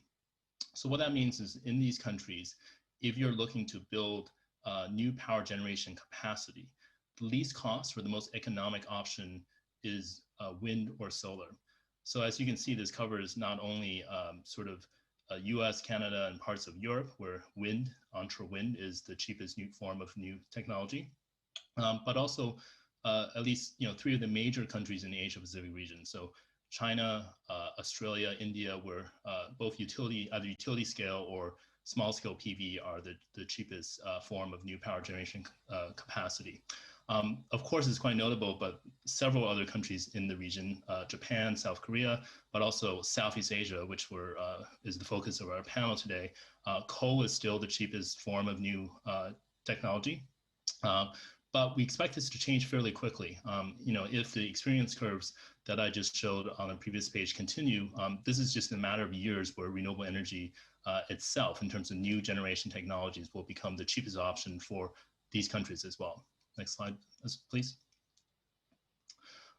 Another major trend driving renewable energy growth throughout the world, but actually increasingly so in Asia and also Southeast Asia, is corporate demand for renewable energy. So these are companies that are part of the RD100, which some of you might be quite familiar with. Essentially companies that pledge to use 100% renewable energy for their operations by a certain year. So just the current membership in the RD100, actually, you can see that they have a significant increase in demand in renewable energy over the next 10 years. What's really interesting about this is, although there's not that many, relatively speaking, not that many Asian companies that are members of the RE100, a lot of these RE100 companies have supply chains in Asia, and they're pushing their supply chains to also source renewable energy. And this is a part where a country like Vietnam, but also other countries in Southeast Asia, will be quite impacted by this trend, in the sense that they're the host to many of the supply chain companies that supply to RE100 members, and they're also manufacturing hubs themselves. Next slide, please. Another question that I think we may sort of discuss on the panel, and is also quite a recent development, is we heard that China, Japan, and South Korea have recently pledged carbon neutrality by the year 2050 in the case of Japan and Korea, and 2060 in the case of China. This raises a really interesting question. Of course, a lot of interesting questions, but one question is what also happens to the overseas sort of export policy, energy export policies of these countries. So for instance, Indonesia and Vietnam have the largest pipeline of coal-fired power projects across Southeast Asia. And as you can see here, companies or banks from China economics, in other words, if countries were to build power generation capacity at their lowest cost to meet forthcoming demand, what kind of technologies would they choose? And one of the answers, I guess, we get out of this is that obviously countries from now until 2050 will invest almost 15 trillion US dollars on power generation capacity. And about 80% of that is going to either batteries or energy storage or renewables. And as you can see, the Asia Pacific region accounts for the vast majority of that, but also significant capacity in Europe, the Americas, and other parts of the world as well. Next slide, please. And then I think probably the last point I'll make is, and this is one of the areas that we will definitely touch on in this discussion, is what this means for the grid. Clearly, of the $15 trillion, we believe the 14 trillion is actually going to be needed in terms of new transmission or grid investment. And a good part of that is going to be in the Asia Pacific region. So even starting from this year onwards, we're talking about at least $200 billion and going up to $600 billion a year of investment in grids over the next 30 years. So this is a very significant opportunity as well as a challenge. Next slide, please. And it's also, I think, important to note that the nature of the investment might be different. So the size of the median power plant that's connecting or supplying to the grid is going to fall, as you can see here. About 10 years ago, it was almost 1 gigawatt was the size of your median power plant. By 2050, this is going to fall by over a third in some places. So power plants are going to be smaller, and this is going to change the nature of the transmission assets that we need, which I think will raise also interesting questions that we will discuss on this panel in terms of whether we should invest in transmission grids, distribution grids, and what kind of transmission sort of networks are needed to fulfill this upcoming demand. And thank you very much. And that's sort of my sort of introduction and with some points. So I think maybe what we can do now is turn over to the panel discussion. And let me just introduce my panelists first. And then what we'll do is we'll kick off the questions and hear from our various assembled guests. So first of all, I'd like to introduce Mr. Nelson Hai, who's the Vice President of EVN in Vietnam. Next, I would like to introduce Mr. Osamu Tsukamoto, who's the President of the Japan Co-Energy Center. Next is Mr. Ram Natharajan, who's the CEO of Asia Pacific for Mainstream Renewable Power. Next, Mr. Yasushi Ida, Chief Consultant, Electric Power and Energy Group Management, Innovation Division and Global Business Division at the Mitsubishi Research Institute. And last but not least, Mr. Philip Gordon, Program Lead International at Agora Energiewende, based in Berlin. So welcome, gentlemen, to the panel. It's really great to have you all here today. So maybe we'll have, I think, about 40 minutes now for the remainder of this discussion. So, you heard a lot from me, I think, in the last 2 minutes, but now I really want to turn over to all of you for the questions. So Mr. Hai, maybe I'll start with you, since I think Vietnam is a country of great interest to everyone here. So the first question I want to ask you is, can you tell us a little bit about what is the current status of renewable energy in Vietnam? And do you think the interest in renewables has increased recently? And if so, why this might be the case? So Mr. Hai? Okay. The demand, electricity demand in Vietnam is rising rapidly recently, and it's about 9 to 10% for the past 5 years. And to meet demand, recently, the government of Vietnam have issued many policy to promote renewable energy in Vietnam, especially for solar and wind power. And for solar power, with the feed-in tariff issue in 2018, there are about in 1 year, there is about 80 solar power project connected to the system, with the total capacity of about 4.5 gigawatt. Is very huge, only in 1 year, up to the middle of last year. And in 2020, the government also released a new feed-in tariff, and this for solar farm, for rooftop solar, and also for the floating solar. And I think this will continue to increase the solar power in Vietnam. And for wind power, with the first policy of the feed-in tariff, it's a long time ago, about 10 years ago. But up to 2018, there are no wind power in Vietnam. But for the new feed-in tariff, only issue in this year, in 2020, and there are about 7 gigawatt of wind power was registered to put into operation in this year and next year. This feed-in tariff for wind power is a very attractive. It's about 8.5 cents for kilowatt hour for the offshore wind, and about 9.8 cents per kilowatt hour for the offshore. Sorry, 8.5 cents for onshore. And currently in Vietnam, there are about 6.2 gigawatt of solar farm, and about 2 gigawatt of rooftop solar.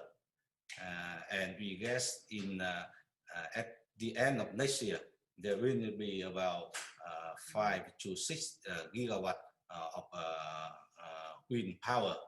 And there are in Vietnam currently there are some mechanism for new mechanism to replace the feed-in tariff.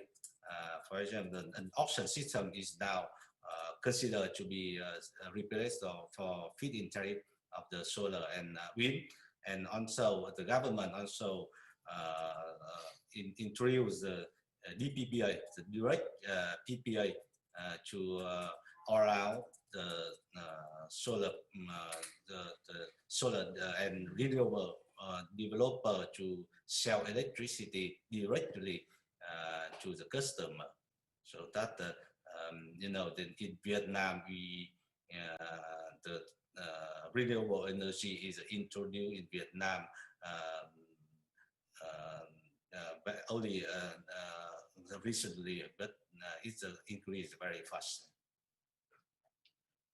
Okay, thank you, thank you very much, Mr. Hai, for your comments on the opportunity in Vietnam.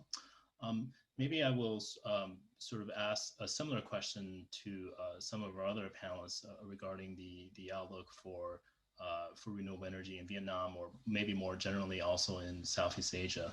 Ram, maybe I'll come to you next.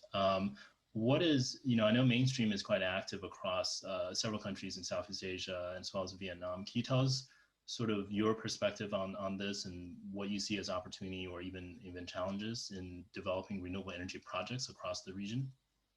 Thanks, Justin. I think that's been a great question in there, and thank you, Mr. Hai, for the great explanation on Vietnam per se. Certainly, Vietnam has been the shining star in the last few years as far as renewable uptake in Southeast Asia is concerned.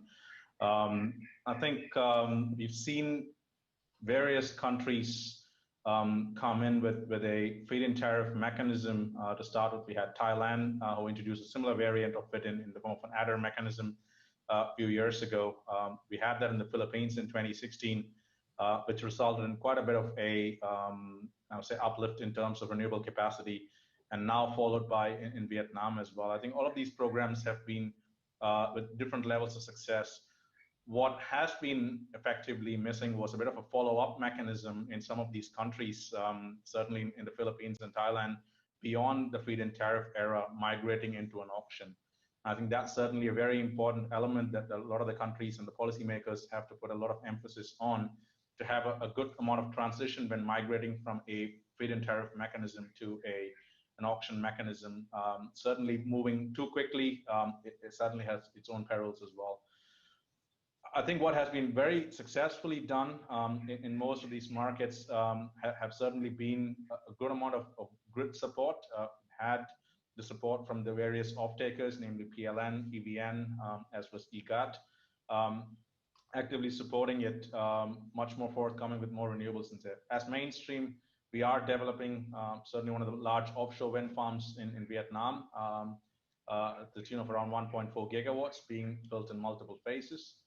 And we are certainly looking to a lot of the grid operators in the region to make sure that there is not just a current grid capacity and policy that is important, but more of a forward-looking policy as well on how the grid upgrade happens, so that us developers can have a little bit more certainty around how we can position and develop these projects in tandem together. I think there is a lot more that can be done within the countries. Certainly Indonesia, Myanmar, and as well as Laos, Cambodia are upcoming markets within the region. And I think there's certainly a lot more that the governments can learn from the other markets within the region, as well as the wider countries around APAC and globally as well, to put in place the right frameworks for further renewable energy deployment.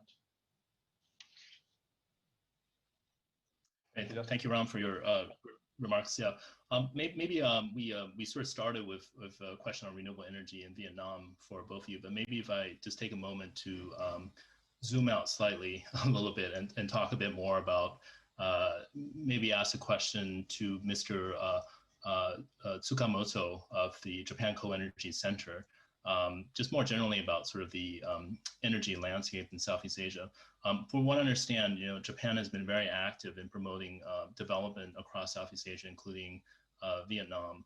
Obviously, sort of, renewable energy, there's been a lot of interest in that recently, but there's also development of other energy resources as well, such as coal and natural gas and others. So Mr. Tsukamoto, maybe if you can give us your view on how you see sort of the development of energy resources across Southeast Asia. Okay. I have two comments, okay? One comment is concerned to the biomass energies. In the Asian areas, of course, already speaker said solar energies or wind power energies are dramatically high potential and now are growing. But we have to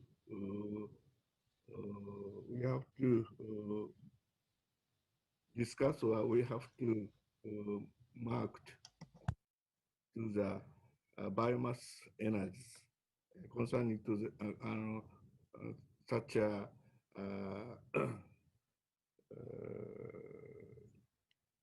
wood chips or like alliances harbor sales biomass. Harbor sales biomass means not wood chips. It's rapidly grows. So we have to discuss with like this, not only the solar or windows energies, but also this biomass energy. And biomass energies maybe really contribute to the not only the energy policy, but also the regional development policies. It means biomass, if we get the biomass, so biomass opportunity, so it means contribute to the local residential, local resident labor opportunities. So, so we have to concentrate, consider about the biomass aspect. And the second is connecting fluctuation management. ASEAN has a high potential for renewable energies, and now it's going to undergo the era of the energy transition. In making a dynamic shift to introduce new renewable energy on massive scale in Asian member states, achieving grid flexibilization is crucial since renewable energy is inherently variable, intermittent, and or seasonal, which is in the case of massive introduction of introduction may cause system fluctuation if no measures are taken. So it means that grid flexibilization and plant flexible operation are both needed and crucial in the massive introduction of the renewable energy in this area. So we have to thinking about like this grid flexibilization, plant flexibilization. So now, especially Asian Energy Center is a very, very good work. We are Japan Korea Energy Center is very, very appreciate for the ACE activity. ACE is now a very, very good partnership with what we call association, GCCIS and JCOL. And ACE now recently updated each memorandum of understanding MOU. Of course, they could also update the MOU with ACE.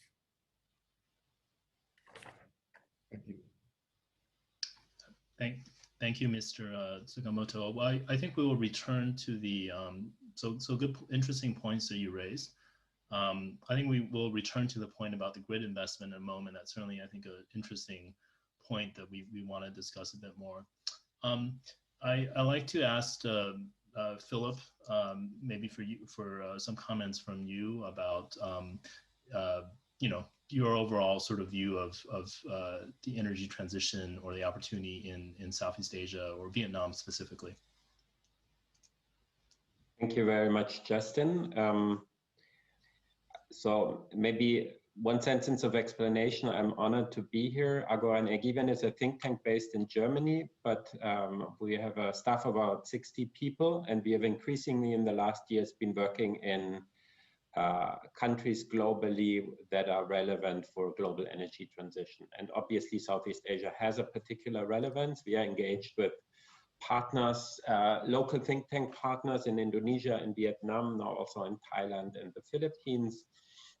And therefore, yes, have obviously a global view and also know-how on Southeast Asia.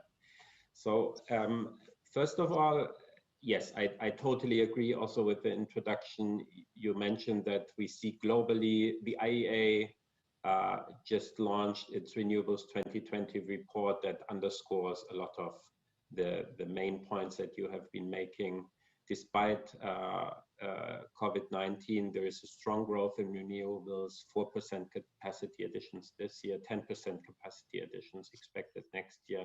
It's mainly wind and solar. These are the big contributors to growth. Southeast Asia has, for a number of reasons, particularities. One is obviously that there's availability of coal, mainly coming out of Indonesia, that makes coal indeed maybe the last world region where new coal-fired power plants could still partly be cheaper than wind and solar power plants, both because of the availability of cheap coal and because of a bit of a lacking track record of political and regulatory certainty.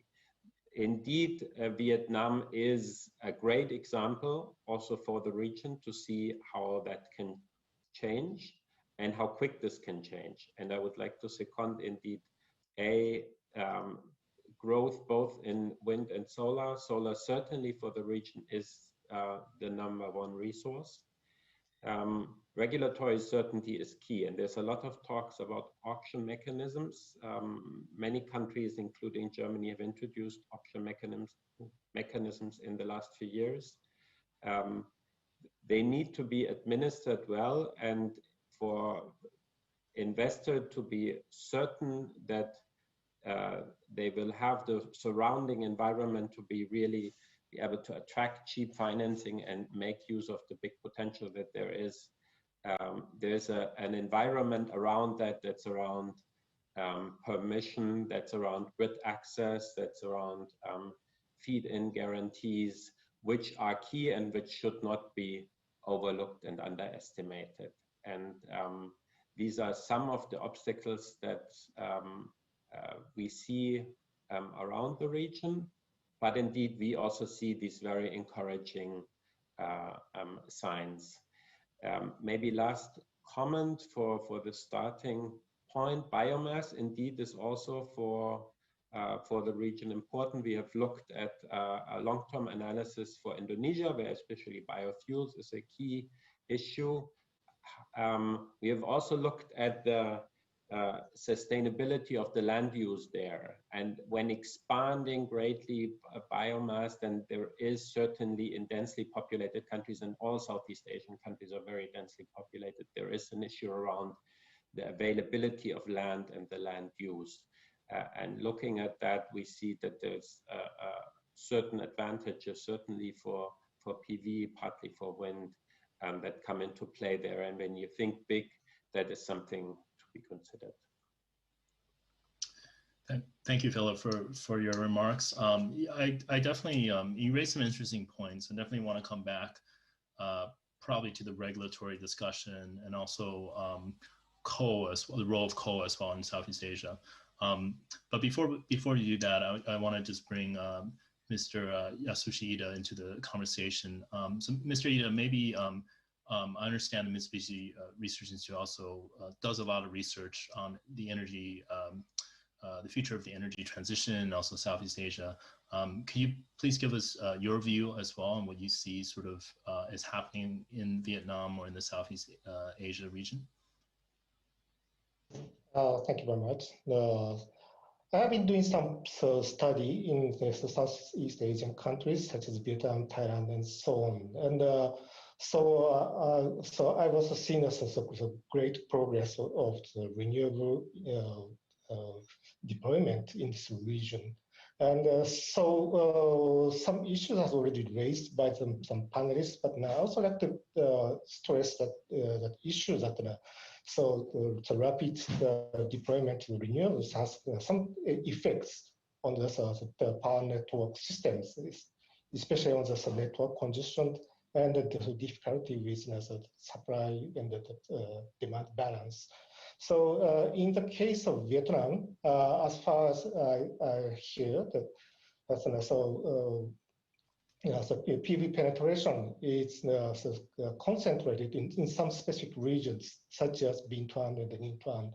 And so because of that, so some network congestion has already occurred in this region, especially on the local level, not on the national network level, so especially on the 11 kV system.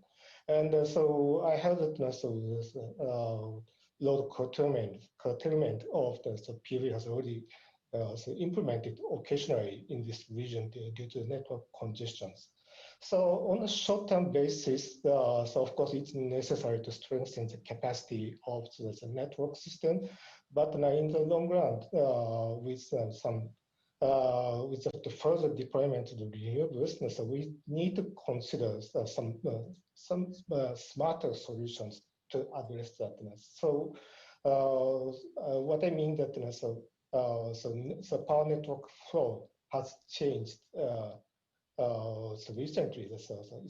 Conventionally, it was just unilateral directions from the upstream to downstream, but now it's turned into a much flow because of this distributed energy resources such as the renewables. So I suppose that there's some smarter solutions to control the power flow, not just limited to the renewables, but also considering the penetration of some other distributed energy resources such as battery storage and so on, considering the situation on the network system, the local level. And so in Japan, so we have started some demonstration projects to commercialize such services, such as virtual power plant and so on. And we also heard that so some Southeastern Asian countries are also interested in some developing such kind of new solutions. And I think that it's the time is mature to discuss that such kind of advanced solutions. Otherwise, we may see some limitation with the deployment of the renewables because of the network the limitations. And so regarding the coal fade out now, so discussion has also started in Japan, and but as you know, Japan has not yet given up the coal-fired entirely because it still has a critical role in the power supply. And so maybe we shall discuss it later, but but in my personal opinion, I still think that coal-fired power station is necessary also in the Southeast Asia to some extent. And but of course, consider that the climate change situation, then some gradual steps need to be taken to address that. Thank you very much. Thank you, Mr. Ida, for that. Yeah, I think we should come back to the coal question in a moment. I think that's definitely a discussion that we want to have. But before we do that, maybe let's jump into the question about grid.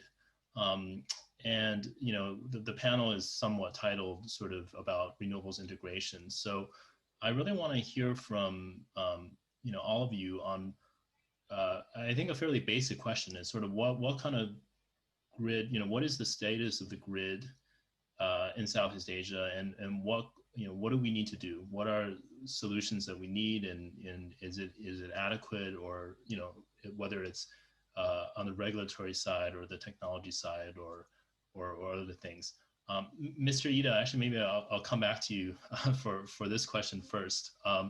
Just you mentioned that there are grid solutions that are required in Southeast Asia. Can you tell us what are some of these solutions that are needed, or what you feel is needed?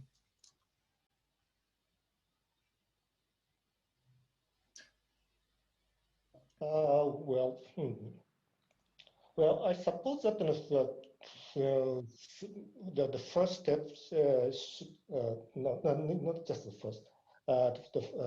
So we have to consider several measures, several solutions to address that stuff. The first is that to develop the load balancing market. I mean that so flexibility of the loads is really needed to address the intermittency of the renewables. As far as see it, so such kind of markets, so the markets like the Asia service market is still under discussion in most of the Southeast Asian countries. And at this moment, so in most of the Southeast Asian countries, so state-owned power company has a single buyer. So what I mean that so there's no separation between the kilowatt hour value and the delta kilowatt value and the kilowatt value. So in the advanced market system, so these three different values should be separated, so that some resources that has the advantage in the flexibility, load flexibility, that is the delta kilowatt value, can provide the services to absorb the fluctuations in renewables. And so some institutional reforms for some market development is needed. And the second is the technological aspects, that is so deployment and battery storage system. And the price of the battery is going down gradually, remarkably. And so we suppose that in 10 years, some grid parity using the PV and the battery can be achieved. That is the price will be competitive against the power supply from the grid. And the third point is promotion of the private investment participation. So for such kind of the new services, we suppose that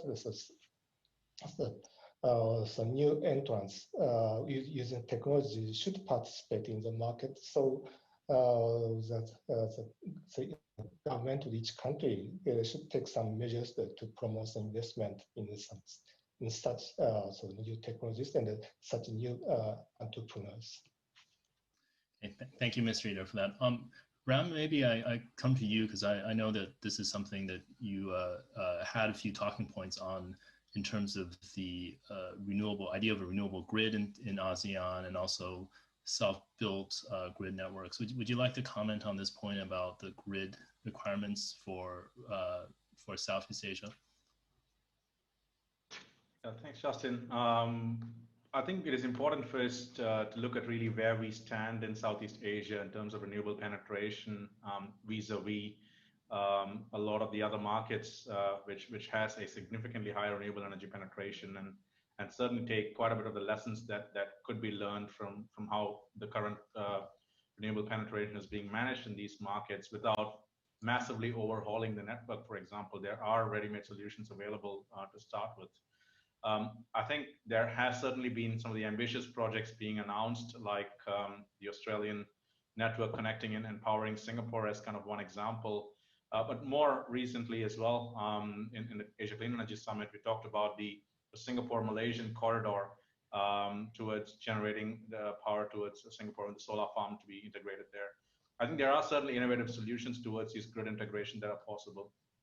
But I think these are more medium to long-term solutions per se. What we have right now is really to look at how can we manage the various technologies that are there in terms of our demand forecasting, our load profiling, as well as in terms of really where the power plants are being located.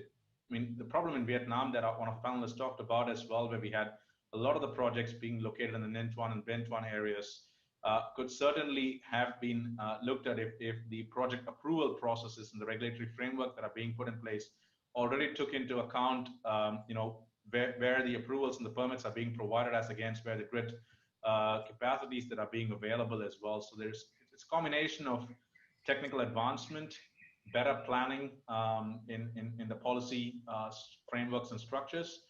But if you look at the medium term, it's really about liberalization, both in the T&D space, allowing for more private sector participation. And this is certainly proven. An example for ASEAN to look at will be South Africa, where we still have a single state-owned utility active in most of these markets, and how that transition towards the liberalization of allowing private sector to participate in some activities of the grid upgradation is an important element to look at as well. And last but not least, it's certainly market reforms towards how we can really adapt more renewable integration into the grid in terms of also having spot market exchanges and how the whole retail environment of electricity trading would eventually be looked at as well. I think it's going to be a combination of various elements that needs to be put in place to make sure that we really have a robust grid moving forward. And Ram, it's really interesting that you mentioned essentially the regulatory, essentially the regulatory solutions, power market reform, liberalization in the T&D space. I mean, these are almost more important than whether it's technological or even physical build out of infrastructure. Is that correct? That sort of one of the views is that the regulatory, there's a lot of work to be done on the regulatory side and the market side of things, even more so than the others. Now, I would completely agree with that. I think we have the technology. Yes, there could be incremental improvements in technology, and I think most of that will catch up as we move along. The policy and the regulatory framework is at the heart of it to make sure that we are actually sustainably transitioning and making sure these big investments in transmission and distribution, the 200 to 500 billion that you talked about annually, are being spent. And again, there is also a bit of a good level of forecast properly done so that we don't really have the boom and bust cycle that we've seen in the various countries towards renewable penetration as well. So I think it's just important to have the right policy framework. And again, when we talk about an auction mechanism where we are moving into, having those parameters set up right would certainly help to make sure that we have the right amount of renewable penetration going into the grid on a periodic manner. Okay, thank you for that. Philip, do you sort of agree with that point that what Ram was mentioning, the regulatory and market elements are even more important? Yes, I do very much agree, and I just wanted to point at one thing. There is by all operators typically a concern about the variability of renewables and the ability to balance that and keep the system safe and secure. I remember almost 20 years ago, I was working for a transmission system operator in Germany, and we would annually issue a wind report that would exactly look at that concern, claiming that more than 2 or 3% of wind power would not be, the TSO would not be able to accept more than that, while still guaranteeing safe supply. Now we have days today where we have 70 to 80% of wind and solar coming in the system. And the point I want to make, this has not been enabled by a massive buildup of additional transmission infrastructure. For the next step, but now we are talking about more than 50% annual renewables penetration. Now we are talking about big additional transmission lines connecting the main resource centers with the main demand centers. But we have indeed actually managed integrating a tremendous amount of renewables into an existing system. And just to mention 2 or three things. One is certainly is some basic technical issues that you can typically regulate via grid codes, certain abilities of renewables that they do have technically, but you have to make sure that they apply them, such as fault right-through capability or reactive power provision, which is certainly an issue. Forecasting is key, and there's make renewables investors responsible for good forecasting, for contributing to reducing balancing needs. That does help a lot. And then it was mentioned before, there is a lot of flexibility in any system. And we very often do talk about storage. And storage at a certain point obviously does have a role to play, but we shouldn't wait for storage costs to be really marketable. There are so many other options there. There is the option of mixing technologies. Hydropower is an excellent source for providing balancing powers whenever you have dams that is feasible. Even coal-fired power plants, we've learned in the last 10 to 15 years that they can be much more flexible than they were run in the past, and they can contribute, and they are doing that a lot in Germany. This is really the first flexibility option. The gas-fired power plants even more so. So make use of the flexibility options. They're more on the demand side. Make sure, this is the market question, that all those that are technically able to contribute do actually contribute. And yes, in an open market with market signals, short-term signals, that is much easier. But I would claim that even in systems that are dominated by nationally controlled utilities, there are mechanisms to bring in this flexibility. Thank you, Philip, for that. Really interesting points that you raised. Mr. Tsukamoto, I want to come back to you actually, because I think actually 2 points that Philip raised are quite relevant to your points. You first raised the point about the importance of grid investment in ASEAN. Do you agree with sort of the views that Philip and Ram and Mr. Ida has sort of put out so far? So what is your view of the need for more grid investment in ASEAN? Of course, I think it is needs to investment in the renewable energy sector. So, but I think we have to discuss the needed financial problem, financial matters, because now we have to try. Of course, we have to introduce massive renewable energy in the Asian market, but in the time span, we have to choose not only the renewable energy, but also the fossil energy, especially needed coal energy, coal power plant. Under the coming energy transition, coal-fired power is expected to complement the intermediacy of renewable through flexible operation. So it means that we have to get the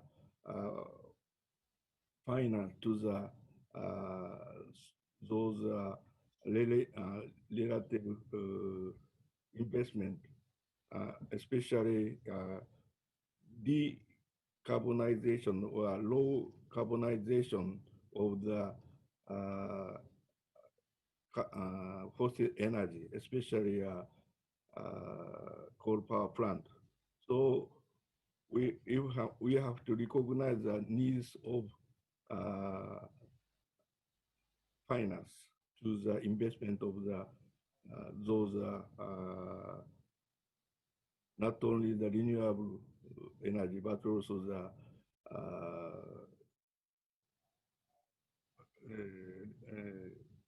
fossil energies investment. And this point we have to propaganda or announce to the worldwide, especially to the financial sectors in the world. And we have to recognize that renewable energies and fossil energies is in the trade-off is not better to the trade-off manner. It means that we need the good approach manner of the harmonization of the renewable energy and fossil energy. And this discussion is very, very complex, so we have to set up the platform, suitable platform to the suitable discussion platform for like this problem items. Okay. Mr. Sugimoto, maybe one quick follow-up question. You know, and maybe this is our discussion segue to discuss coal. You mentioned financing of coal. Do you see that in the future there will be enough financing for coal power in Southeast Asia? Do you think that that will continue in the future? Yeah, of course, in ASEAN areas, renewable energy investments, of course, are needed. But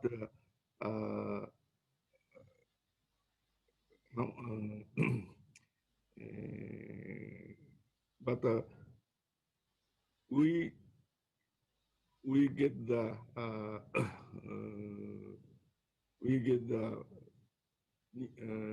good energy supply of ASEAN areas. It is needs not only the renewable but also the fossil energies. So fossil energies have carbon dioxide emission large. So it is important to reduce the carbon dioxide from the fossil energies. So we have to develop the and invest the decarbonization or low carbonization of the fossil energies with balance with the introduction of the renewable energies. So we are very, very important to get them finance to those investments. Thank you for that. I think we have just under 10 minutes left for the panel, so maybe we'll try to sort of continue with our discussion. Mr. Hai, maybe to bring you back. Sorry, it took a while to come back to you, but I think everyone had a lot of interesting views to share. I guess my original question to you was really regarding EVN opportunity. What opportunities and challenges does EVN see in renewable energy specifically? But if you would like to comment also further about what you heard about coal power or grid from EVN's perspective, I think that would be helpful as well. So.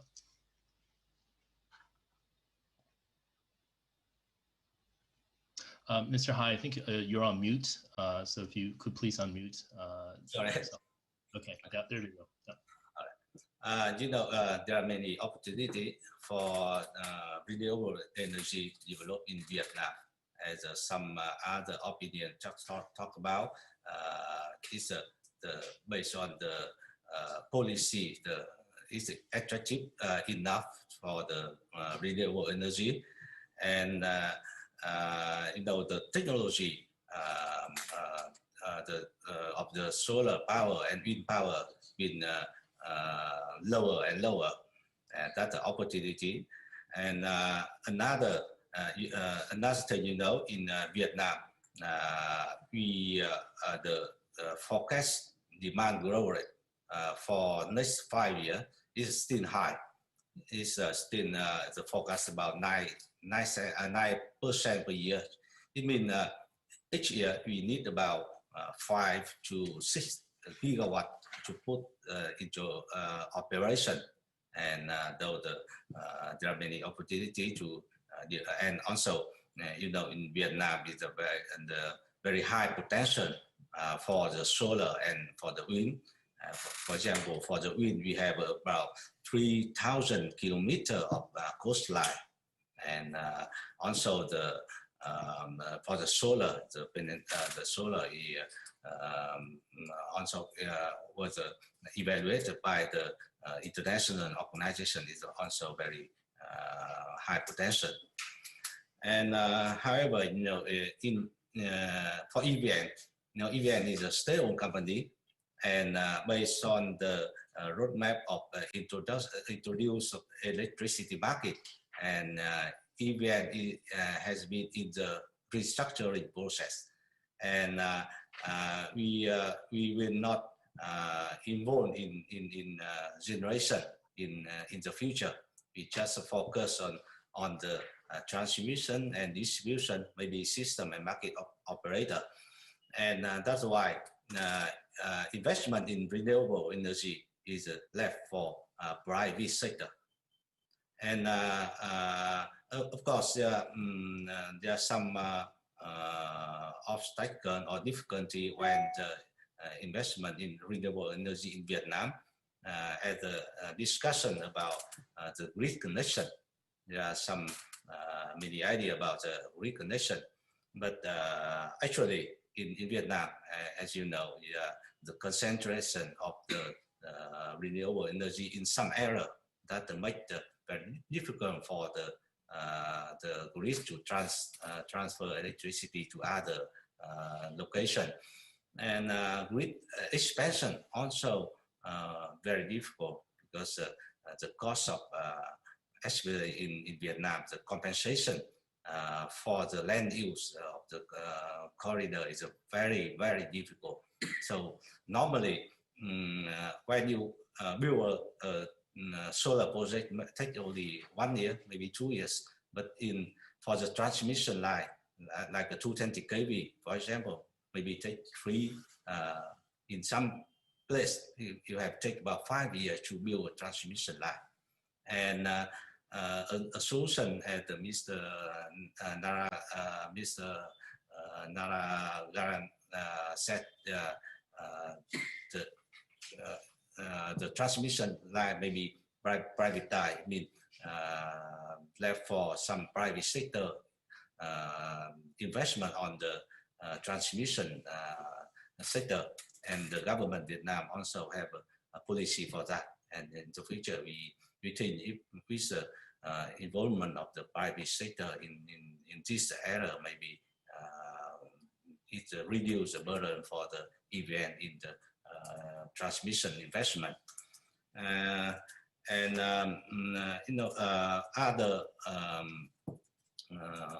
challenge for the renewable energy in Vietnam is when the high penetration of renewable energy in the system is very difficult for the system operation, and higher the penetration of renewable energy, we have a higher spinning reserve. It incur the cost of system will be increased, and and it's also transferred to the end customer. I mean the retail tariff, and retail tariff in Vietnam right now, average only 7 cents average, and it's less than the price of wind power even buy from the wind farm, and the roadmap for increase the the retail tariff. I think it's take time, and it cannot in next 1 or 2 years can increase. It's a go very fast in the retail tariff. And so for event, the business event, as I said, is focused on the transmission and distribution network. For the solar farm or wind farm, you cannot invest on that. But maybe I think in the distribution network with the distributed renewable energy in integration with the distribution network, make a microgrid. We can apply for some rural area and some island. And I think in the future, in EVN, we've been thinking about that, and maybe because the responsibility for supply electricity in rural area and also the island is the responsibility of EVN. And I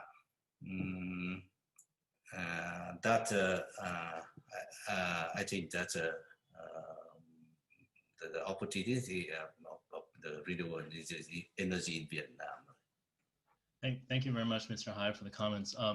I think you raised a lot of interesting points, and certainly more than probably what we can discuss within this discussion. But hopefully, this helps some of our listeners actually, send some thoughts to our listeners and raises some follow-up points from them as well.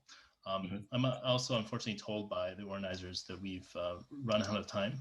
It has gone quite quickly, and I really enjoyed the discussion from all of you, and we managed to get through most of what we want to talk about with regards to renewable energy opportunities, grids, and also coal as well, and also focusing a little bit on Vietnam. So I think this was a very good discussion. So I want to thank you all for joining this session, and also thank the organizers of the conference. And I hope that for all you listening, that you enjoyed the session and found it useful as well. So thanks very much for joining us today.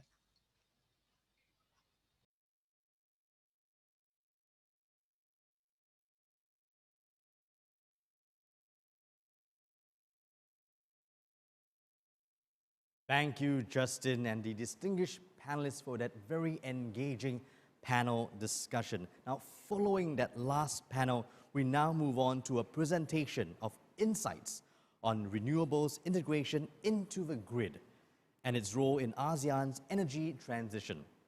Let us welcome the presenter, researcher of National Renewable Energy Laboratory, Mr. Nathan Lee.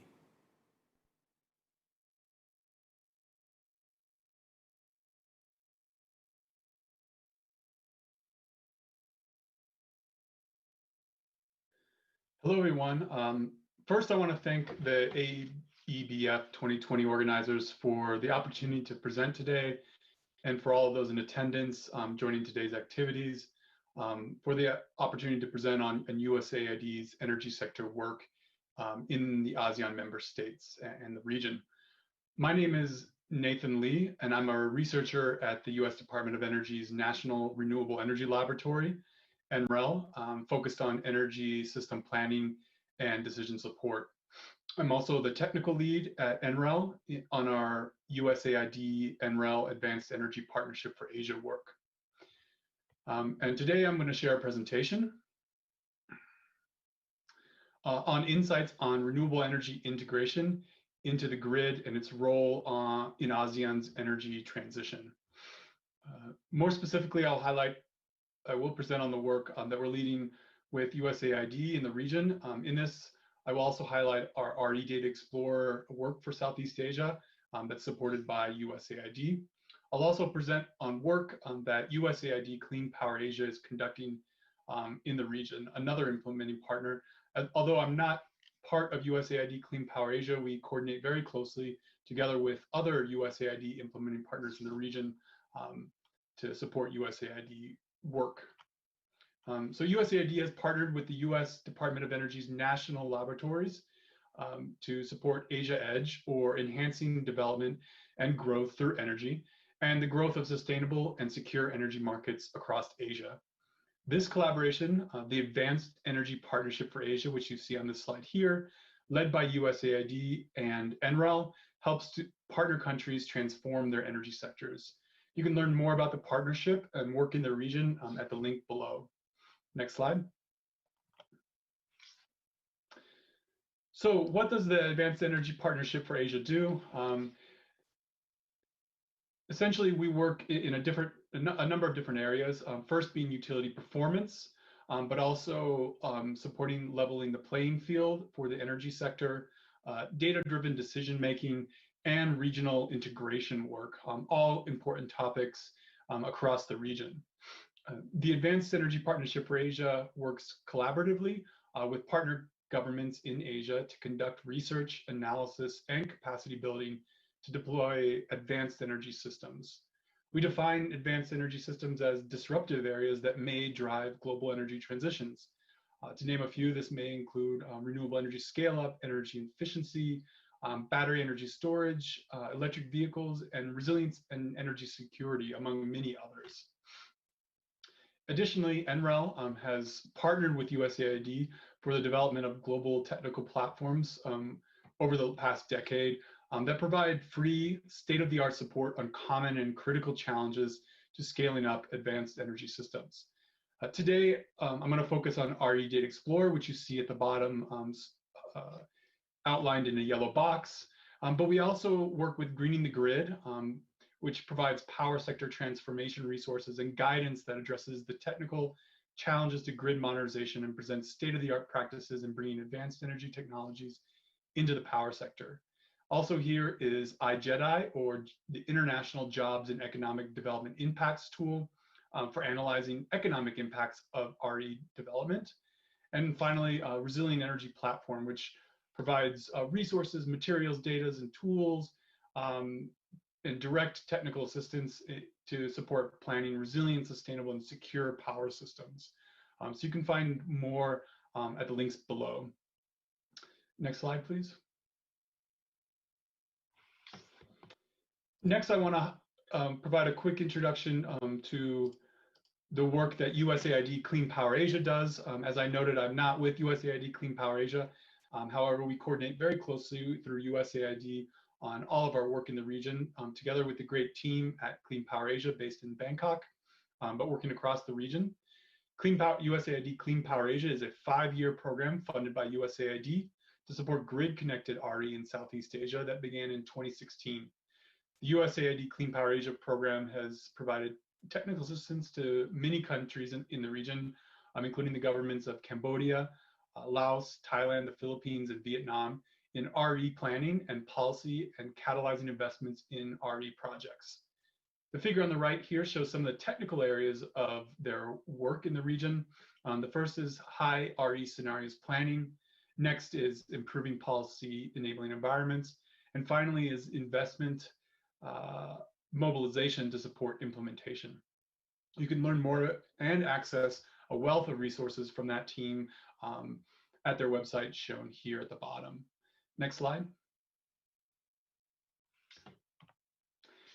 USAID Clean Power Asia supports governments and collaborates with researchers to develop policies and regulations that promote advanced energy technologies, including competitive procurement, rooftop PV, storage, and EVs. They also have a strong focus in sharing lessons learned throughout the region through in-person and virtual events.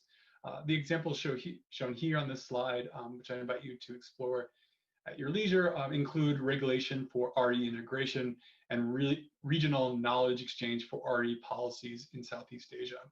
Next slide. Just highlighting some more of USAID Clean Power Asia's work in these slides. They also work with the private sector to support the development and financing of RE projects through 3 main approaches. Tools and guidance available on their website, which you saw on the initial intro page to their slide to their program, such as financial models for grid-connected RE, capacity building for banks and developers on RE project finance, particularly in Vietnam, where many of you may be today, direct and tailored support to companies developing RE projects or sourcing energy from RE. Next slide. Next, USAID Clean Power Asia also works with countries in Southeast Asia to consider higher RE scenarios in their power plans. One example of this is the Integrated Resource and Resilience Plan in Laos, which is expected to be completed this year. That includes pathways to develop the sector that meet multiple objectives and manage unpredictable risks. The program also supports development of the third ASEAN Interconnection Master Plan Study, or AIMS-3, which many of you may be familiar with, which is the basis for regional planning and development of the ASEAN Power Grid, or APG. The objective of AIMS-3, to be launched in February of 2021, is to revise the ASEAN Power Grid plans to facilitate increased power trade and achieving or exceeding the ASEAN region's 23% RE goal. Next slide.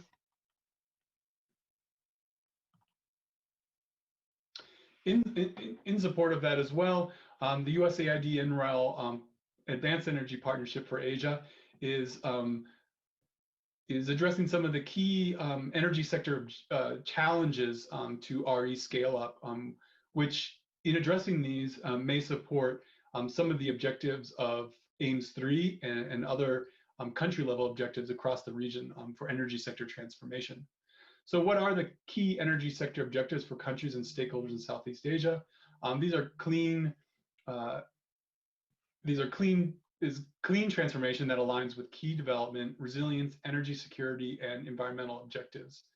With this in mind, we have observed and heard from many of our counterparts in the region that there is a fundamental challenge and barrier associated with supporting these objectives and relates to the lack of open access to high quality, publicly available data and tools that can be used to really expand clean energy transformation at a rapid scale as desired by many countries in the region and globally. Data and tools to support decisions often require a large investment, and partners and stakeholders are required to buy data for analyses and decisions for single use at times. In countries that are resource constrained, this may create a major challenge and is often inefficient and does not support the philosophy of data being a public good to enable clean development. That being said, that we still acknowledge a private sector role in data development and sharing that can be in line with our sharing of high quality RE resource data. So USAID and NREL are championing efforts to break down these barriers and make RE data available to all. And I'll provide more information on that in the next slides.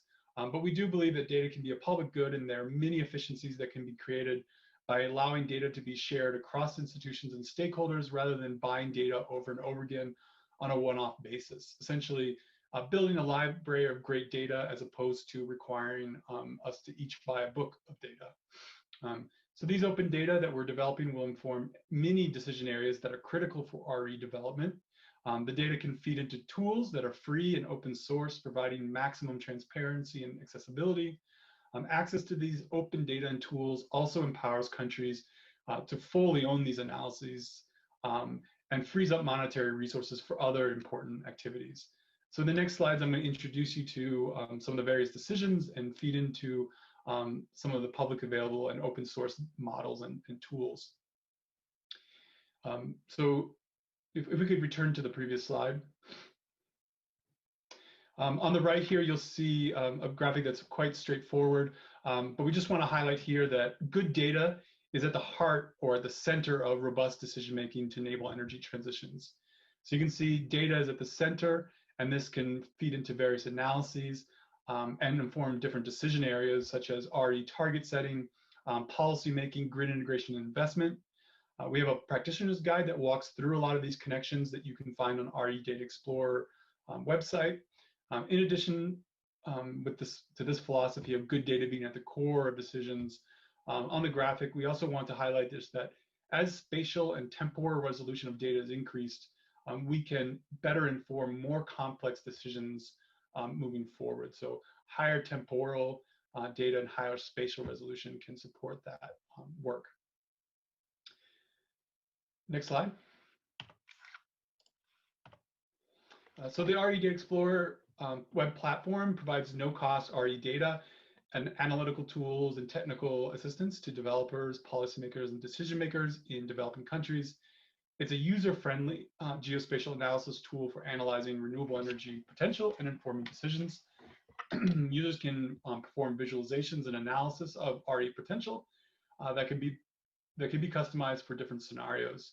It also supports prospecting, integrated planning, policymaking, and other decision-making activities to accelerate RE deployment. Next slide.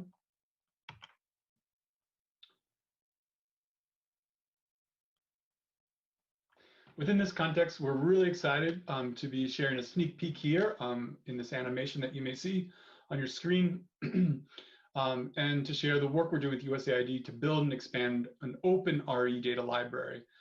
So we're working to develop a solar time series data set for all of Southeast Asia, drawing from the Japanese Himawari satellite, and the data will be integrated with a broader platform on RE Data Explorer that enables a number of different analyses that I've just noted, as well as download and sharing of this data at no cost to the user.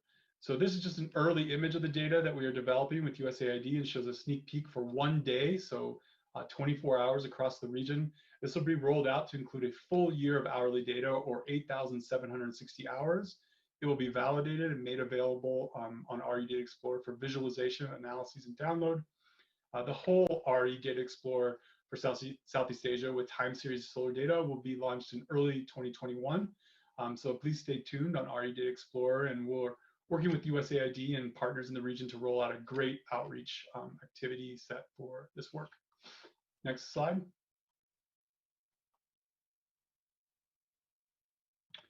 Also in RE Data Explorer, there are a number of visualization and analysis capabilities for users.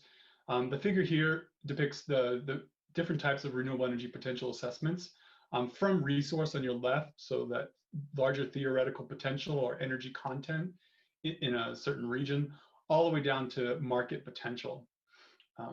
RE Data Explorer allows for visualization and download of resource potential, so on the left of the figure there, but also it supports analysis and visualization of technical and economic potential, which are highlighted here in yellow. So technical potential being one step down from resource potential, and kind of represents the amount of RE potential given a number of constraints in system performance. And economic potential helps us to better understand the economic potential or the costs of RE resources. Next slide.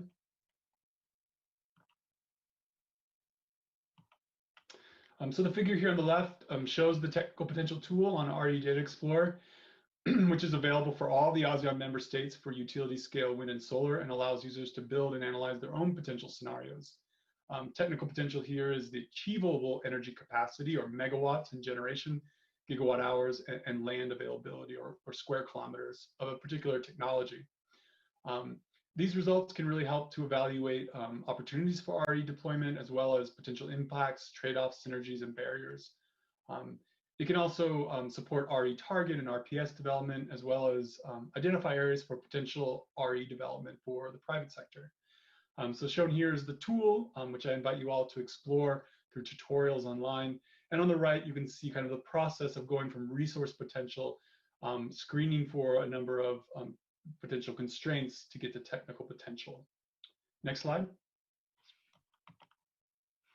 Also, RE Data Explorer allows for visualizing and analyzing the cost of energy, or cost of RE in the region. RE Data Explorer allows for a tool, which is the cost of energy mapping tool, available for all the countries in the region, and users to develop their own scenarios for estimating the cost of energy on a kilometer by kilometer basis for utility scale wind and solar. This is estimated as the levelized cost of energy, or LCOE, and provides an estimate of the total generation potential available within different LCOE ranges, for local currency per megawatt hour, or US dollars per megawatt hour. It's a site-based approach that does not consider interconnection or transmission systems, or kind of road access, but can help to further refine RE targets and policies with an understanding of potential costs. or for private developers to identify areas of potential interest for further exploration. So the figure on the right here shows kind of how we calculate this LCOE on a kilometer by kilometer basis based on the resources and technical potential data available on RE Data Explorer. Just a great spatial tool for anyone looking at the cost of energy across the region. Next slide. So I'm coming up on my last slide here.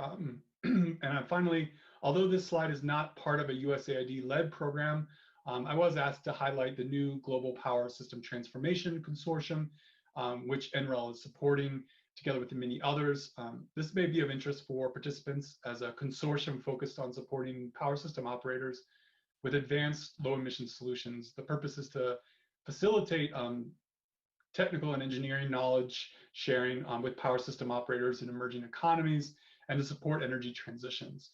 It's composed, as you see in this triangle at the center, of leading power system operators that are lending their expertise from around the globe, a core team of international technical institutes, and finally, at the bottom right of the triangle, system operators from countries around the world, including ASEAN member states. Currently, there are a number of planned efforts, which I won't go into a lot of detail here, but I'll touch on that we are working, or the consortium is planning to work with Indonesia and their state-owned utility, PLN, on the design and procurement to upgrade its largest grid control center to facilitate VRE, or variable renewable energy growth, in partnership with the with ADB. In Vietnam, planned efforts include providing technical assistance and capacity building on approaches system operators have to manage frequency, as well as the tools they can use to calculate real-time inertia, as well as providing expert support on best practices from transmission planning, improving transmission modeling, and streamlining the transmission planning process, as well as identifying opportunities to inform infrastructure investment by ADB, World Bank, NDLC, and the government of Vietnam. Regionally, we are, or the consortium is developing a deep dive expert workshop for system operators in Vietnam and Indonesia, and potentially other markets on a shared priority topic such as advanced grid codes, inertia issues, or best practices for reserve margin planning, or also utility scale battery energy storage systems. Next slide. So finally, I just want to say thank you for the opportunity to present today. We're really excited about our portfolio of work across the region and look forward to a great event today. Please reach out with any questions that you may have. I'm happy to respond to any inquiries you may have, and have a great rest of your day and AEBF 2020. Thank you.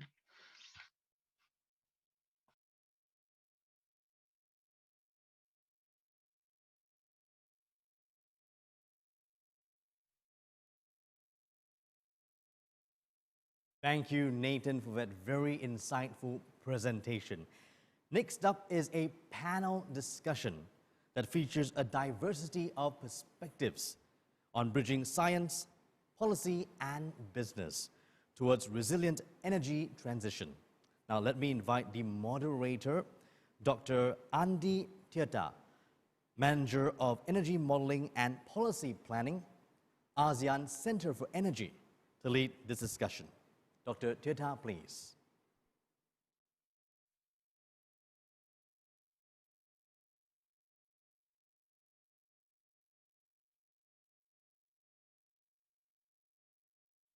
Good morning, good afternoon, good evening for everybody, all the audience of our sessions today.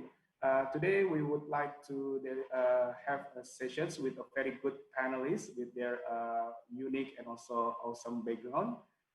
Today we will deliver to you the Bridging Science, Policy and Business Towards Resilient Energy Transitions. Today I'm Andi Tirta. I'm currently the Manager of Policy Planning from ASEAN Center for Energy. Today we have 4 panelists to speak and to deliver their thoughts about this main theme. And please allow me to check every panelist. Hello, good morning, everybody. Prof. Sobakar, are you there? Yes, hello, good morning, Andy. Okay, good morning. How are you? Good, great, thank you. Still in work from home? Actually, I'm in office. Okay. Okay, glad to hear that one. The second panelist, Dr. Philip Andrew Speed. Can I hear your voice, Dr. Philip? Yes, good morning, Andy. Very good to be with you, yes. Yeah, good morning. And the third panelist, we get from the ASEAN Secretariat, Dr. Michelle Xu. Yes, Andy, I'm here. Very nice to meet you and everyone. Very nice to meet you, Michelle. And the last but not least, Bapak Adrian Lembong from PT Adaro. Hello, good morning, Pak Adrian. Morning, Andy. Glad to be here. Very nice to meet you. Okay, I think all of us, maybe in Indonesia, we believe that if we know someone better, we'll love them. So I will try to introduce all the panelists today. First of all, I have the notes here. First of all, I want to introduce you to Professor Sobakar Daka. He is a Dean Professor of School of Environment, Resources and Development at the Asian Institute of Technology in Thailand. And his areas of expertise are in energy and climate policy. It's very related with our theme today. And energy economy, environment modeling, climate change mitigations, and the sustainable cities. Prof. Dakal is also coordinating lead author of Intergovernmental Panel of Climate Change 6th and 5th Assessment Report. He served in the steering committee of the Global Carbon Project's Premier Scientific Program under the Future Earth. Thank you for our panelists, Prof. Sobakar. The second one, Professor Philip Andrew Speed. He is a senior principal fellow at the Energy Studies Institute, National University of Singapore, where he has been based since 2012, and he has nearly 40 years in the field of energy and resources. His main research interest is the political economy of energy and resources, resource governance at national, regional, and also global. China has been a particular focus for his research, but right now, recent years, he has been more deeply engaged with energy challenges in Southeast Asia. Thank you, Prof. Philip, for becoming our panelist as well. And the third one, we have like Dr. Michelle Chu, if I'm not mistaken to mention your name. Michelle is the head of Science and Technology Divisions at the ASEAN Secretariat. Under her current portfolio, she bridges the gap between the research community, policy community, and the business community. She also sees the entire spectrum of activities related to the science, technology, and innovations. This includes building strategic partnerships, putting in place platforms for knowledge exchange and collaborations. Thank you, Michelle, for coming as a panelist. And Pak Adrian Lembong, he is the Director of Technology of PT Adaro Power, a subsidiary of PT Adaro Energy, and PT Adaro is one of the biggest company of coal in Indonesia. And ever since taking on the position of Director of Business Development at PT Adaro Power, Adrian has spearheaded the company's venture into the power generation industry and has helped establish PT Adaro Power as one of the leading power generation companies in Indonesia. So Adrian have also experience to build many coal-based generation power. It's very extraordinary for many people like all of people like you. I mean, okay. Thank you very much again for the all panelists. Today we'll have like 1 hour sessions, and I will try to maybe like introduce you our narrations for this theme. As you know, that energy transition is become a very very popular right now. Become the keywords that taken attentions globally. People aware that after industrial era started, the use of energy significantly increased. Fossil-based energy become very popular and easily used many aspects because of the density of the power, right? For the transportations, for the industry, electricity, agriculture, farming, etc. And in ASEAN, the demand of energy projected to be increased. Even more like more than twice in any, in all the scenarios in the ATS and also in APS and also with the SDG 7. And this increasing of energy not only warns, it becomes the word for the impact with the environment, especially for the climate change issue, but also its availability in the future as part of the sustainable development. We, of course, we understand that the coal, the oil, the gas will be not everlasting. So the transitions of energy will be very important to be considered for everybody, for all the stakeholders. And currently, fortunately, public now take more focus, and energy transition is needed. Energy transition is needed. And the spirit of the energy transition is facing many challenges. As you know, that sudden changing to the greener energy, like what Germany do, like change to their nuclear power plant to wind and solar cells, it's become difficult to be copied by the Asian countries because it costs a lot. And relying on fossil base, especially for some countries in Asian region, would be too risky, right? Due to some data shows that fossil-based energy supply, especially oil, are decreasing. Like Indonesia, right now become the net imported for the oil, not like 20 or 30 years ago. Like the energy as the motor of the economic and development should be accessed everywhere and continuous. It's also a big challenge. Meanwhile, the government as the policymaker and as the political institution, of course, would be difficult to promote some unpopular policy about the carbon tax, the removal subsidy of the fossil-based oil, green energy, electric vehicle. It's really unpopular policy. So it's also a big challenge for us when we, maybe as called as the expert, or know that this one is the best solutions, but we also challenged by the people minds that it's not easy to get that one. Okay, first of all, maybe that's all for the narrations. I think all of you get the situations here. And first of all, maybe I would like to ask maybe 2 or 3 minutes each of you to share your thoughts. What's your thought about this issue? First, maybe I would like to ask Professor Sobakar Dakal. Time is yours. Yes, thank you, Andy. Once again, thank you for this opportunity. I think this is very right time to discuss about energy transition and also where Southeast Asia is heading and which direction actually we should be heading. If you really look at Southeast Asia is very much economically a dynamic region. We expect lots of growth in several countries and also in the future, which means that energy is a very, very, very vital. And especially the electricity, historically, our growth rate has been around 6% for electricity, for example. We are in pretty good track to meet some of the electricity access kind of goal, but still the region do have a lot of challenges for solid, solid fuel for cooking. Is still in that front, still much need to be done. Now, if you look at the region again, we see that region is becoming more and more dependent, particularly on fossil fuel. Gas supplies are dwindling, and lots of oil which need to be mainstay for some time, which means that the energy import bill of the region is going to increase. And if we really don't do transition to renewable energy, I think the region will have difficulty with energy security. The region will have difficulty with also the sustainability concerns. So when it comes to sustainability, as you know, that aftermath of Paris Agreement and global climate change, there is lots of different pledges or nationally determined contributions made by ASEAN countries.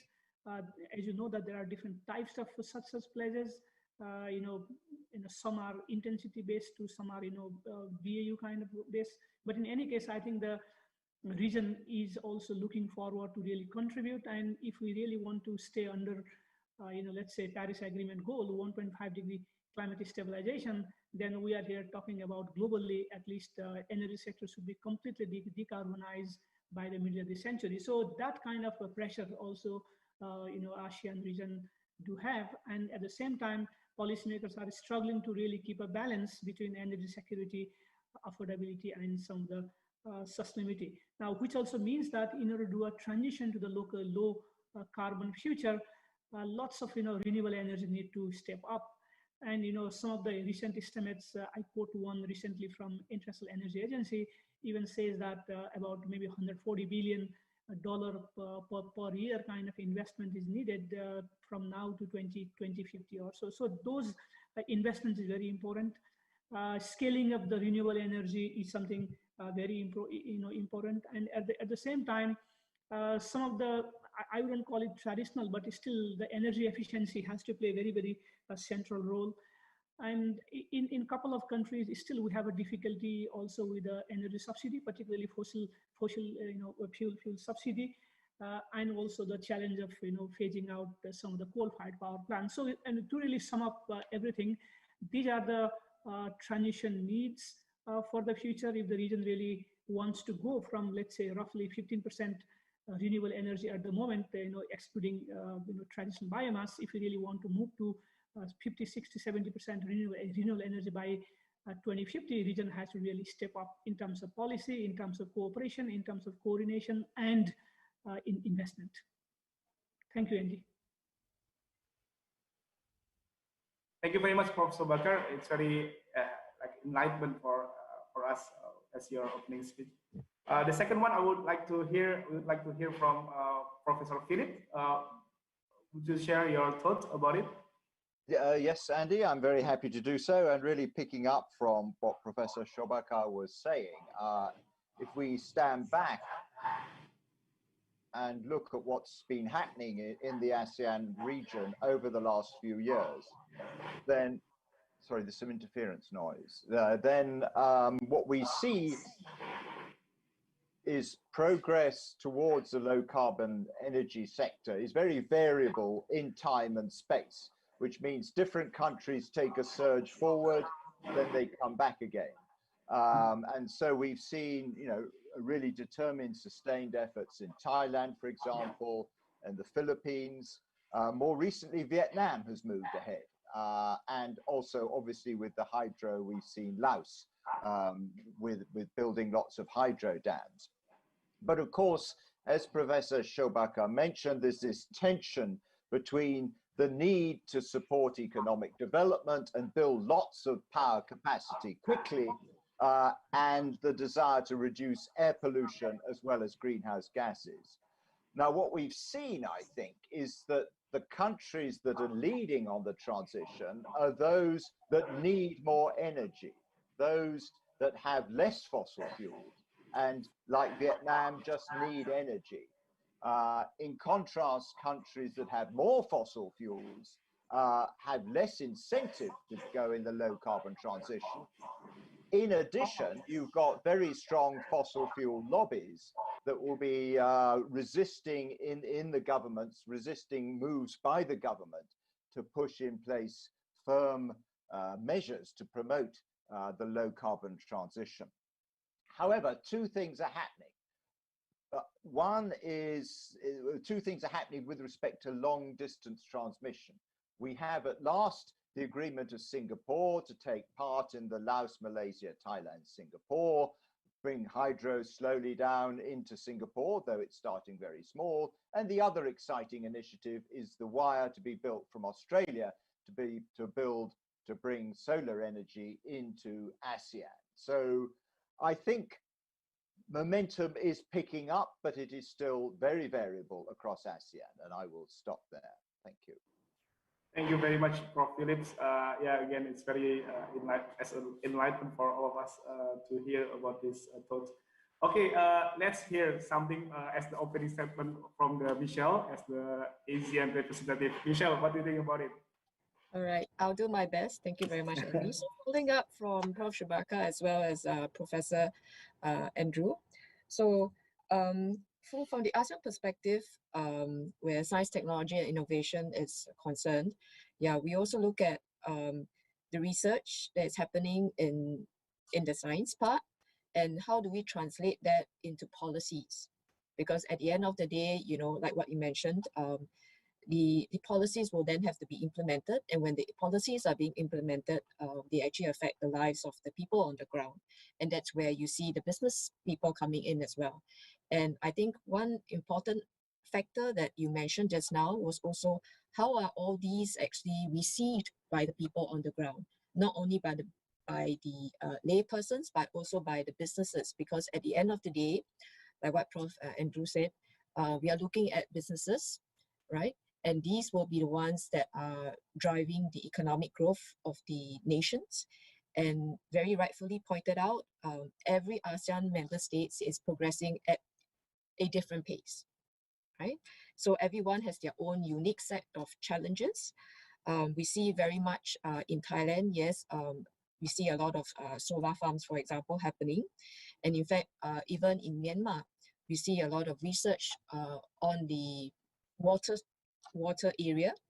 And so we want to actually work with international partners to also help translate all this research into actual policies and also into business policies. And we bring in also our dialogue partners to see how we can facilitate this whole process, where we do see policies that are implemented and they will actually be beneficial for the people on the ground. So I'll stop there for now. Oh, perfect. Thank you, Michelle.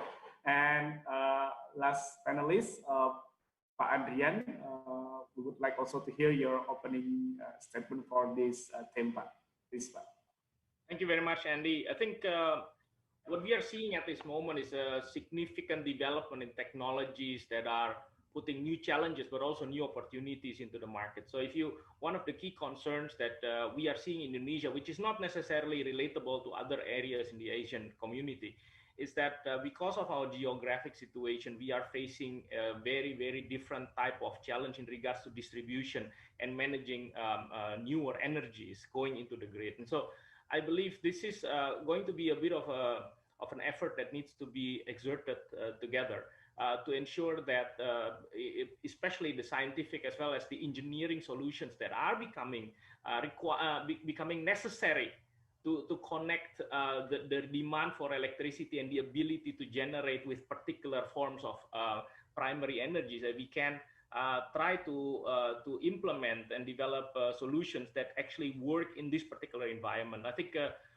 since Edison established the grid at the Niagara Falls, this is a relatively new development. How to, for example, accommodate the rise of the prosumers, the democratization of electricity in the world at this moment, and how grids can operate in such a way that it will not just incorporate the newer forms of power generation, but also a very different way of working with each other.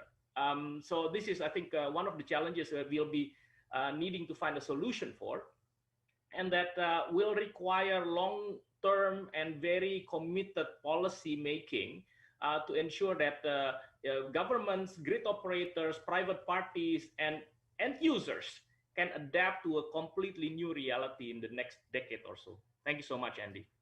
Perfect. It's really, our discussion also really wants to make the collaborations within the academicians, the policymaker, and also the business partners as well, because we know that this, let's say not a problem, but this challenge is very important for us to be done together. Let me raise one question. First question to Prof. Sobakar, as a person that really related or maybe do much care about the environment, also about the climate change. You do a lot of research about this one. Of course, when we talk about the energy transitions, it's very related with the environment. So, Prof. Sobakar, how you see the government's concerns on policy in energy transitions under the perspective of, the perspective frame of the environment and also the climate change? Do you have any idea about it? Yes, thank you, Andy, again. I think the Southeast Asian governments, in my view, are quite aware of need to reconcile energy and economic growth with environmental concerns, be it climate change or local air pollution. I think that is also reflected in, as I said earlier, nationally determined contributions these countries have made for the Paris Agreement. But my one view is that it could be even more ambitious.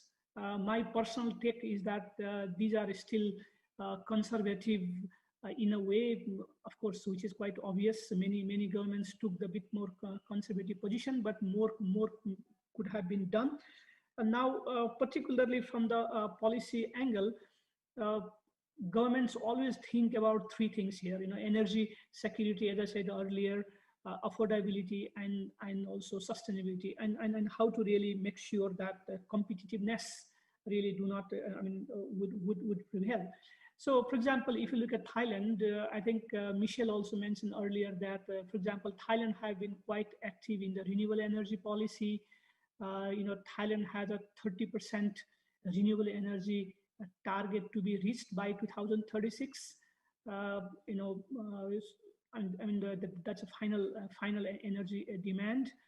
And Thailand has instituted a number of different policy measures from the renewable energy, especially quite an active policy in solar, biomass, also the wind, the different sectors. But if you look at what governments are also doing in the region, they are very much attracted to solar, right? Solar electricity, but also, which is also case for Thailand and also for many other countries, that there is not enough attention have been paid, particularly for renewable energy for heating applications.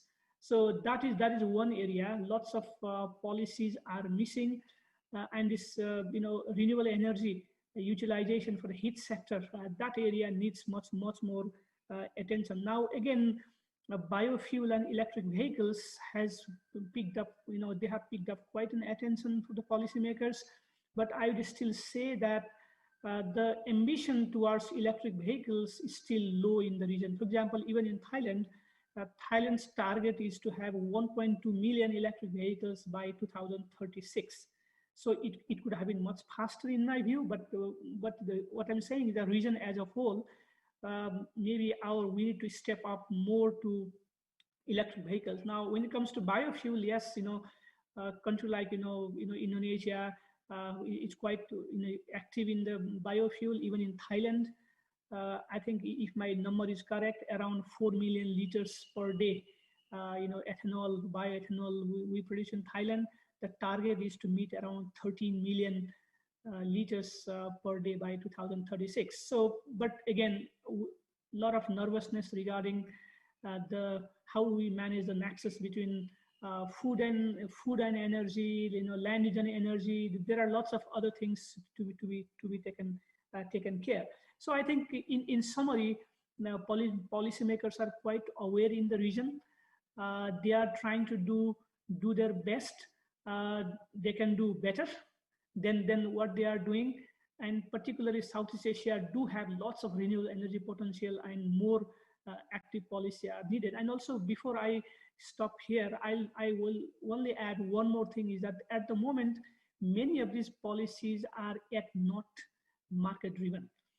Governments are trying to do, they are putting policies, sometimes not very well coordinated, but still in a piecemeal basis. But at the same time, the market-driven policy, really bring market quite upfront. Those market approach is more needed. So that is my sort of overall perception. I see. Thank you, Professor. But I have a very short question. Do you think when the government wants to implement the energy transitions, do they do something like very well descriptions to the people of their country, why they have to do this one, its relations with the climate change, or something about the energy sustainability, about the energy, like you said, affordability, and of course the security? Do they do the good explanations to the people of their countries? Yeah, we all know that climate change agenda alone is not easy to sell unless we bring the co-benefit dimension. So when policymakers look at let's say climate change, they definitely have other things into the mind. Let's say, controlling air pollution, improving the energy system, improving the self-reliance, or import substitution. So all these things are in mind. But the good news for Southeast Asia I see is that there is a huge potential for renewable energy, and also the cost of this renewable energy is going down. We all know very well that in last 2 decades or so, a levelized cost of, let's say, electricity from solar has come down to dramatically, maybe around in the range of 75, 80% solar alone. So maybe around 40% in the for wind. So that is an opportunity, and that opportunity would really add to the self-sufficiency, energy security, and at the same time contribute to the climate change and also energy efficiency. There's a lot of low-hanging fruits there, plenty in the energy efficiency, and these all really adds on. So I think, in my view, all these narratives really converge. Perfect, perfect. Thank you very much, Prof. Sobakar. Now let's move to Prof. Phillips. Prof. Phillips, energy transition is very needed right now, but the questions may be raised to every government, or people will ask how to make these transitions become smooth movement, not sudden movement. So, the current conditions of the economic, social, and political in Asia is very, it's very, very, how to say, unstable, or not unstable. I mean, it's very flexible, let's say. So I think we have to maybe copy it or modify some good example, good practice from other countries. But we want to hear your thoughts about your view about this, how to make these transitions become very smooth. Well, thank you. I mean, I think the COVID pandemic is a crisis.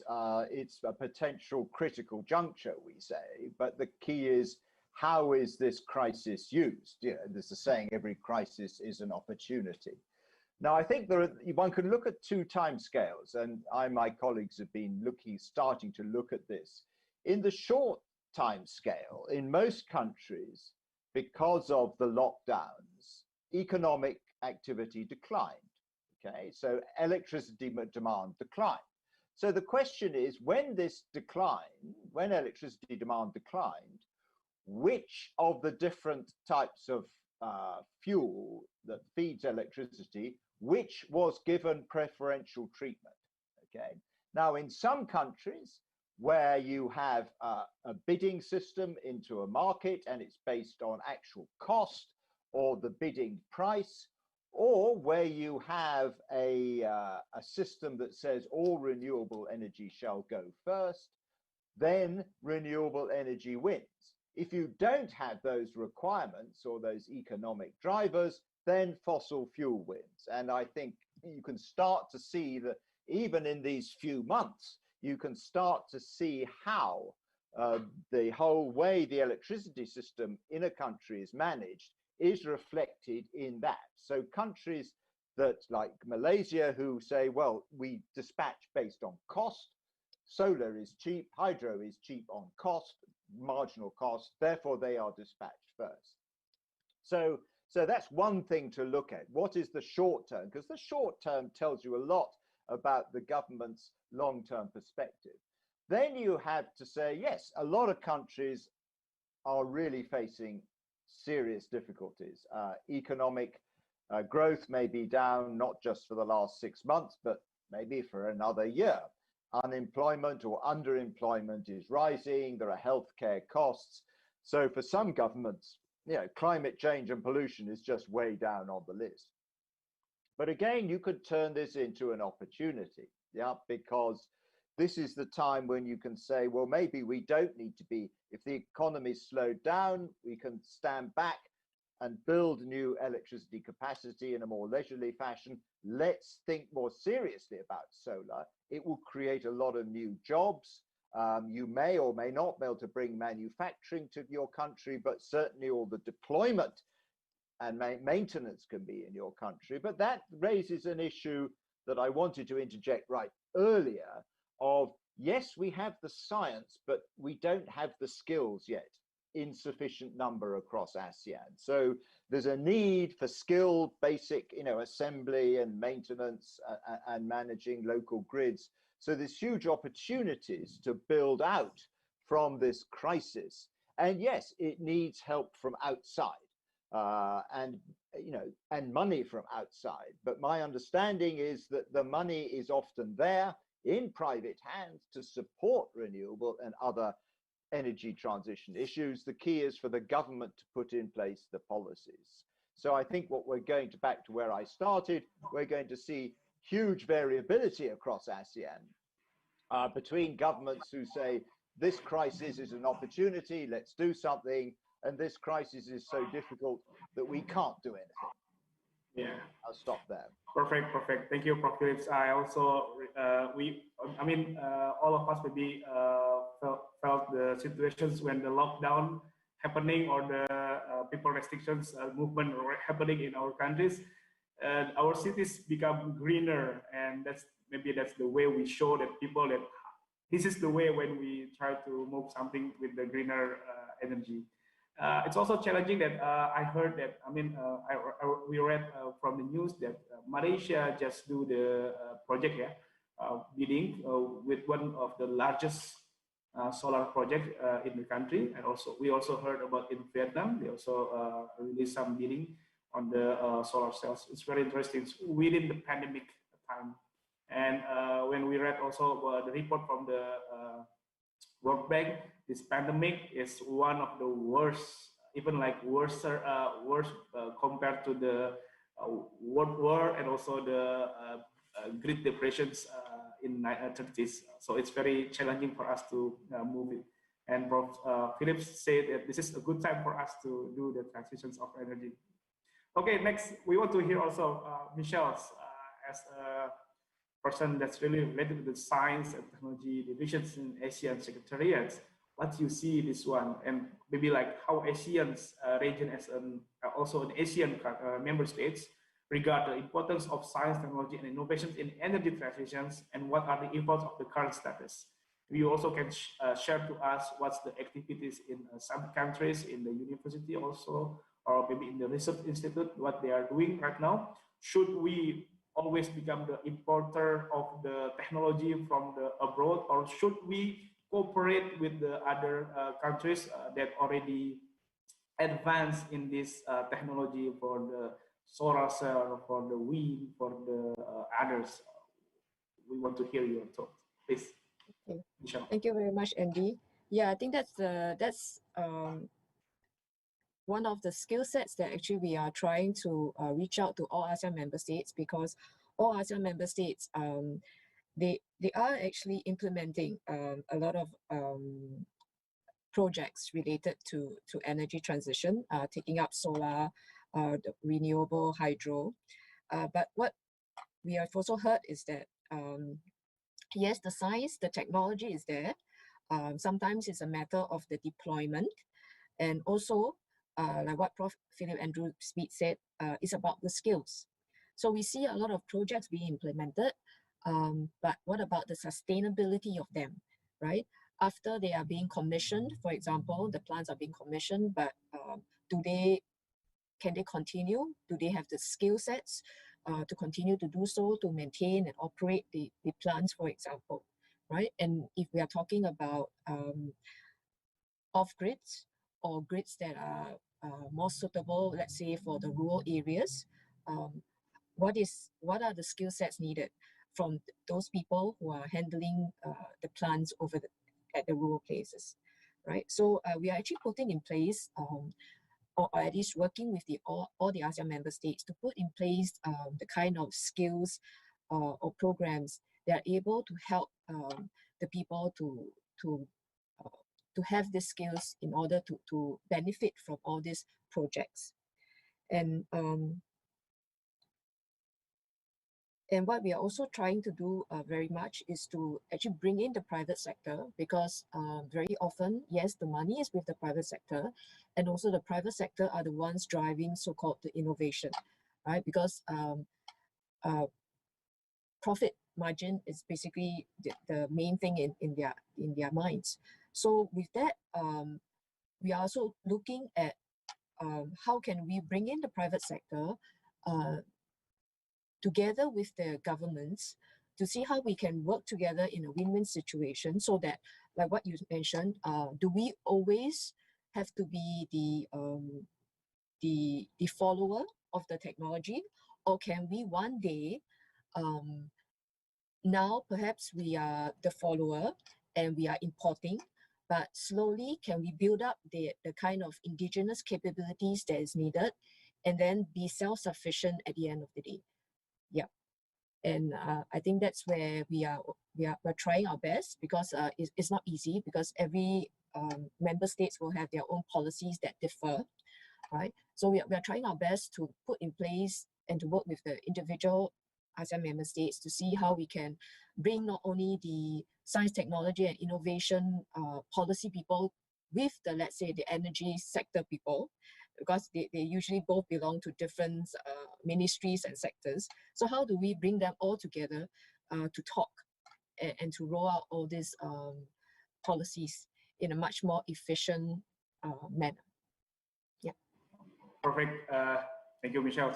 I just remembered that I think there is one company, oil company from Dutch, that they always do the competitions within the university. They do for the electric car and also the efficiency. I mean the lowest use of the oil, and it's very challenging for all the university and the students to compete with others, and maybe like to give them understand that we really need this this technology for upcoming decades.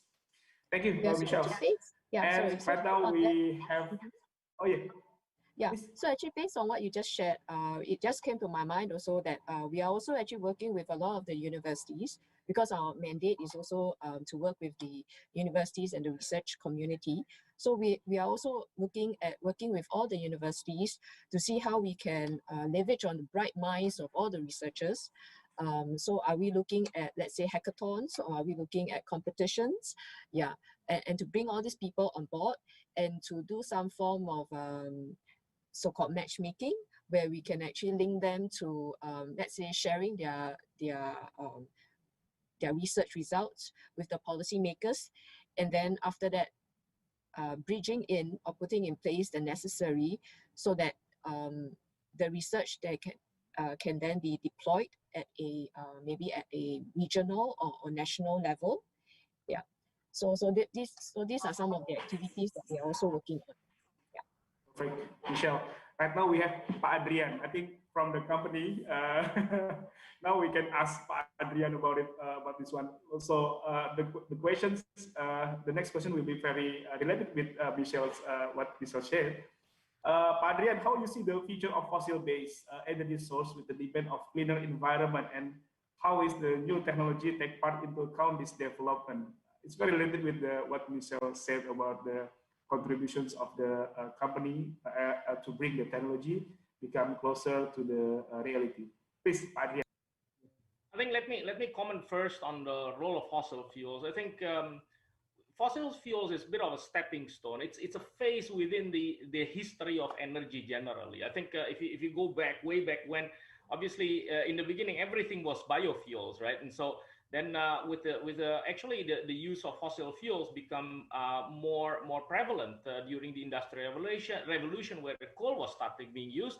And the next step was actually the automotive sector, and which started off using gasoline. I think these two are the most prevalent carriers of fossil fuels. Now, when we look at this, I think one of the critical issues is to actually try to see things in its entirety, to have a holistic approach to things. I think there are so many aspects to any form of primary energy, whether it's strategic, whether it's cost, whether it's availability, fiscal aspects regarding imports, exports, social aspects regarding how many people are associated with the production of a particular form of energy, but also environmental aspects. And these are very, very complex views.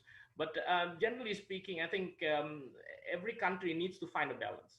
Now, having said that, the key premise of any fossil fuel is that it's non-renewable, and I agree with Professor Shobakar absolutely. So the challenge for us is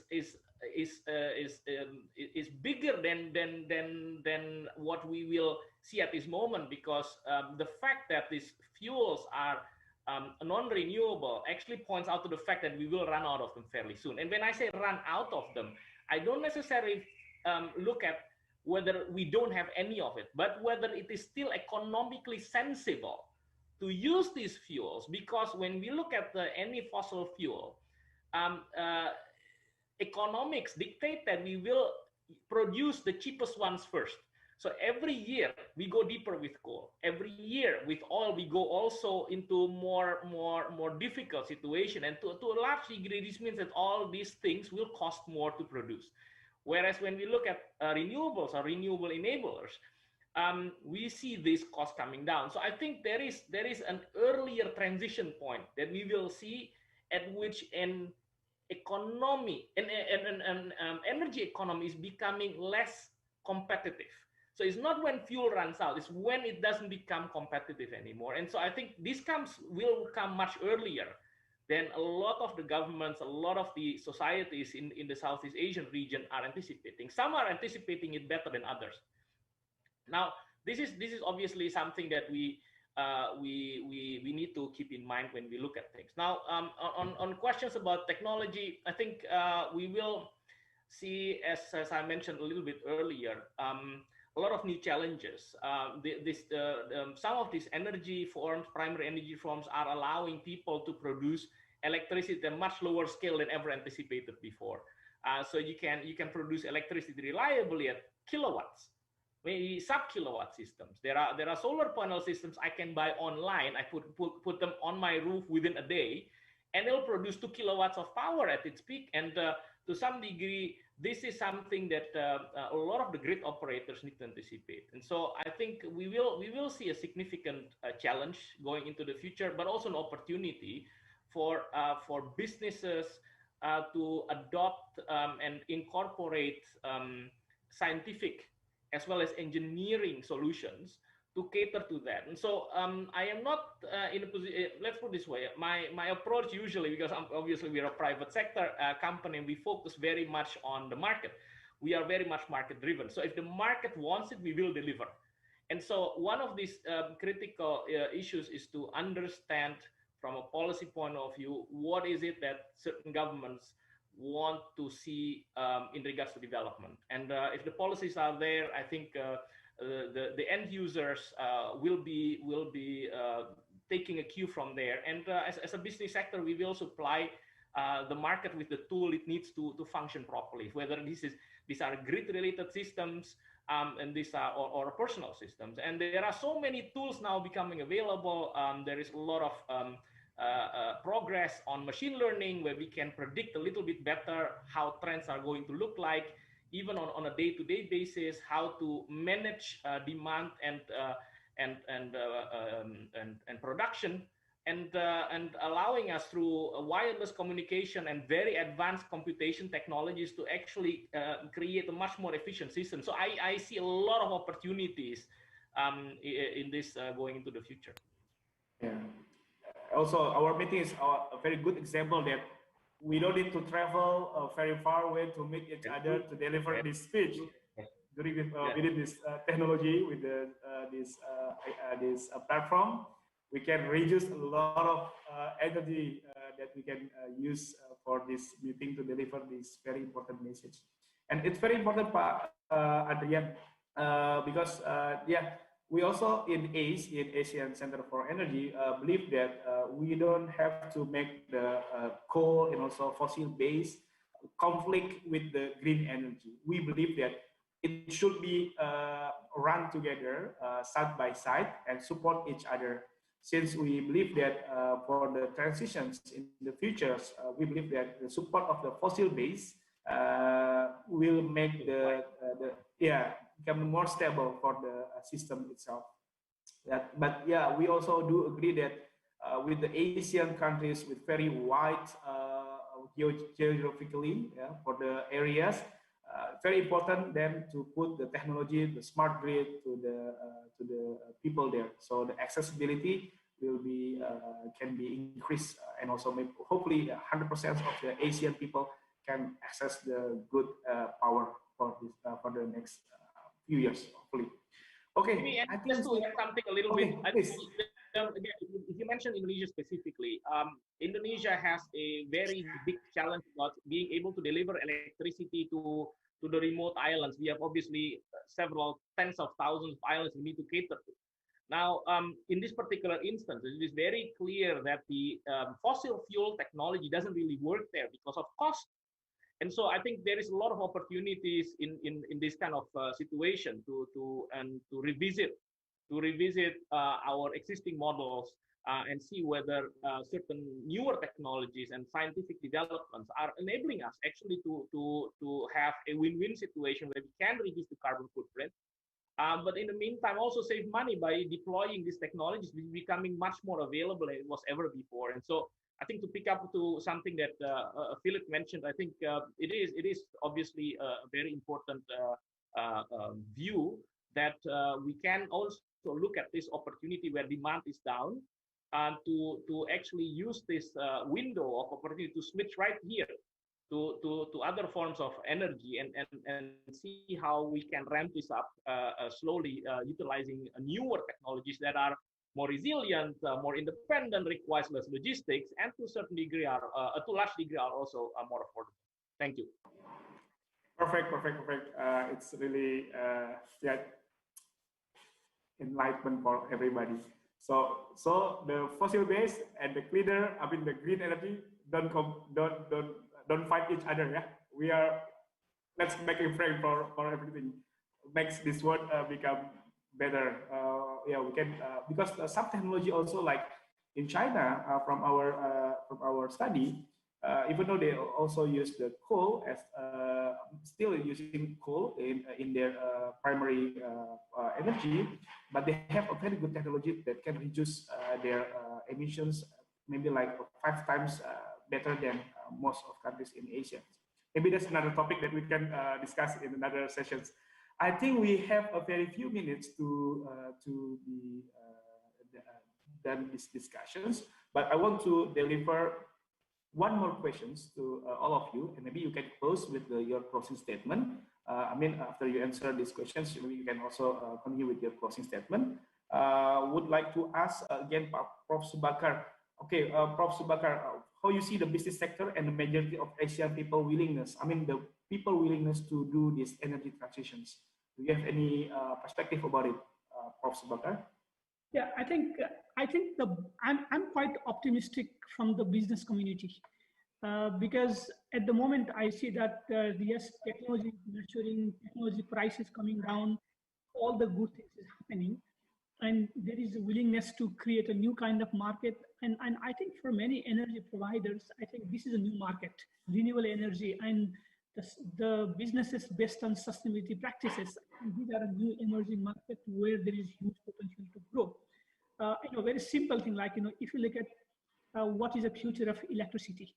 See, we are moving from highly centralized, fossil-based, very lumpy, supply-driven, electricity system to we are moving into the renewable-based, diverse, flexible, decentralized, demand-based, prosumer and IT-enabled, even microgrid. So, then all these things need innovation in policy. It needs innovation in the market model.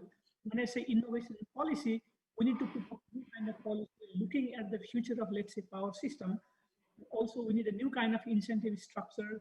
We have to move forward, and if we could prepare good level playing field, then the private sector will come in. They are interested, in my view, and I think they can really upscale the deployment of renewable energy, but the bringing market together is very important, and the policymakers need to be very careful on that first. And my second point, and I'll be very quick, is we need regional approach. Regional approach is very important. Of course, your ASEAN Energy Center is very much well placed to do that. I think Philip also earlier talked about regional power trade, for example, LTMS and some other kind of mechanism. If we can really transmit, let's say, renewable power from Laos to all the way to Singapore, which really rely on fossil fuel, particularly LNG, natural gas, then I think the regional approach really help us. So I think that regional approach is very important, whether it is power trade or the LNG network and other things, and the policy innovation and the market creation is very important. And I'm very hopeful that private sector is there already playing very important role, be it energy service company or renewable energy business or other kind of technology and the market area.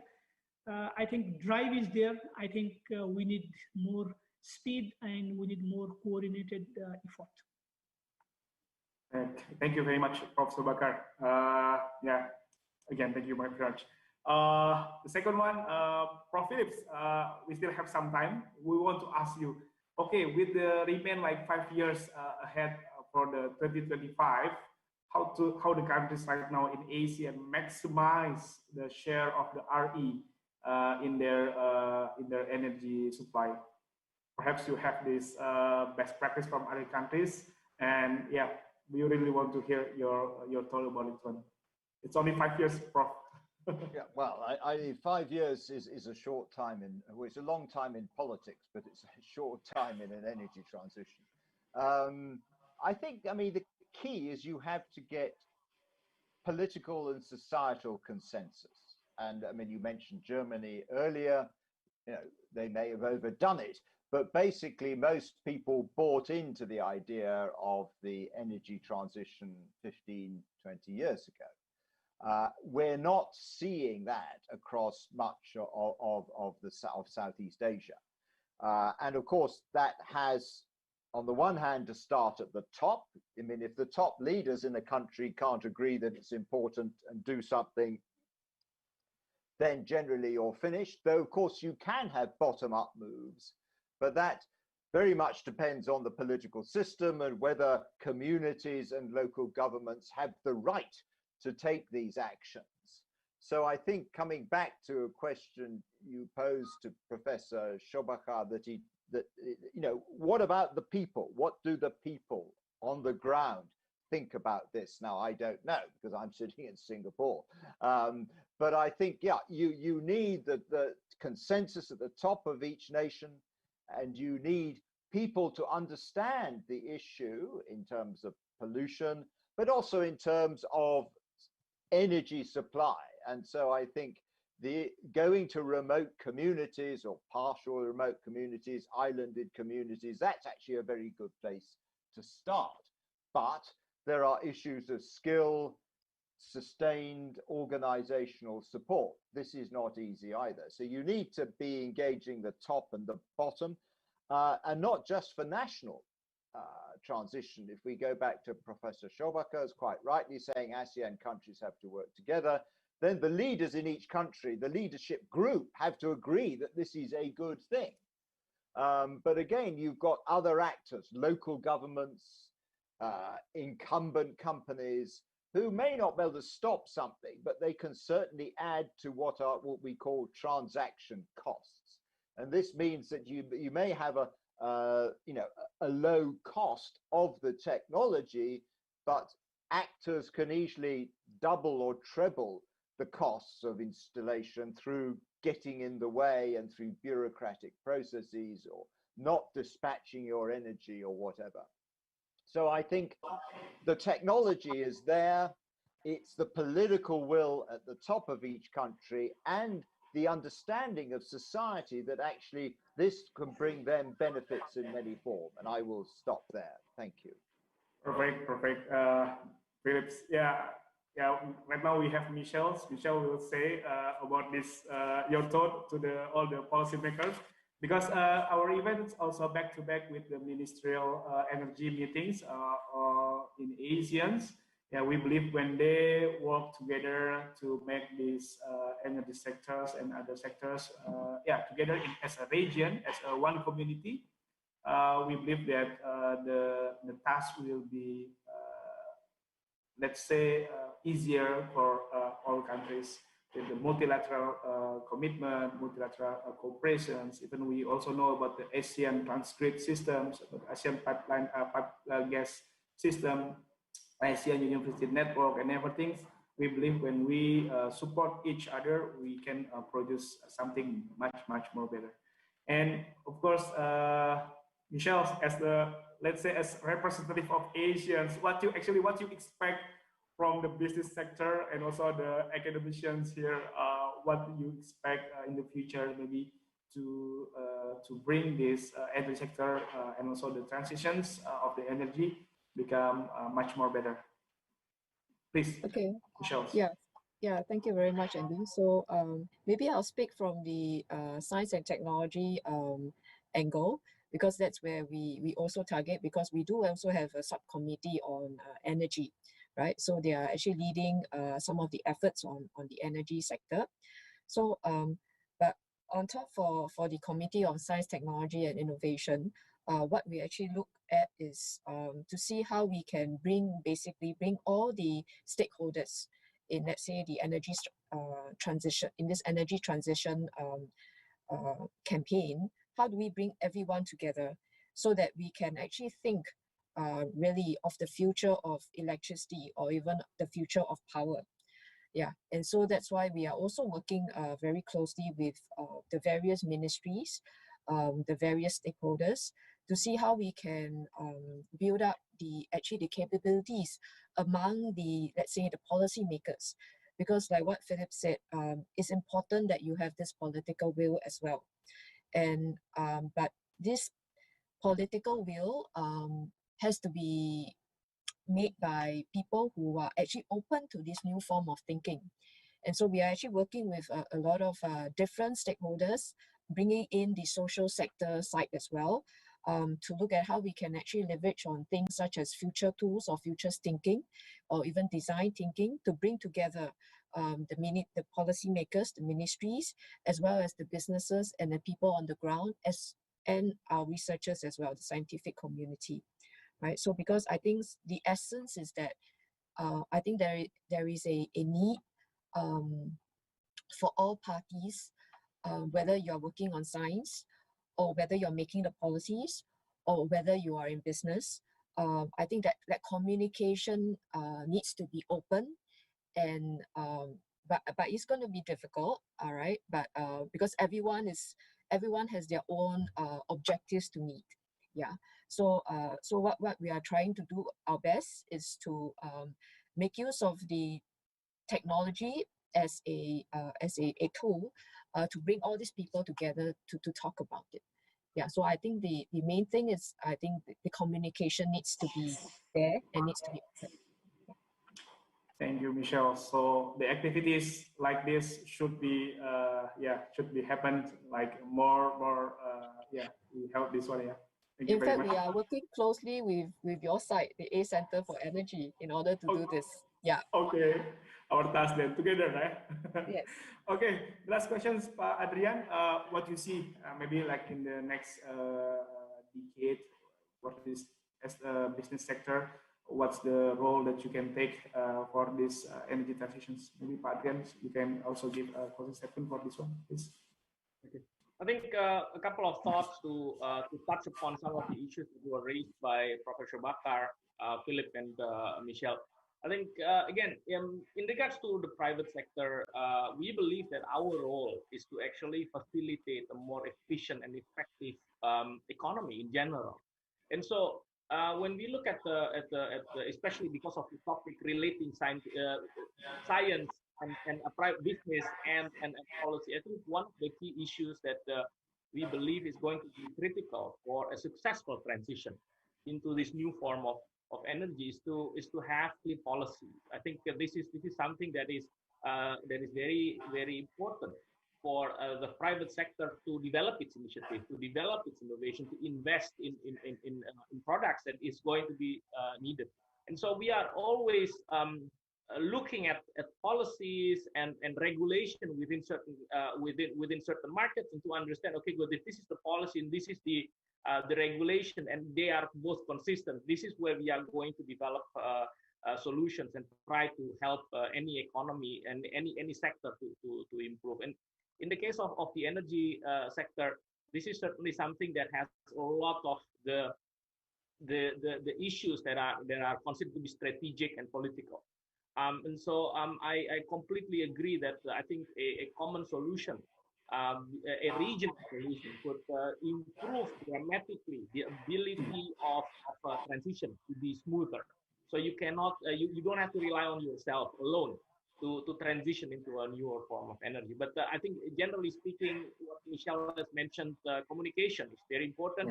I think this is one of the key critical issues in how policies can be developed that are sensible and how regulation can be issued that is consistent with such policy.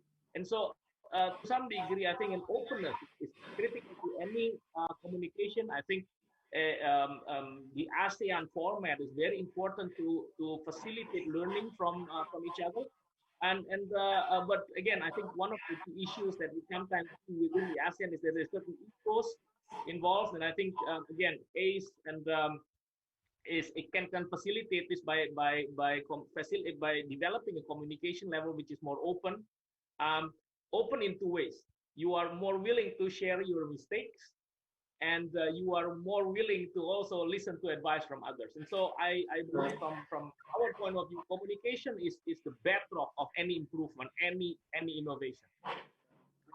But then it needs to be translated into policies and supporting consistent regulation. And then I'm pretty sure that the private sector will be more than happy to support such development and improve the efficiency of such system. So again, I'm very much looking forward to all of us working together to overcome this challenge. Thank you so much.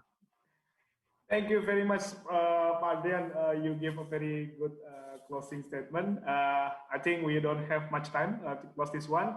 We would like to thank all of you, Prof. Sobakar, Prof. Phillips, Michelle, and Pak Adrian. As promised, we will meet again. Okay, let's talk again and make it concrete solutions. Maybe if I may to summarize all of this, just collaboration between the private sector, the academicians, and the governments would be possible to be tightened by the understanding, and that collaborations would bring more efficient, more effective, and more, much more better solutions. We believe that one, as one community in Asians and as a global actor. So hopefully our collaborations further will be much more better. Better communications as well. Okay, I thank you again for all the panelists. I think I have to close this one. It's 1 minute ahead. We are very punctual, I think, this one. I thank you again also for the AEBF committee. Thank you. Bye. See you again in the next sessions, in the next events.